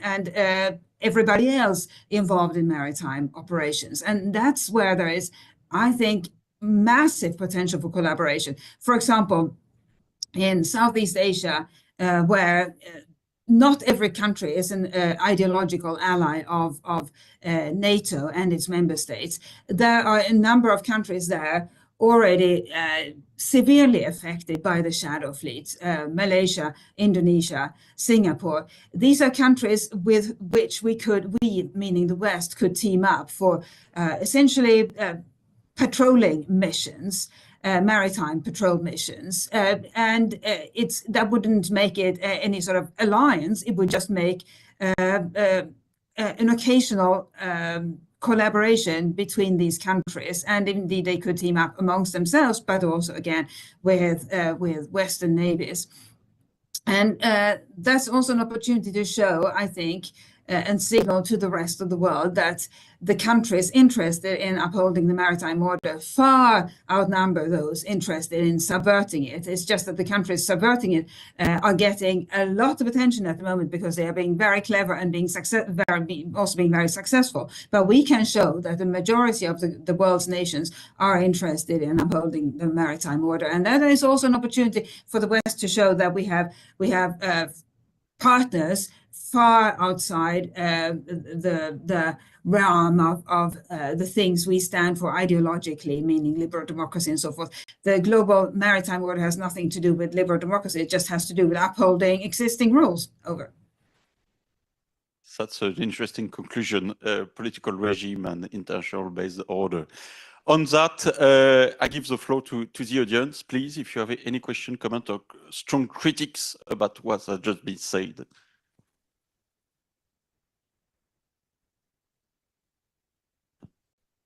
Good evening. My name is Lieutenant Junior Grade Dan Rittenhouse. I'm with U.S. Naval Forces Europe and Africa. My question is to all three of you as public intellectuals in this very specific world of overlapping geopolitics and international trade. You frequently call out that there is a deterioration of the international rules-based order.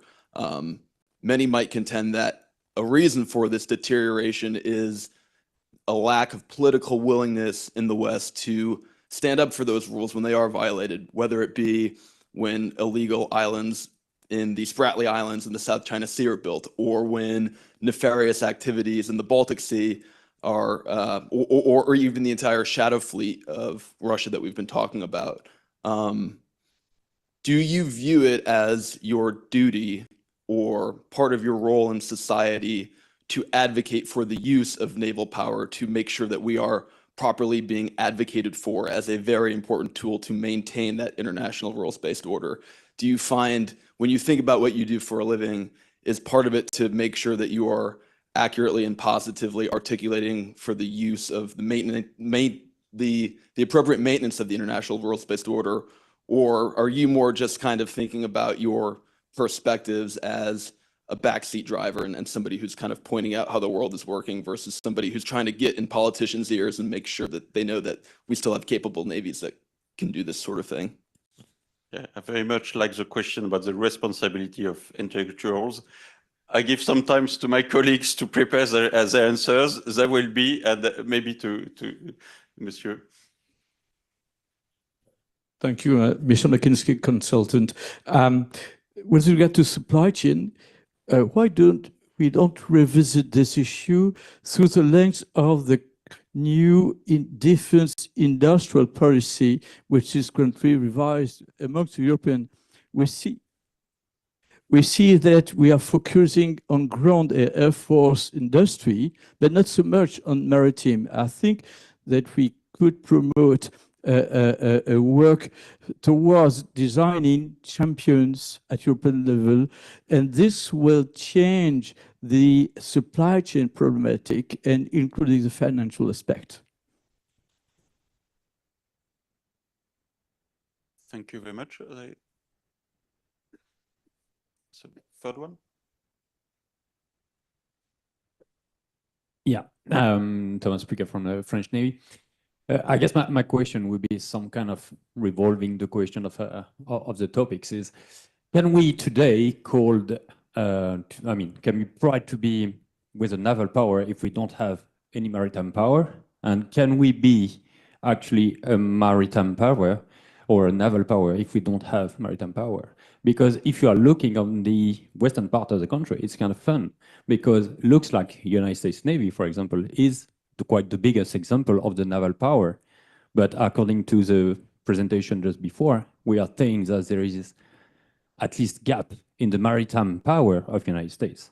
So on the contrary, the eastern country you are talking about, I don't know, like South Korea or something, looks like they are maritime power because they have the infrastructure, they have the shipbuilders, they have everything, they have the ecosystem, I would say.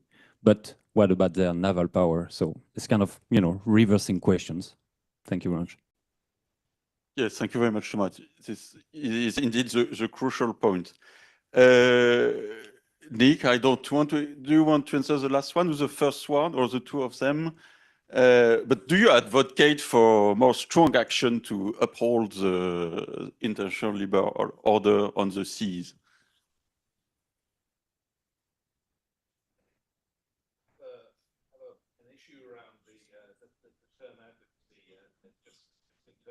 The institution for which I work, in the sense that our remit and our ethos is not advocacy, and it is to use the phrase of my, and this is a bit of a cop out, to use the phrase of our long-term boss. Our remit really is not to tell people what to think. It is to advise them on how to think around a set of issues, and in that, so I'm slightly sidestepping that one, but underneath that, you raise the point around issues of political will to uphold the international rules-based system, and I think that is one of the issues that is in play at the moment. In terms of analysing this, is that we are in a set of grey areas in many spheres that we've discussed, and some of the competitors and adversaries that we've been talking about not only are exploiting that, but have created the abilities, and people have spoken about this already during the day, up and down that scale of continuous competition, to be able to challenge it in different ways that make it difficult, and I think the issue that is in play at the moment is that looking at the state of events and what we've seen unfold, and the awakening of certain issues, that is changing the risk calculus, in the political space. I think that is what we're beginning to see. We're beginning to see that in what's to some extent been unfolding in the Baltic now.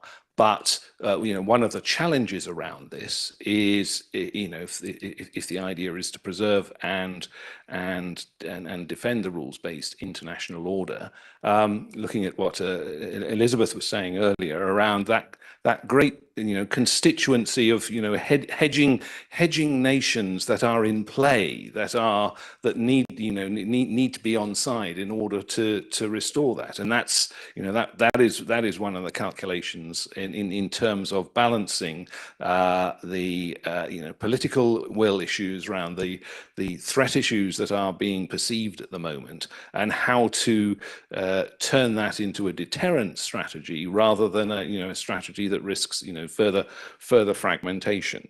On the supply chain issues and in a European context, the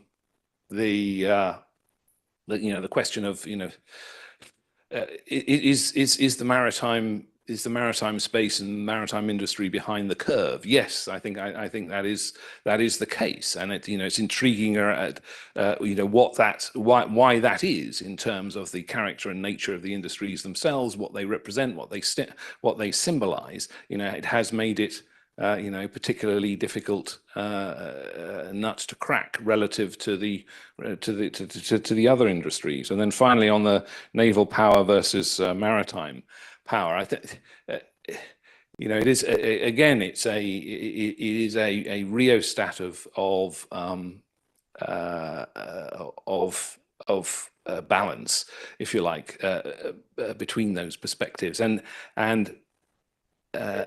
everyone is in a different space and trying to move in some ways to rebalance, and part of that is going to be at a national level. But part of it, as I'm afraid I keep coming back to, it is this issue of coalitions and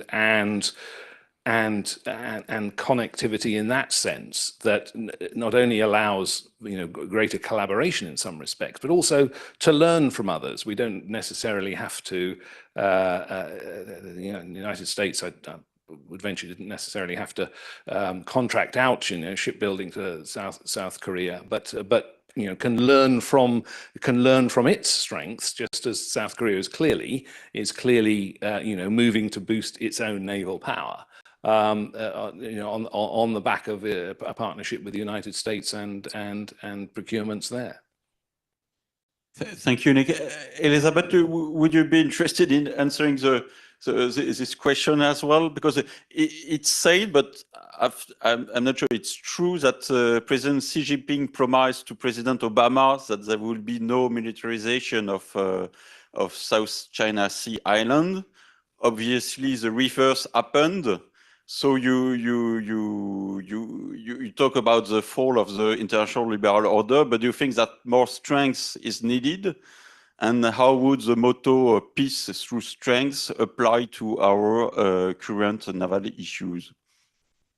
Yeah, so the first question from the U.S. naval officer, which I think is the one you're referring to, and I mean, we all love the U.S. Navy. We all think that the U.S. Navy is doing great work, being the primary upholder of the global maritime order. The U.S. Navy has become the default lead protector of the global maritime order. But it only works if the violations of the global maritime order remain manageable below a certain within a certain quantity, and if certain countries proceed along the lines of systematically undermining the global maritime order, then not even the U.S. Navy is big enough, as much as we might like that sort of constabulary function that it has taken on, because there is no other maritime constabulary. I think this is the concern also when it comes to the Red Sea. It is good that the US, supported by the UK, and then obviously the EU, as well as a couple of other countries, stepped in and tried to, or have stepped in and are working to uphold some sort of order in the Red Sea, because otherwise, who would have done it? Nobody. But on the other hand, that has led to the totally paradoxical situation, I think, is well known to everybody in the room, that the US, the US Navy, the Royal Navy, and to some extent EU navies are upholding order in the Red Sea that primarily benefits Russian and Chinese vessels sailing through, because most Western vessels are sailing around the Cape of Good Hope. But somebody has to uphold the maritime order, and it's because there is nobody else. It always falls on the US Navy, supported by these other navies. And meanwhile, I don't know, because I'm not in the room, I can't see if there are any representatives there from the PLA Navy, so I don't mean to cause any offense, but meanwhile, the PLA Navy is clearly watching the proceedings in the Red Sea and getting a good understanding of US Navy capabilities and Royal Navy capabilities. What an incredible opportunity for the PLA Navy, while the US Navy essentially is held down by this mission in the Red Sea. And I think the concern is that we may see more of these that will continue to consume resources, US Navy, Royal Navy, EU Navy's resources, and those resources should not have to be spent there. And the more resources you have to spend on constabulary functions, the less you can focus on potentially even more pressing concerns. So that is, I think, the sort of paradoxical situation for the US Navy, and to a lesser extent for the Royal Navy. And that is, again, to the detriment of the global maritime order. Over. But Ifri has taken the point for next year, and someone is missing. Nicolas, maybe last intervention about maybe the European cooperation side, if you have any one. But if you want to take the question about what to advise practically to do at sea, of course, feel free to answer. Yes, on what to advise is very difficult for me to answer because I'm the French Navy in-house intellectual. So part of my job is to advise the French Navy executive. So it's already made. So I'm not independent as my colleagues are today. Well, considering the European military shipbuilding industry, it's already happening. The idea, okay, we're not having this very famous European champion, just like we're having Airbus, for example, in air and space. Yet, when you're looking, for example, at the French Navy, our latest military shipbuilding program of principal surface combatants and also support vessels are in cooperation with Italy. So the FDA, FREM, and BRF programs. So it's already happening. Yet, you have to be aware also that the different areas of responsibility of European navies and also the differences also in terms of geography are a constraint over the situation. For example, look at we're discussing about underwater and seabed warfare. Look only at geography. The Baltic, average 60-meter depth. The Mediterranean, average 1,500 meter depth. The Atlantic, average 3,300 meters depth. Only this figure is explaining you why there is a limit in terms of creating a global military shipbuilding integration. It's not meaning that it's not important to have this cooperation, and point to point with this example of the French and Italian principal surface combatants, we may reach common points, we may reach common programs, but our areas of responsibilities, our missions, our level of multi-domain or all-domain integration within NATO are also different. So having just a single industrial partner to answer all of these differences may be for the moment very difficult. Yet, it's not meaning that we are not trying to reach a better integration. And we have also to be aware that in an alliance such as NATO, the differences in terms of equipment are also a strength. The important is interoperability. It's not similarity. We don't have to have all the same equipments. We have to have equipments that are interoperable. We have to train together. We have to work together. We have to operate together. That's the major point. The difference in equipments, it's a secondary point. It's not the major one. On this, thank you very much to all for your attention and questions. So thank you very much, Elizabeth, from the US, Nick and Nicolas. So thank you. Okay.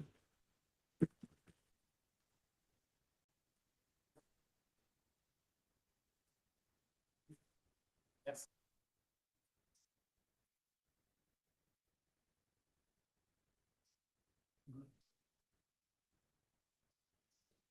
Bien, nous approchons de la fin de cette journée, après cette troisième session. Merci beaucoup pour ces présentations et pour la discussion.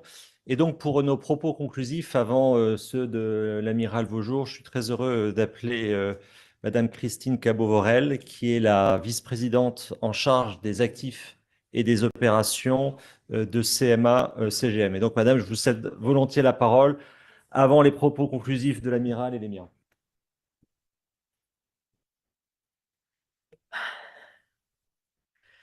Good afternoon, everybody.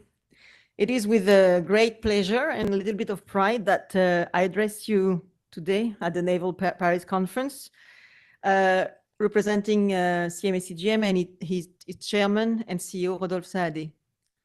So I'm grateful for the opportunity to discuss about the shipping industry in general, and more specifically of the importance of the relationship between military navies and the commercial shipping industry that we have been discussing a lot today. First, let me say a few words about CMA-CGM for those who are not familiar with us. We are the third largest shipping line in the world. We are also a major international logistic operator with our subsidiary CEVA Logistics. We have a presence in 160 countries through 400 offices and 750 warehouses. And we employ 160,000 people, of which 12,000 seafarers. Our extensive fleet of 650 vessels serves every day 420 ports in the world, and we operate more than 250 different shipping routes. We also operate 60 container terminals in the world. And out of these 650 ships that we operate, 350 are owned and crewed by CMA CGM. So in the midst of globalization and global trade, our assets and our employees face daily challenges from various international crises and conflicts. Additionally, our planet is increasingly affected by climate change, and this climate change impacts our operations. But we also know that our operations impact climate change. So there is a system here that we need to work on.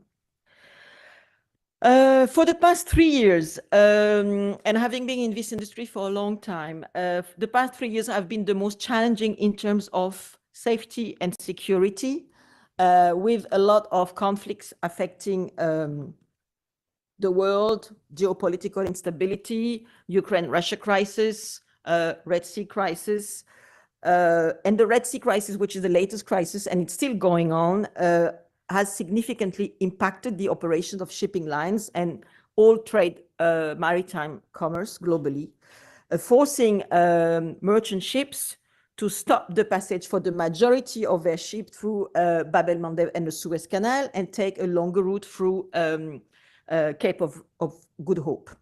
The few ships that still transit through Bab el-Mandeb and up and down the Red Sea, we operate some of them, and we can do that thanks to the Aspides escorts, which we thank immensely because this has made it possible to guarantee the safety of our ships, our crews, our cargoes. But this is a very small portion of the world fleet, merchant fleet, which today continues to go through Good Hope.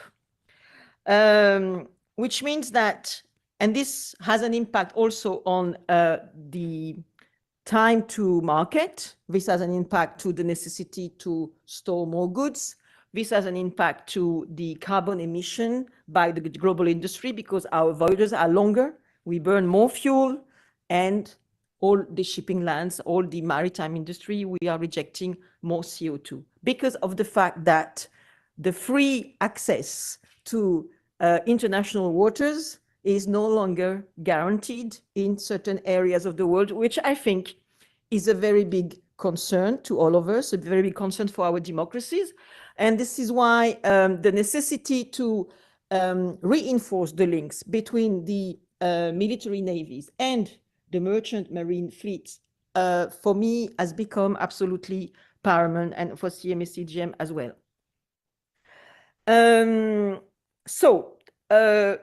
We have a lot of subject to discuss together to enhance the cooperation on.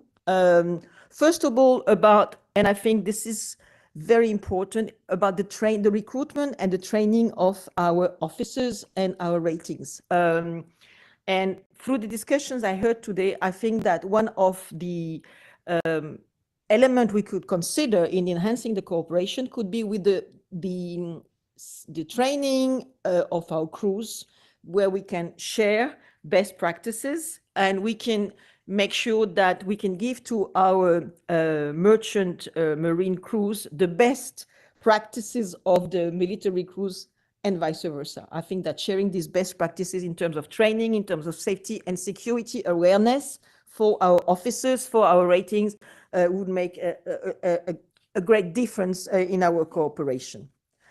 I wanted to say a word also about the decarbonization and how it works for the shipping globally.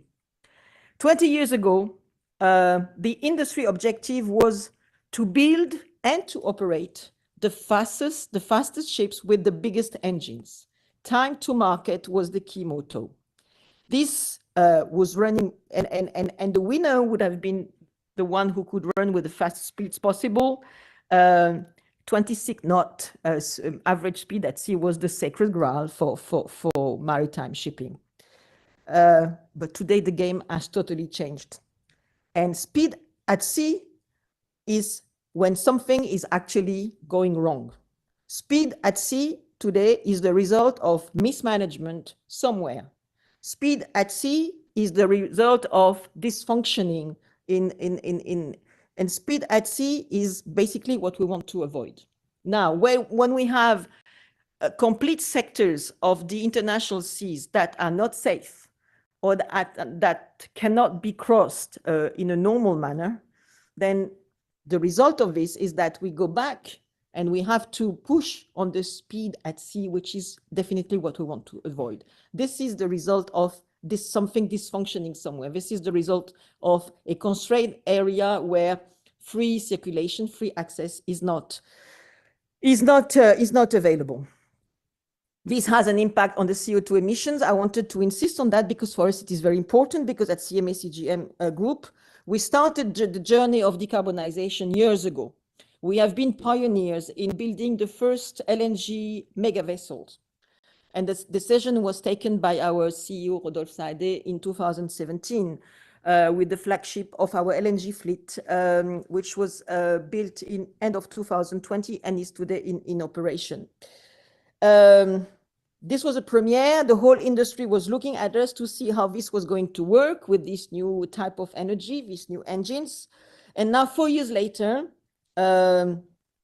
we know that LNG, liquefied natural gas, is only the first step of the journey to decarbonization because it is still fossil, but it is a very efficient milestone because already today LNG will abate between 12 to 17% of the CO2 emissions of a traditional fuel ship. It cannot be the end of the story, though, because we know that the technology is still progressing and we are looking at some bio alternatives or synthetic alternatives, and both will be probably prominent in the global solution. And in order to move on this very challenging journey of decarbonation, we have been basing our strategy on 3 pillars. Number one, the energy we use for our ships. What will be the energy of tomorrow? How do we produce it with sufficient yet economically sustainable conditions? Food for thought. Will civil nuclear energy be one day something available for the civil merchant marine? So this is about our energy. The second pillar is our assets, our ships. How do we build our ships? How innovation and technology will help us to build assets that will consume less and less.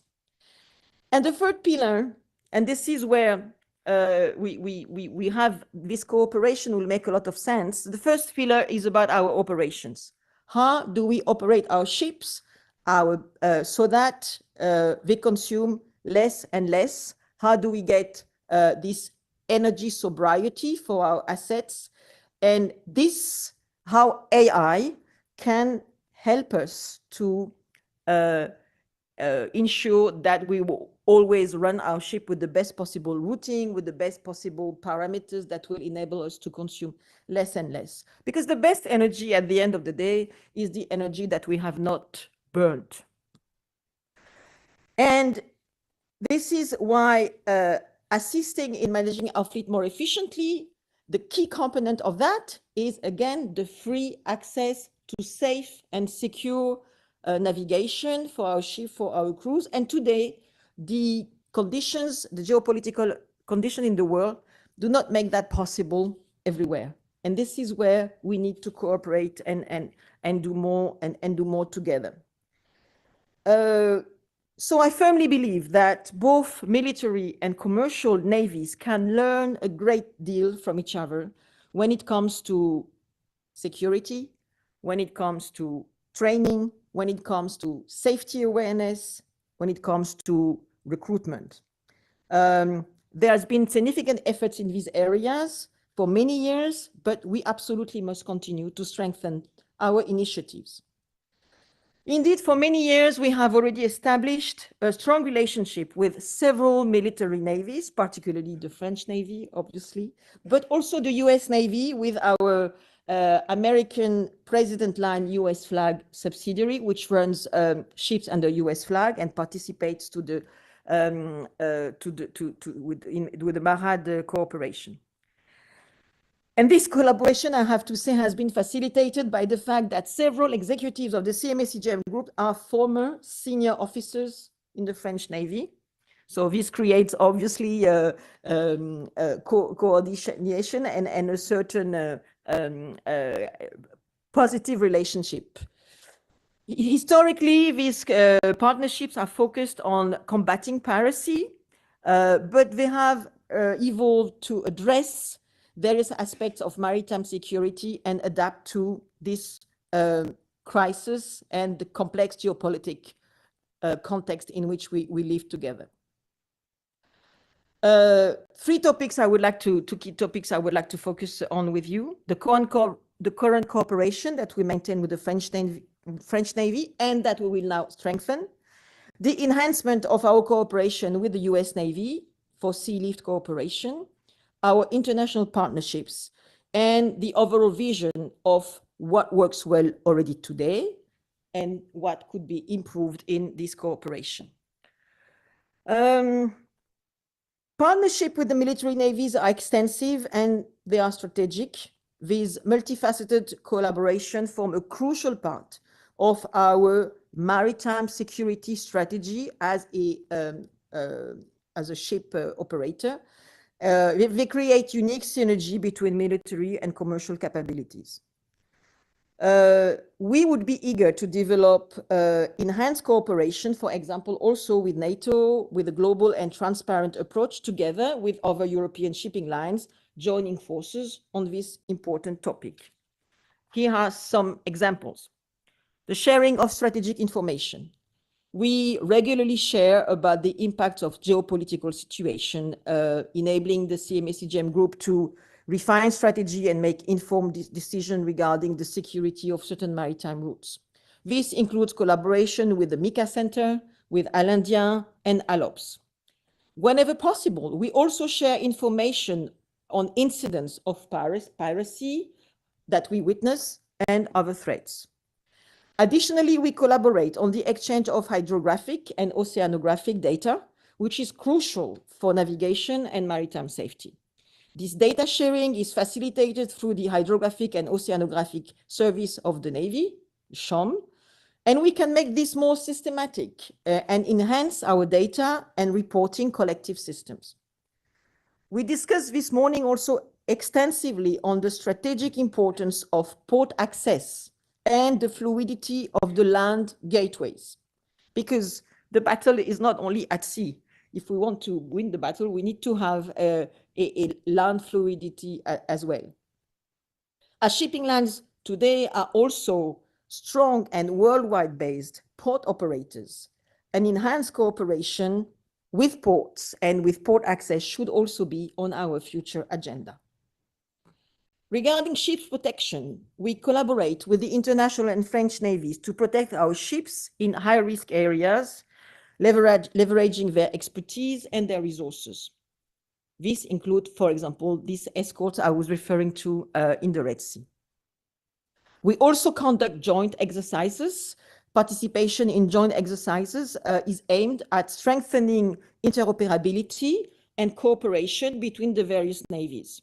This also extends to a lesser extent to other armed forces, such as the gendarmerie in France. And we have, for example, in 2025, two major exercises that are already planned with the French Navy.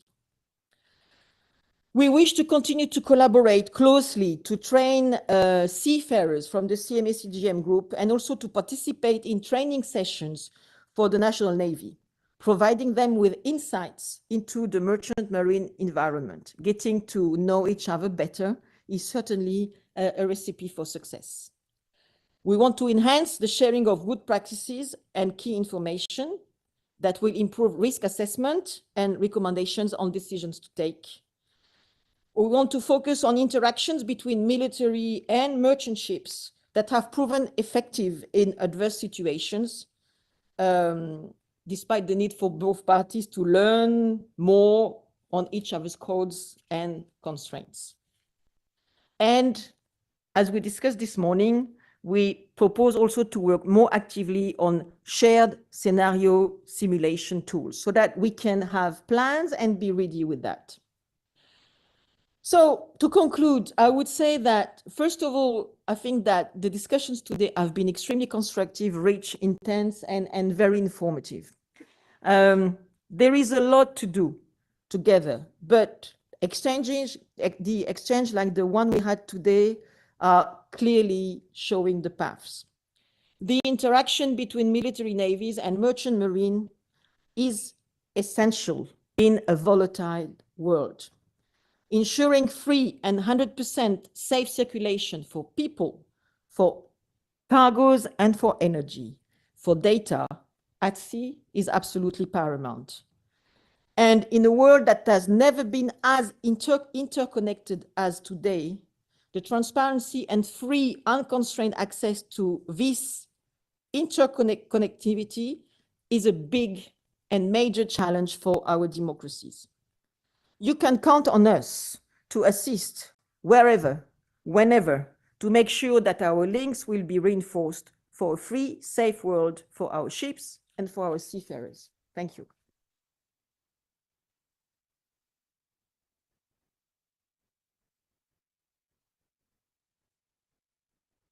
Merci beaucoup, madame. Amiral, cher Nicolas, c'est le moment de conclure cette belle journée.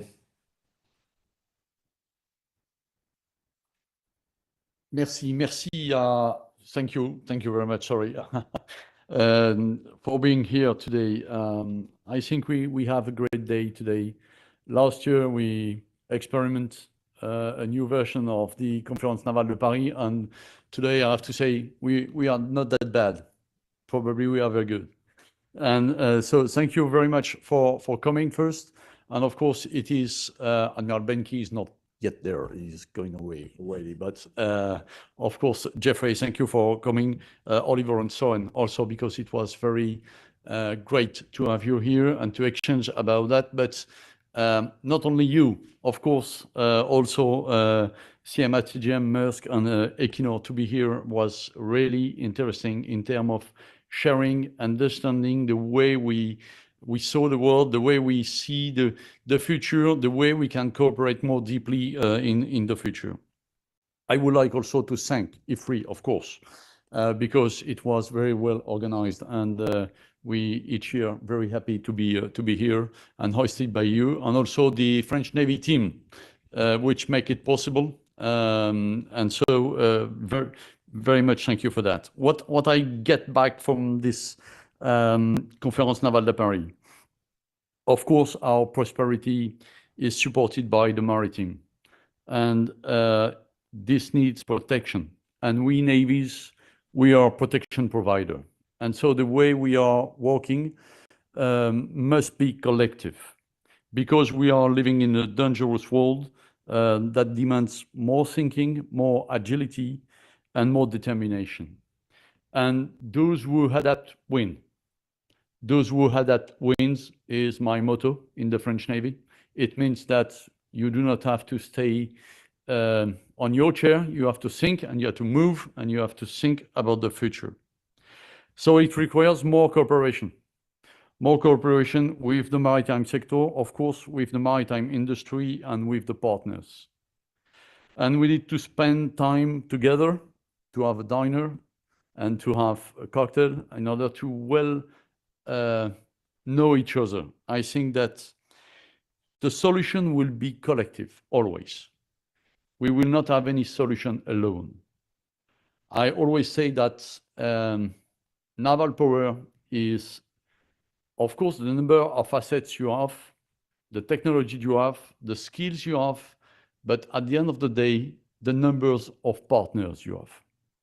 And if you do not have any partners, you will be alone at sea. And it is true between the Navy, and I think it is true with also all the shipping companies. And so partnership is something which is key for me. And we have to create that strategic intimacy that it is needed to reinforce our common way of operating at sea. So what we have done this morning, scenarios, thinking about the way we see the solution, the way we can understand each other, limits and strengths is key for the future.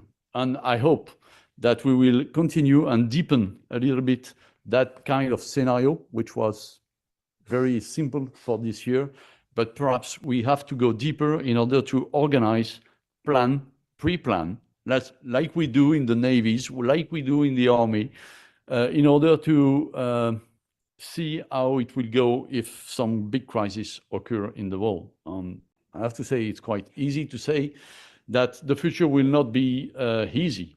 You say that the last 3 years was quite challenging. I think that 25 will be probably also challenging. We will see. But, so once again, thank you for this 25 Conférence Navale de Paris. So we do not know yet what will be the next one in 26, but for sure 26 will be also a great opportunity because, as you all know, the French Navy will celebrate 400 years of the French Navy in 2026, because in 1626, Cardinal de Richelieu merged the Marine du Levant and the Marine du Ponant in only one navy, acting for the king at that time. The French was kingdom. And so it will be a great year, and I hope that we will find the best theme for this amazing Conférence Navale de Paris in 26. So thank you very much. I wish you a very good evening, and thank you for all the thinking you have provided this afternoon and this morning. It was amazing. Thank you very much.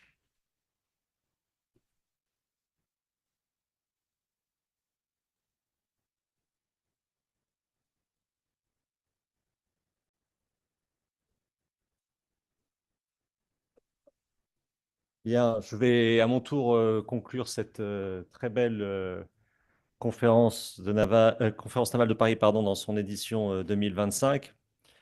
Peut-être non pas résumant les choses, mais en retenant un certain nombre de points des discussions dans une optique au fond, de recherche et de préparation de la conférence navale de Paris 2026, qui ne sera pas uniquement un rendez-vous d'historiens. Oui, d'accord. Je crois que ce qui est très frappant dans nos discussions aujourd'hui, c'est que c'est une sorte de mise en scène, en quelque sorte, de la dualité. Mais quand on parle de dualité, bien souvent, on voit la dualité technologique. Ce que je dis là ne revient pas à dire qu'il n'y a pas de technologie dans les échanges entre les marines de guerre et les marines marchandes. Mais l'insistance qui est revenue plusieurs fois sur le facteur humain dans cette dualité me semble être la première conclusion à laquelle nous arrivons au terme de cette journée. Évidemment, il faut l'organiser, l'entretenir, la développer. La ministre de la Transition écologique, de la biodiversité, de la forêt, de la mer et de la pêche nous a fait l'honneur de sa présence ce matin, précisément parce que c'est l'année de la mer. Et l'amiral Vaujour, dans les instructions qu'il nous avait données, avait insisté sur la nécessité pour la conférence navale de Paris 2025 de contribuer à cette réflexion beaucoup plus large sur les enjeux maritimes. La ministre nous a rappelé la nécessité de penser ce que j'appellerais le système mer comme composante du système terre en termes d'habitabilité et de durabilité.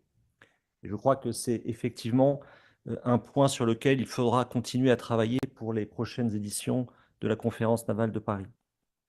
La première session a souligné l'importance de la coordination entre les marines, et tu l'as rappelé dans ton propos conclusif, à la fois au niveau global et puis avec des focus, compte tenu de la géographie, très précis sur l'Atlantique Nord, sur la Baltique, sur l'Arctique, sur la mer Noire et sur la mer Rouge. Le tout évidemment en ayant en tête les évolutions dans l'Indo-Pacifique. Nous avons eu des discussions également très poussées sur les questions d'infrastructures portuaires. Est-ce qu'au fond, on peut penser la sécurité maritime sans intégrer la dimension portuaire à la fois dans son fonctionnement, dans son efficacité, dans les investissements qui sont requis, et la manière dont cette réflexion sur les infrastructures portuaires, là aussi, doit se penser en termes globaux et en termes régionaux.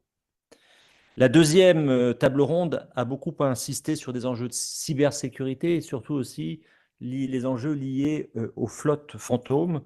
Il y a là, je pense, pour l'Ifri, un certain nombre de travaux à poursuivre. Puis la dernière table ronde a porté sur l'amiral Mahan. Elle était extrêmement riche, je ne vais pas la résumer, mais j'ai quand même peut-être un point à souligner qui m'a un peu surpris.